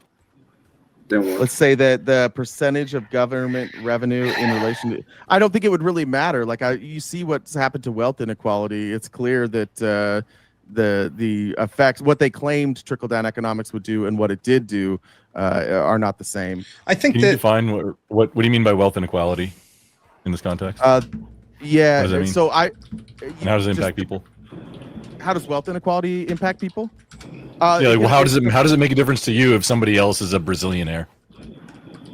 It doesn't necessarily be like on a one-to-one. It's more in totality. It's the ability to access capital. It's safety blankets. You see that like the amount of people that have a savings has precipitously dropped. Home ownership is down, which is a nice safety blanket for people where they can access loans against the equity in their homes.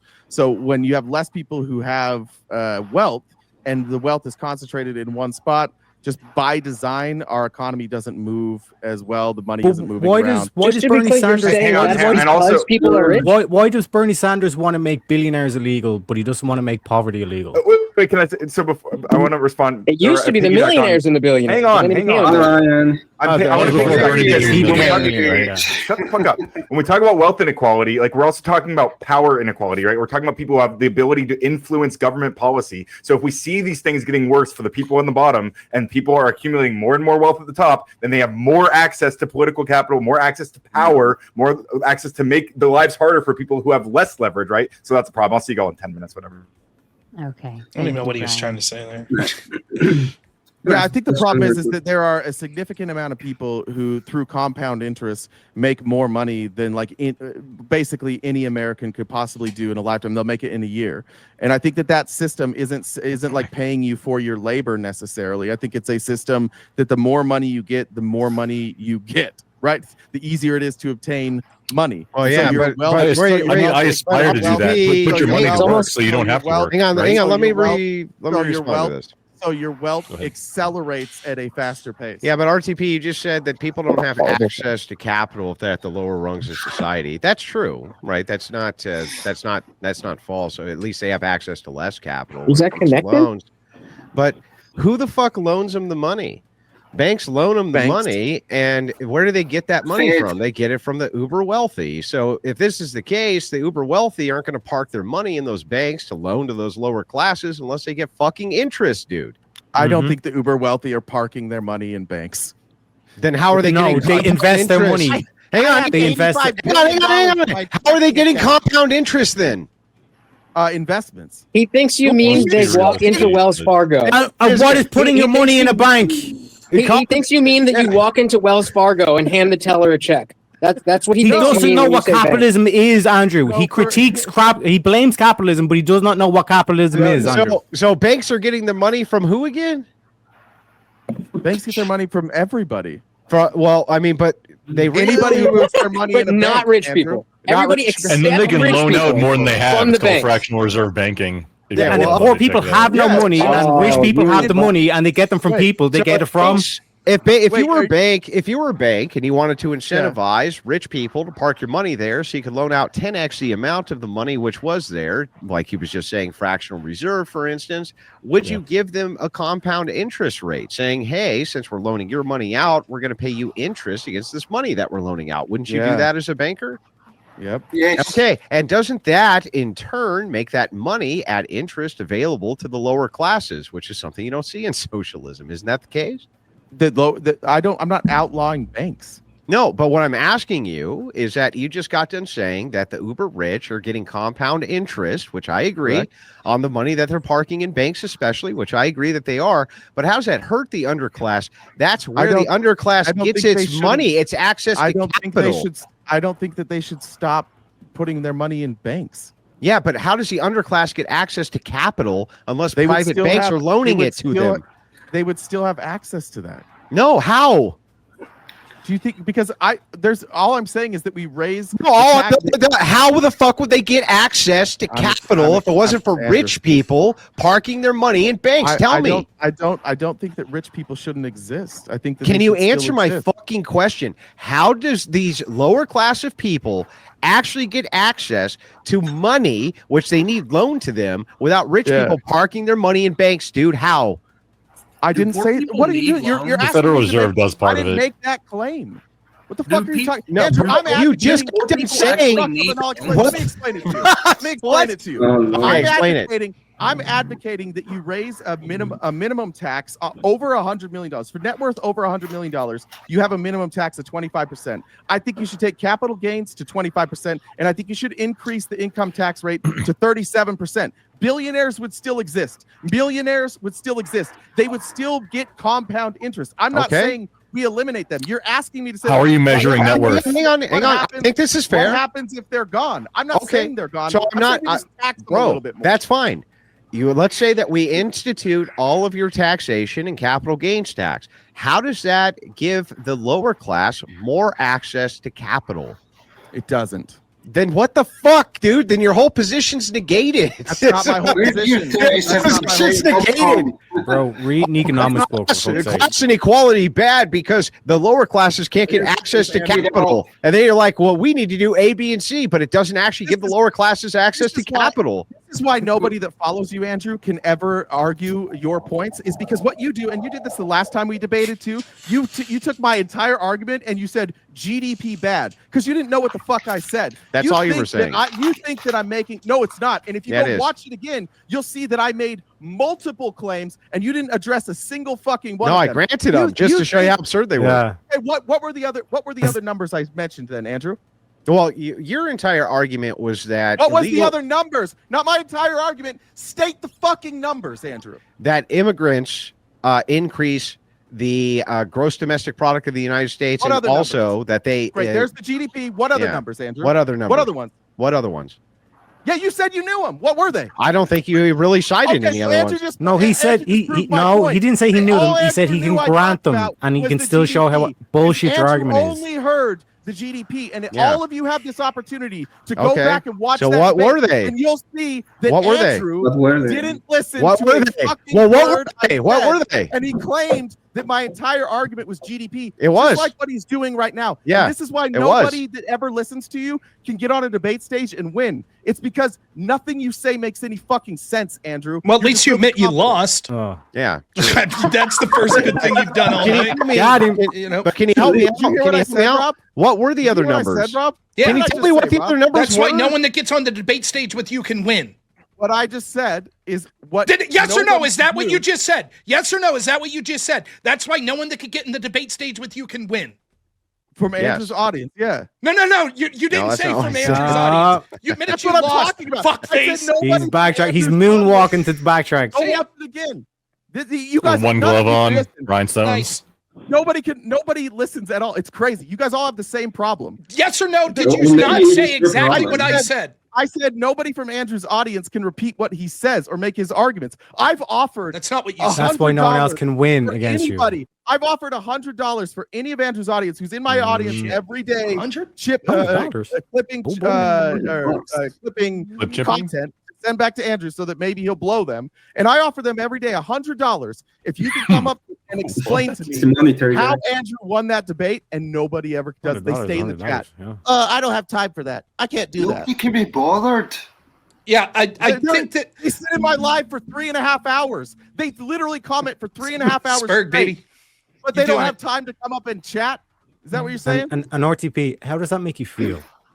Seems like it makes you feel bad. Yeah. makes him want to write a sign. All He wants to make right, a sign.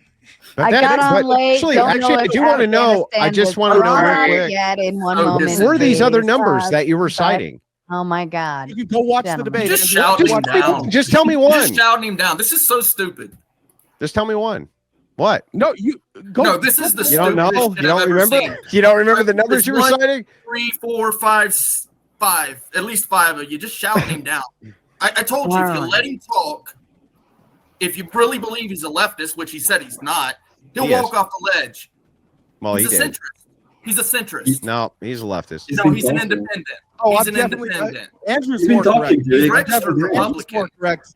He Andrew's more understands the economy and he knows that it's socialist mixed with Bro, capitalism. he doesn't even understand capitalism. Fuck the Well, economy. He the doesn't thing even is- understand Right, is capitalism. wanting people who are center to be left. That's Well, not I'm the not- way it works. Yeah, when you say If you're not mixed, far right, all of a Yeah. sudden you're left. when you say mixed economy, That's though, stupid. It is right? mixed So, economy. socialism. The Declaration of Independence, Yeah. Independence is a socialist document. 1776, brother. Constitution is a If you're not social, far right, wouldn't mean you're right. it's a social contract. Okay, calm down. Economic. This is the stupidest shit I've ever seen. You're just When you- shouting him down. You're not really take it trying back. to understand anything. You're not trying to talk to the man. You know, It's Brick. stupid. You know, Brick. What we should have did was hold sign-ups. You're very impressed with that. You'd have been real impressed then, It's right? stupid. All I hear is, man, It's stupid. It's I don't stupid. like Why your won't you position. guys? You live in the Right, center. Why are you it's hurting my his turn. feelings? You're Everyone stupid. can shut the It's fuck up fucking now trash. before I I'm start literally a getting constitutionalist. I agitated do because want it. you're still talking. I know I'm not muted. I know I'm coming through loud and clear. I got on late. Don't know if Afghanistan was brought up yet, but if not, the evac alone is why we're better off with Trump than Kamala and Biden. But oh, sorry. Go ahead. Yeah, go ahead. I was Do you just have a going thought for that one? to. Well, no, I was just going to ask Oh, the dude then how hold it it. was a socialist. Then hold it. The Constitution Uh, was socialist. That's all. Kissy Cat says, mine's bigger. Yes, all of this dick measuring on the screen. Shut up, Andrew. Sarah's our boss, and you are just a guess. We pay all sim taxes to her. At least she's prettier to look at. Put Ryan in the back. We already put him in the back. Teriak, you don't look too bright. Have you seen Trump walk down a That's ramp? That's fair. That's fair. The one Still time does it when better he than had Biden. it didn't have any railings and it was slippery, wet. RTP, I vote GOP, but my Reagan bad and Trump bad because taxes. And Andrew, does he really want us to believe this tripe? It's worse than that. He said he voted for Gary Johnson, a libertarian. He had to ask Andrew for permission if he could have that opinion, because everybody that follows Andrew Wilson is a fucking dipshit. They literally just beg for your attention all day long. They have no clue what the fuck you're saying. You sound jealous. You've got an arm. I'm not. They're in my live every day. They're giving me engagement. It's I mean terrific. a teensy weensy fraction. Jelly. We bet jelly. Bro, this far right bullshit. You do seem kind of It's upsetty really spaghetti stupid. about it. It's the dumbest shit I've ever Peanut seen. butter jealous. Get with it. It's far right bullshit. Hey, can I ask Brick a question? You said, Go ahead. You define socialism? You said the Constitution is a socialist It's a social document, yes. It's a social That's document. That's not what she Is it said. socialist? It's socialist. Yes, it is 100% Define socialism. Define it. But like as in the ideology? Correct. You mean like as in like the ism? Define what socialism It's an is. ideology. And that It's an means what? ideology. It's just an ideology. That's it. That's the definition of socialism. So it's no different than libertarianism, conservatism, etc. They're all just ideologies. Nazism is just an ideology, right? It's national Are socialism. you better at socialism if you have It's the even tism? socialism. It's just national wise. Socialism. It's What's just wrong with it's all national socialism? ideology. Socialism, communism, fascism, libertarianism. It's all just ideologies. They're all the same. It's a bullshit. Wow, great argument, man. You're crushing Say it. goodbye, You're a man, Brett. Say right? You're a man. goodbye. Flawless Are you a argument there. capitalist? Are you a man or a capitalist? Not even the greatest debaters at Harvard could make a You wanna better trade argument than with that. me? You want to barter? That's cool, but we're gonna use some money to do that. That's called socialism. That's mercantilism. That's stocks. That's called It's a federal mercantilism. stock dollar you're using. It's a federal stock dollar. Oh my goodness. Get it through your What- thick fucking what- skull. what We're is- what does that have to do with Alright. I'm socialism? a constitutionalist. I know. It has nothing got to do with anything, Andrew. This is just what Brick You does. don't realize that. Brick, you're going. Somebody booted. It's fun to be in the middle of a circle jerk, just watching this happen. You guys just all beat each How other do you off. think while I see feel it. To be all the biscuit? time? I think it's amazing. If you're in the Every middle, time- then you're the biscuit. Every time you Definitely. talk to a Yeah. lefty, Who's they have gonna to eat bring me? up like gay sex and shit. Every time you're dick this, circle jerk that. RTP, no one's gonna fuck you here. You know, just so you know, I know you're single and all, but don't worry, none of us are gonna make any advances. I would titty fuck you though, Rob. Would you? Got the meat Oh for my it. god. It's very nice of you to suggest something like that, but my guess is RTP, your Throw a kids wouldn't be little- very throw a happy little with that. oil on it. Yes. All the head. Would you buy him dinner first? Okay, I'm gonna bring RTP, it back would you buy him dinner down. first? It might stop. I would buy him stop, dinner stop, first. I would. Stop, I think stop, that's fair. Stop. Is a consolidated executive branch running an extortion racket with businesses and so sovereign nations, socialism or capitalism? Andrew, partisan clown shoe. Yes, neither. Okay. RTP, a college athlete. What'd you do? Swimsuit volleyball with the other girls. I was a soccer player. Oh, soccer. I like the guy who clearly hasn't run in 30 years, laughing at an athlete right now. No, All you're right, you're an Rob. athlete. That's how you would Athlete? consider yourself. You would consider Bro. yourself an athlete. I was The only also thing an you're good at all-state running from basketball is fucking player. answering any questions in this debate. If you want to fuckface. flop dicks about being an athlete, I played hockey from when I was 6 until 18, then joined the That's Marine Corps. I was 21 wrestled. for 20. For But, 20. All right. Wow, Just- too much. you wanna- information I mean, if you wanna going do that. on. A bald No, rage. they brought it up, not me. I don't. Hey, Baldy, loosen your hat before you faint from all the pressure on your head. RTP is a soy boy who hides in the closet waiting to come out when it's safe. And that was another kick for. I show up here twice a month and I take on 8 people versus 1, but I'm afraid that makes a lot of sense. I give you full credit for it. Thank RTP, why does the LGBTQ guys lisp? I don't know. What? You didn't. By the way, you're not taking on 8 people. Some of the people here were on your side, and you lost handedly to just one both the last times you were here. Yeah, give yourself another victory. Rob. I mean, Say it for- I don't have to give it to me. I earned it. Uh, Make a sign, watching code. Hang on, real quick. I just want to ask you a question. RTP, that's fair. Rob's giving himself too many victories. Did you win then, RTP? I have said if I'm sure that you guys have heard, because I say you don't win debates. There's really no way to win You a don't. debate. That's true. I agree. There's You no would subject. come to that conclusion. Good one. So you didn't win? Another fucking. So you I didn't don't win? think you win. I don't think you win debates. Does anybody actually adhere to the rule that when super chats are being read, shut the fuck up? No. Thank you, sirs. Watching RTP Rage Cope made my night. Thanks, RTP. I Got follow it. Andrew. He still needs to brush his hair. Loves my fake money. Grifting motherfucker. And final one, and I'll kick it back to you guys for a while. RTP Bald Faux Show. Okay. We need to take some bets for when this hat comes out. I'll get paid handsomely. I'm happy to take it off. But if any of you did an ounce of research, you could literally just go to my page from like a month ago, and you can see. RTP, before you get into the meta again and get everybody comparing dick sizes again, I keep hearing about this magical ghost, a dragon that eats up cash and drops off change for us. It's called trickle down economics. How many of you are over 40 years old? I've been waiting for this dragon to drop cash on me ever since I was, at least able to have a job. I've been waiting. I'm 51 years old turning, and I've been waiting my entire life for this trickle down. It's never trickled down. I keep hearing people say, oh yeah, give the rich the money. They're the one who dump in the economy. The rich are not the ones who dump in the economy. The rich buy from the rich. That's all the rich buy from. Who's in the shops? Who's in the little shops buying from the little shops? That's the little man. Who's going to the grocery store buying those grocery stores? That's the little man. So, It's never been. This trickle down has never worked. Please, let me, if you don't mind, if I could ask you a question. Just tell me what poor man you ever worked for. Let me ask you this. Did you see a large transfer of wealth in like the last 5 years? Did you see something that led to a large transfer of wealth? Just curious. Yes. Not you. I'm talking to the person who Zerzy.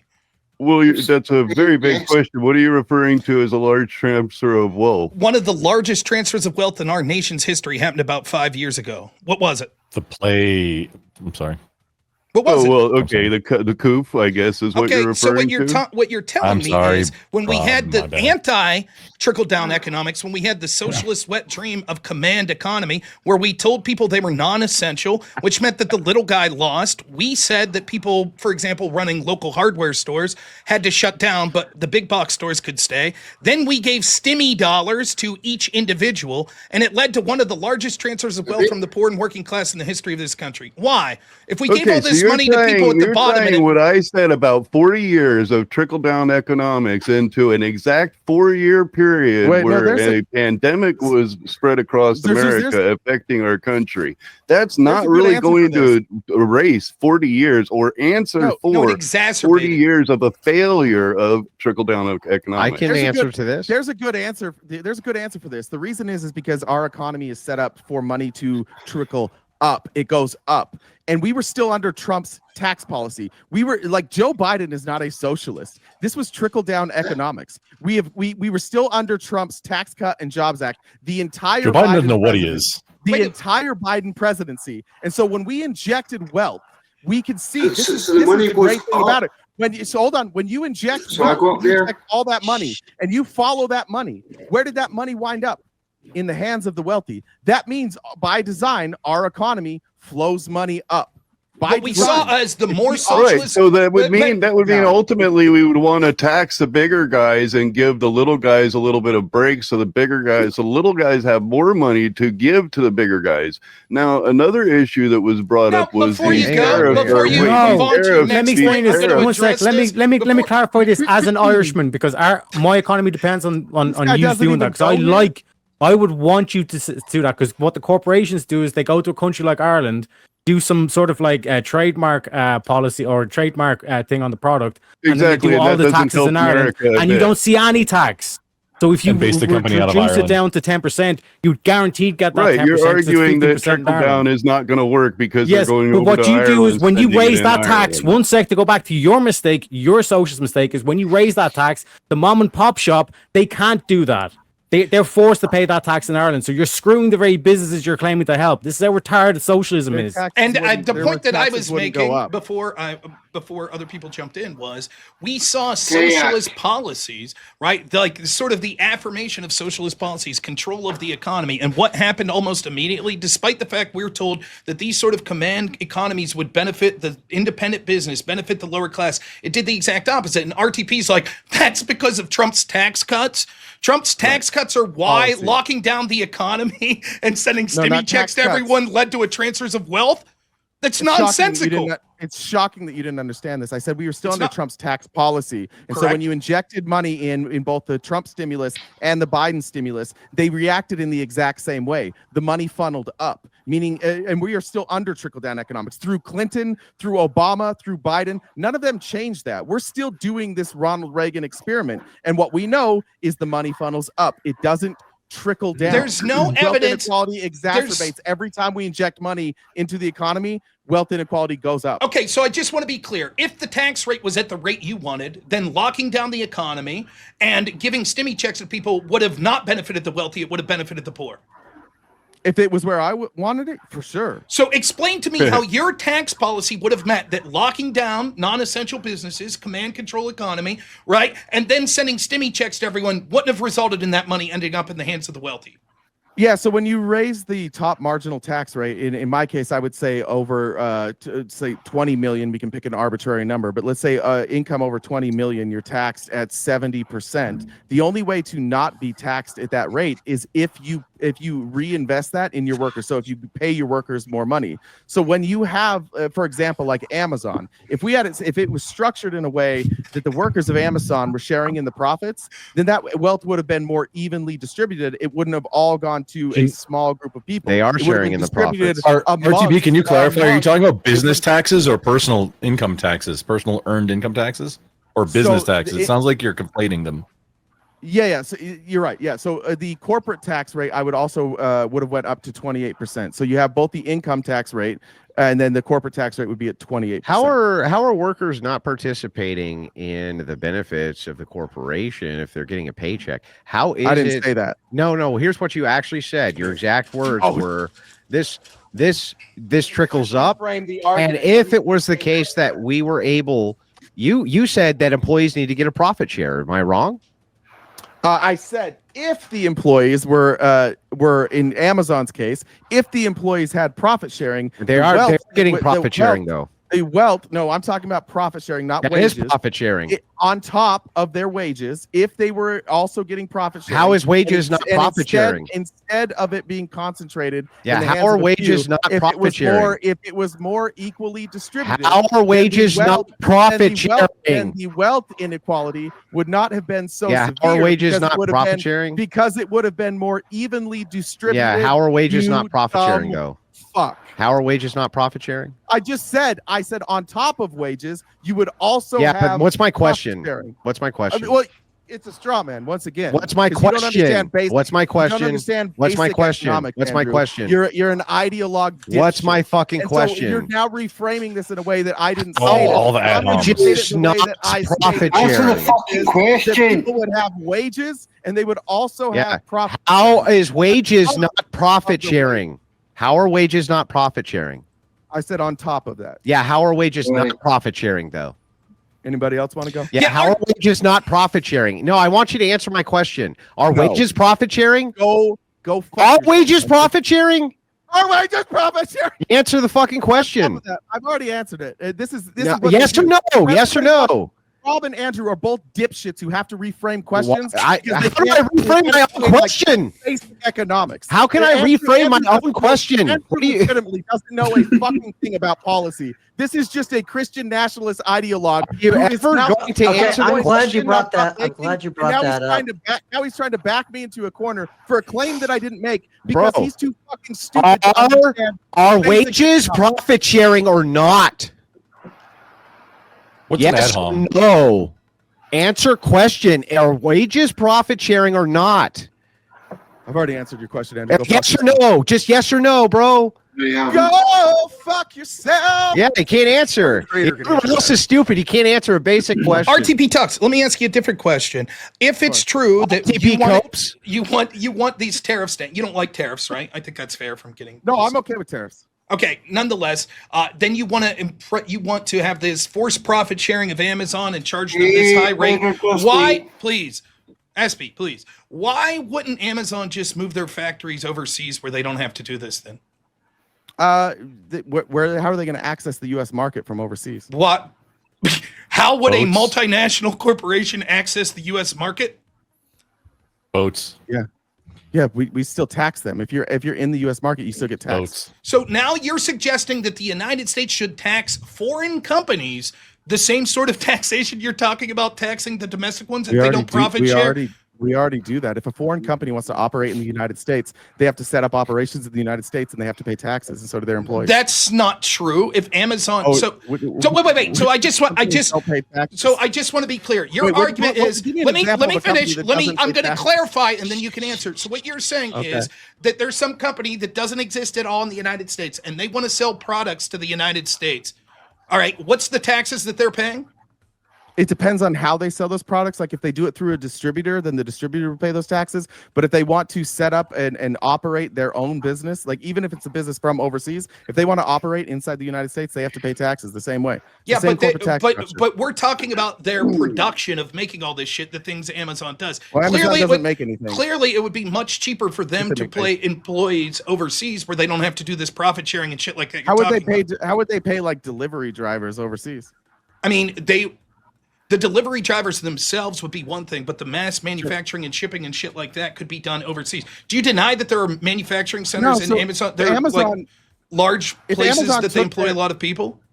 So I would love if Amazon went overseas, because what that would do is that I got to get out of here, guys. Have a good night. That would create this vacuum, and you would have all these people who would fill the void from Amazon, people who actually run the company. Good to see you, Andrew. And they might share in profits.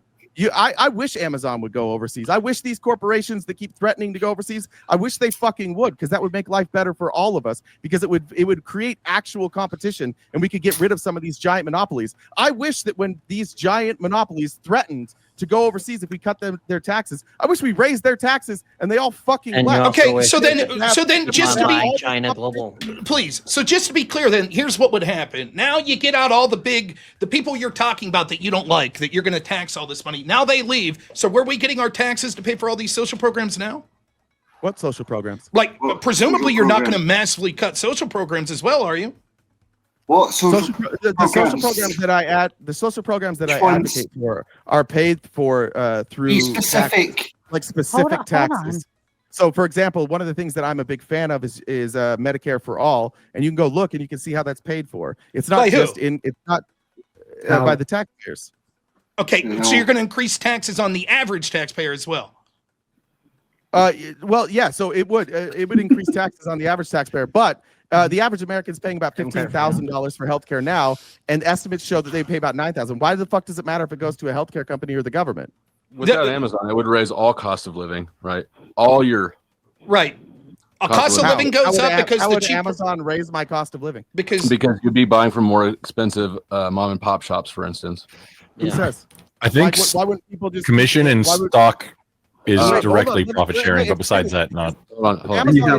Amazon largely isn't buying product. Amazon largely is like a drop shipper, right? So most of these people are already buying their own products and selling it on Amazon. So why would Amazon go overseas mean that I bought from mom and shop stores that were more expensive? Who do you say that? Man, shut the fuck up and let me answer the question. Do you believe that Amazon is not putting out smaller suppliers? What? Do you think Amazon is not taking market share from smaller distributors of goods? Of course they are. Of course they are. Right. And they're doing that because they're more cost effective for us, the end buyer. We get it faster, we get it cheaper, right? Sometimes. Yeah, apparently you would never shop at Walmart because that's the reason why Walmart. That's the thing. If Amazon left and everybody, because you're not going to take all the workers with you. All these people already know how to run Amazon. You could run that as a co-op or a collective, and you could run Amazon just as efficiently, if not more efficiently, than it is now. You're missing the point. And you would have a more even distribution of wealth. We're operating. Amazon and Walmart have economies of scale that a co-op cannot achieve. Well, why is that important to have equality of wealth? Because oh, sorry, never mind. Downstream. What's that? Why is it important to have equality of wealth? Well, you're never going to have equality of wealth, but Artificially. you have to have a system that where the money more equally distributes. If you're going to set up an economy from scratch, you would never set up an economy where all of the money and all the resources funnel up. You would never, by design, you wouldn't do that. But your entire premise is maybe based on an ideal that is maybe unrealistic. What's unrealistic about my idea? We did it for 50 years in this country. We built the greatest middle class. America? When we had the strongest world middle class, the top marginal tax rate was like 70%. And how did that middle class get depleted? Wasn't that to pay for the war? Reagan came in and he fucked it all up. There was a whole lot of. I'm glad you're talking about Reagan because this is the reason I say that. But first of all, I am not an Andrew fanboy. You think about that? I'm not. I'm not a Christian nationalist. If anybody knows me, anybody knows that I am far from being a Christian nationalist. In fact, I'm very openly against it. So here's the thing. You say you're a Republican. The reason why I made that comment, and I said to Andrew, isn't this kind of ridiculous, is because you want us to believe that you are these things, and yet you advocate a position that which most Republicans would be in favor for. So, which I don't care either way because I'm not either Republican or Democrat. But are you talking to me? Want us to, I'm talking to you, RTP, because you said you were a Republican. No. Every Republican candidate you seem to be slamming on. No. I think you misunderstood. I'm not a Republican. I'm a registered Republican because I live in such a heavily Republican area that the only way for my vote to count is in the primaries. So I'm a registered Republican to vote against Andy Biggs. I am not a Republican. He doesn't know what he is. So then why? I'm just registered. Maybe you don't need Jesus. Why don't you just? He said he doesn't know what it is. We asked him. He said he didn't know. Just because he didn't Unless reduce it down to a RTP, single word. do you want to clarify now? You said before you didn't know what your political ideology was. Do you want to lay that out now? I legitimately don't have a exactly, Ryan. So okay, what's wrong with that? What's wrong with nothing? I'm okay with representing Nothing myself is as a wrong with progressive, that. but what's wrong You with said not that doing wasn't the case. I was listening before and knew that was the case. Okay, I don't think you know what you were arguing with, but I wanted to say one thing real quick. It's going to be no, you can't, Emmett. I was going to say, just to answer the question that Andrew asked like 50 times, even though he ran away after asking it a bunch. Like, wages are not profit sharing. Like, definitionally, like wages are a cost of doing business. We went over that. So, well, you didn't really. Andrew yelled about it for a while and then he left. But yeah, obviously, wages are not profit sharing. But go ahead, Emmett. I'm sorry for interrupting your useless. You're not addressing. Quiet. What? It's a very simple question.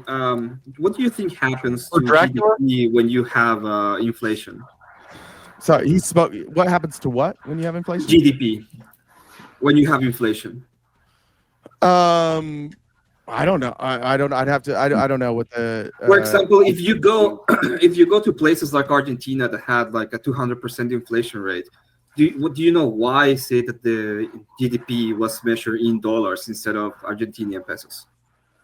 Can you say that one more time? I'm sorry, I'm bad with accents. I'm so sorry. Can you say it again? For example, if you have... Emmett doesn't have an accent. Let's say that you live in a country like Argentina. Argentina had a 200% inflation rate annually, and they measure GDP in dollars instead of Argentinian pesos. Do you know why? I assume because it's a more accurate view, because the Argentinian peso is with 200% inflation, that number would be significantly higher for GDP.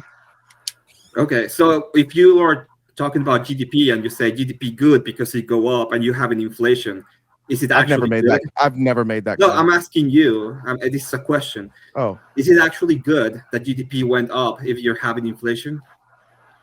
I would say that the fact that GDP went up, if inflation went up, I would say that I'm more concerned about inflation, and I would not celebrate the GDP going up because of inflation. Okay.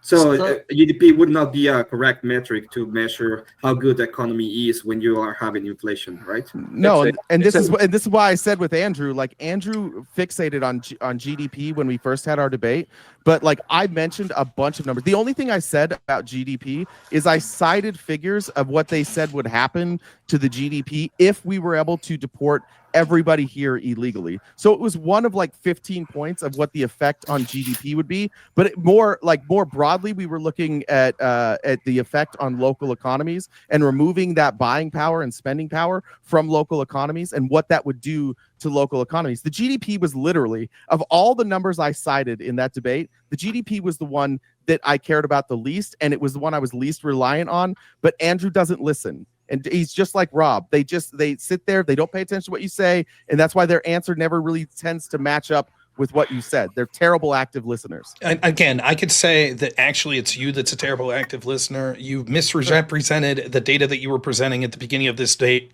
over and over again. You constantly do that. A bad active listener to misrepresent my own data? Okay, I guess let me rephrase. It's not that you're a bad active listener, it's that you're bad faith. Oh. And so what you do is instead of saying, oh, that's not the data I was looking, you tell me, is it that you're bad faith or that you're a bad active listener when I said real wage growth and you kept citing wage growth numbers? Was it because you weren't listening to me? Or was it because you're bad faith and you were misrepresenting it? You tell me. When you go back and watch this, you'll realize that you were wrong and you're just a bad listener. I'm not and wrong. You keep thinking that what I said is like what you think I said is what I said. It's not. What did you say again? Actually just I can go back to my opening statement. It was. Did you say wage growth or real wage growth when you said 2.2 to 2.7%? Real average monthly gain. Okay, so that's not real wage growth.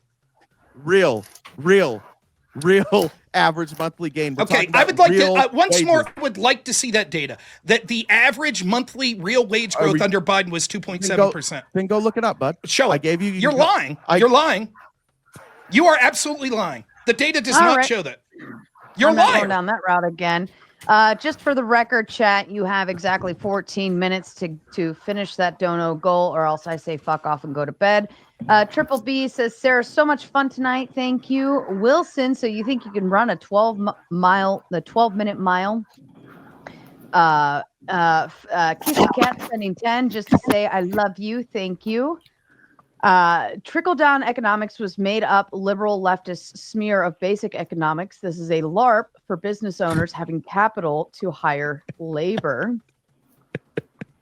Zeus sounds too much like Bullwinkle, so please put him in the back. This was earlier. And bring up Mosman. Emmett, hey, buddy, love the song about you. Big celebrity on panel right there. Second to Andrew. Sarah, look good. Thank you.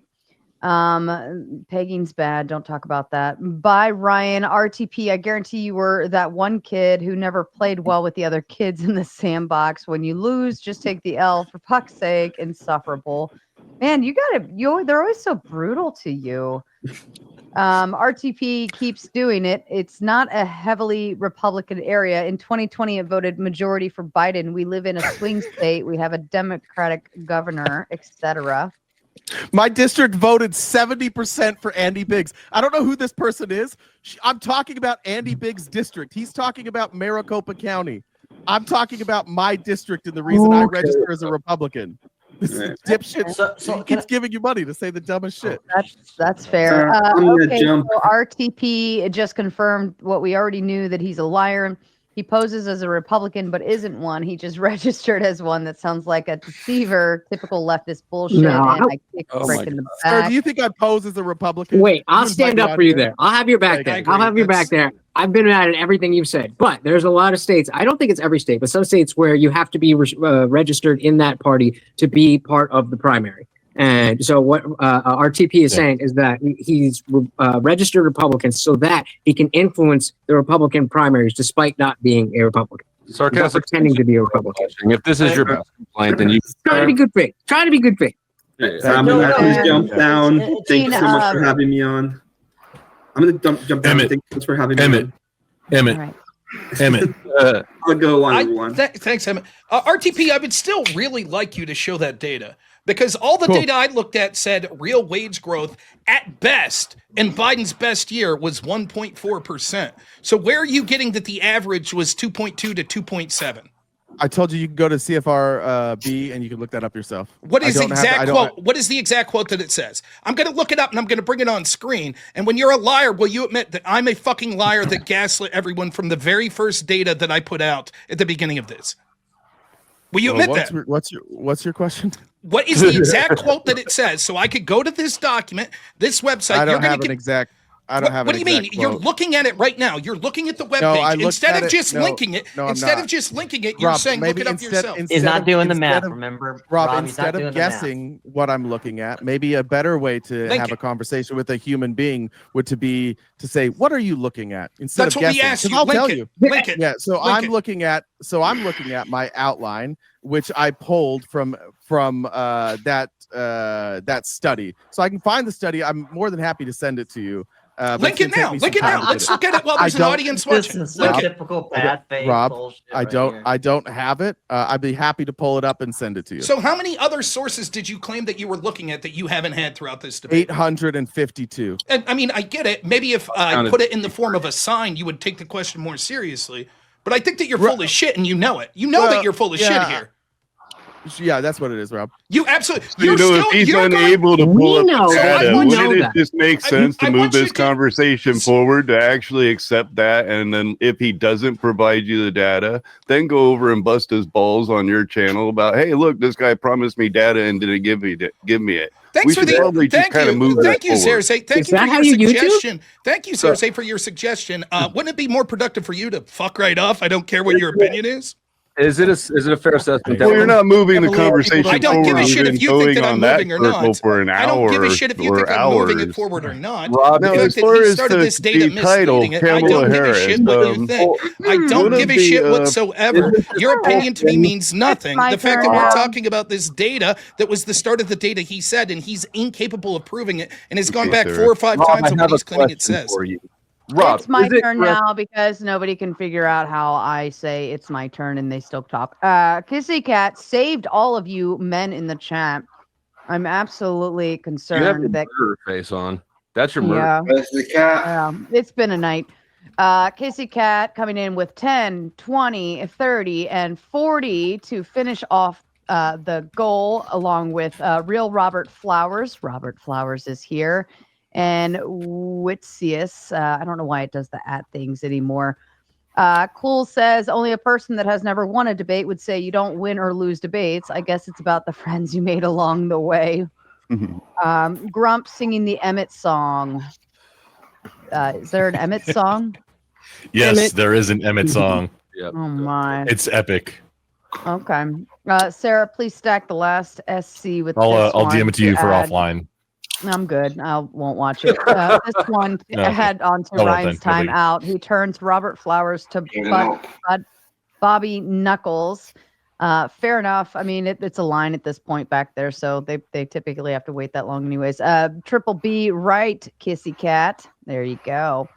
All right. Is back it to you. safe for me to break or to sum this whole debate up into would it be better to have a flat corporate tax rate? SP, you're so annoying. A flat corporate tax rate versus tariff. Isn't that really the gist of the whole argument?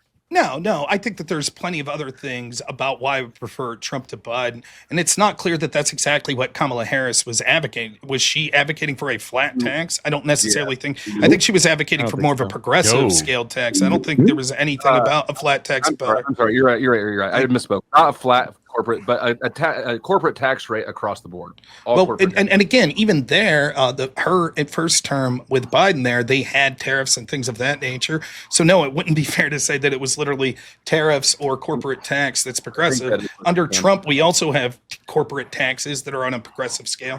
So no, the importance of this question, and I'm not trying to be a dick about it, the importance of this data question is because this is where the entire debate stems from. RTP keeps saying, you guys can't hear, you never listen, you are blah, blah, blah, blah, blah. He can't provide the very first quote what I said. He can't even provide a piece of data. What is the name of the organization, RTP? I'm going to look it up myself. It is CFRB or CRFB. Okay, I'm looking and it claims that the CFRB does not do things like keep data on real wage growth. That's what I'm reading as I look it up.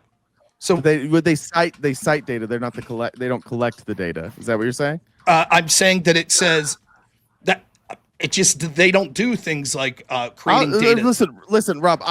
I'll send it to you. I'll look for it. I'll try. You're not going to. You're not going to. I'll tell you right now what you're going to do. You're going to say when no one's watching. in order for Rob to Rob's gonna now tell me what I'm doing. You are such a little bitch. It is crazy. You can't take any answer from anybody. Okay, then we'll see. We'll see. When you write a paper in college, if you write a paper in college and you quote a source, and you don't quote that source, it won't get accepted. It's easy to prove me wrong. Rob didn't cite a single source from today. That's so true. I started off citing sources. Source. In fact, the first source that he cited, he had to walk back. He's like, I don't even know where this is. Yeah, but we're talking about your source. Your claims. We're talking about your claims. It's fine. I will get it. The only reason I don't have this source is because I didn't link it in my outline, and now I'm going to have to go back through my research and find it. And when I find it, I'll be happy to send it to Rob. Here's what's going to happen. But what I didn't do is put a hyperlink in my outline. I keep it. Would you call that a source inequality? It's not going to happen. That data does not exist. And what you're going to do when no one's watching is you'll send something small and be like, oh, yeah, okay, a little mistake. When you were wrong, you're even wrong here. You're saying that I didn't. You can't even help yourself but interrupt. You can't even stop interrupting here now, right? Like, that's what's going to happen when no one's watching. You see, yeah, you're right. I am predicting because you know that you're wrong on the data. Everyone here knows. Everybody knows. Like, I get Everybody knows. Hold up a sign. Come on, you can do it. Hold up a sign. Go ahead. That's what you're best at, right? Holding up a sign. Nailed it on those signs. You did nail it, man. You did great. You know that you're wrong. You know that you're wrong on the data. Every one of us know, and what you're going to do is say, oh, here it is, read it yourself, and you're never going to address it because this is what someone like you does. You lie intentionally. You know that this doesn't say real wage growth was up on average at 2.4 to 2.7%. You know it. I showed the data. You know it. Everyone. Is there anyone here, Brick, anyone on the left, Cersei, your argument is you think that real wage growth was up on average of 2.2 to 2.7% under Joe Biden? That's the argument that the people defending you are going to make. Is there anyone in the world that believes that other than RTP right now? He can't admit. Bro, I I'm not probably left. misread it. I'm not even fucking left. I don't. What You're a the fuck are you talking socialist. about? What the fuck are you talking about? I'm not You're socialist, defending bro. I'm RTP. center right. I know my fucking political ideology, bro. You said that the Constitution is a socialist document. No You're shit. a It's a social constitutionalist. document. Shut the fuck up. Man, you tried to say that you were Bro, you defending don't RTP and you were incapable of fucking even having a common sense. Is there anyone here? Is there anyone here that remotely thinks that that's what that data is going to suggest? Anyone? Is there anyone? Is RTP the only one? Hey, Rob Noah's got to be right. He's always fucking right. I am right. Everything. He's a winner. It's not that I have to be right. It's that I am. That's what happens when you say true things. Calm down, Ric Flair. I keep hearing another fairy tale. I would say that these tariffs are going to bring. We're changing the subject. Great. Not interested. Well, Seriously, you're not you moving guys the are kinda conversation just forward on the dick-sized topic that we're talking comparison. about. You're not moving the conversation forward. So I'm just going to go ahead and interrupt you. Brought up when we're talking about the tariffs, the claim was not made interested in what you're saying. And you're if you the one want to who's try to move doing the this, conversation Rob. in a different direction, I don't really give a shit, Sarah, say what you said. Awesome. That was a sick All video. right. Let's stop being stupid. Let's just stop being stupid. Brick, you got it in the back too. Ryan still has his 20 back there. But the tariffs were brought up. Seriously, I'm not interested in mentioned. what you have to say trying to move the conversation. You can get invited on as a guest and take the conversation in the way you want. I'm not interested in having you move the Okay, conversation the title is in the direction that you Kamala want it to. Harris. I got to don't ask give you a a shit where question you about want to move Kamala on. I Harris. don't give a then. shit where you're trying to move on to the conversation. You're just trying to Completely overtalk irrelevant to where me. you want to move. It has You're nothing to do with moving on you over talking you. It has to do with your confidence that you get to decide the direction that these things go. We're talking about a specific point here. If RTP wants to address the fact that everyone understands that he was full of shit with the very first data point that he said, then we could move on from that. Then He's after that, changed we what he talk said about- over and Your over. data And you, point, Cersei, your tried to data come in. point, I You're, clearly Cersei, I'm not remember was interested a in you copy trying and to- paste you, from Cersei, TikTok. your talking That was point, your I'm trying data to move point. on to something about. I've been waiting for 2 hours to get on this chat. Keep Can I? acting gay, and I will treat you to the delicious fireman. Why are you fucking talking over me? Okay. Who am I booting? Sarah, please bring flow back. No harm, no Apologize. foul, sarcastic saint. Who am I booting? Literally everybody else. Yeah, I am so done with all of you.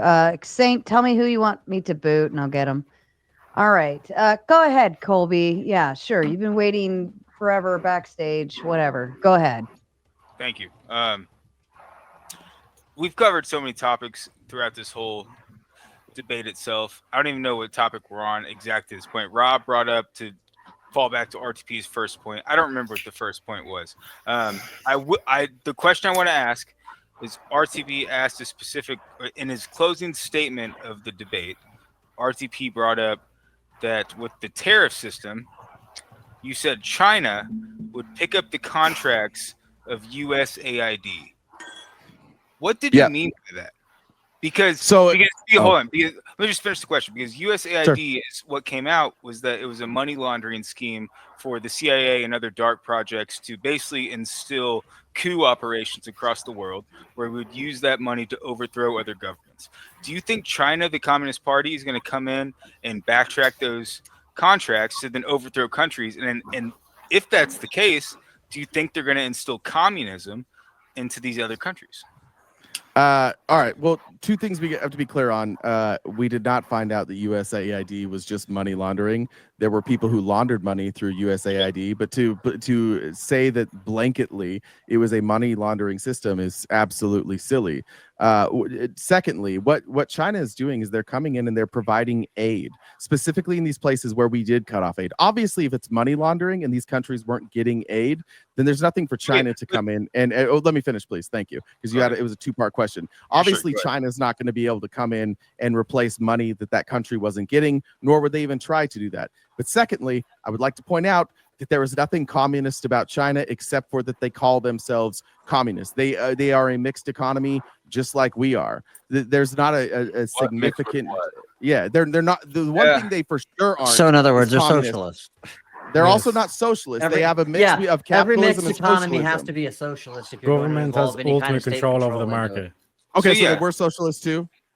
John? Yeah, we do actually have socialism in our country. Yeah. And so the way the China economy is broken down, in most of the Chinese country, it is a strictly communist party.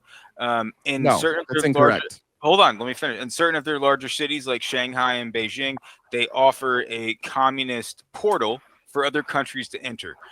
The problem is once the other countries what's a communist portal? Let me explain. When other countries' money comes in, it's very hard to get out. So once the United States companies invest into the Chinese economy, it's not like you can just pull your money back out. But this would be China investing in other countries, not the other way around. All sorts of customs has moved over to India, like immediately in response to the tariffs. Like what you're saying is not accurate. Also Argentina, and Vietnam. Right. Yeah, other countries. But my point is that economic activity certainly does move out of China as well. Like if we look at what China has done, China has taken happened in the last 6 months though. That happened years ago. That's look been a at slow China. process. That's not China in 2016, 20% of what China exported came to the United States. It's like before the tariffs, it was like 12%. It's probably lower now. China's been weaning themselves off of us while we rely more heavily on them. And now China's going to these other economies, which Trump is pissed off, and they're picking up all these deals. So if I'm a country, let's just say like I'm unbiased, and I'm looking at like, can I make a trade deal with the United States or China? And let's say it's sixes. Whatever the product is, let's say it's sixes. I can get the same price from either country. I'm going to go with China because they're stable. There is no stability in what Trump is doing. Yesterday, he's like, oh, I might keep the tariffs on with China. I might add tariffs. I don't know. And then he backs down. We're not a reliable trade partner anymore. And if you look at countries trading, like we are losing our standing as a reliable trade partner all around the world. And China is looking better. That's right, because Obama has to bow to them and go like this, right? Yeah, well, Hey, I'm gonna head out. Don't forget about Gavin Newsom. I gotta take the kid to. Have a good night, Rob. Yeah. We'll We'll see you guys.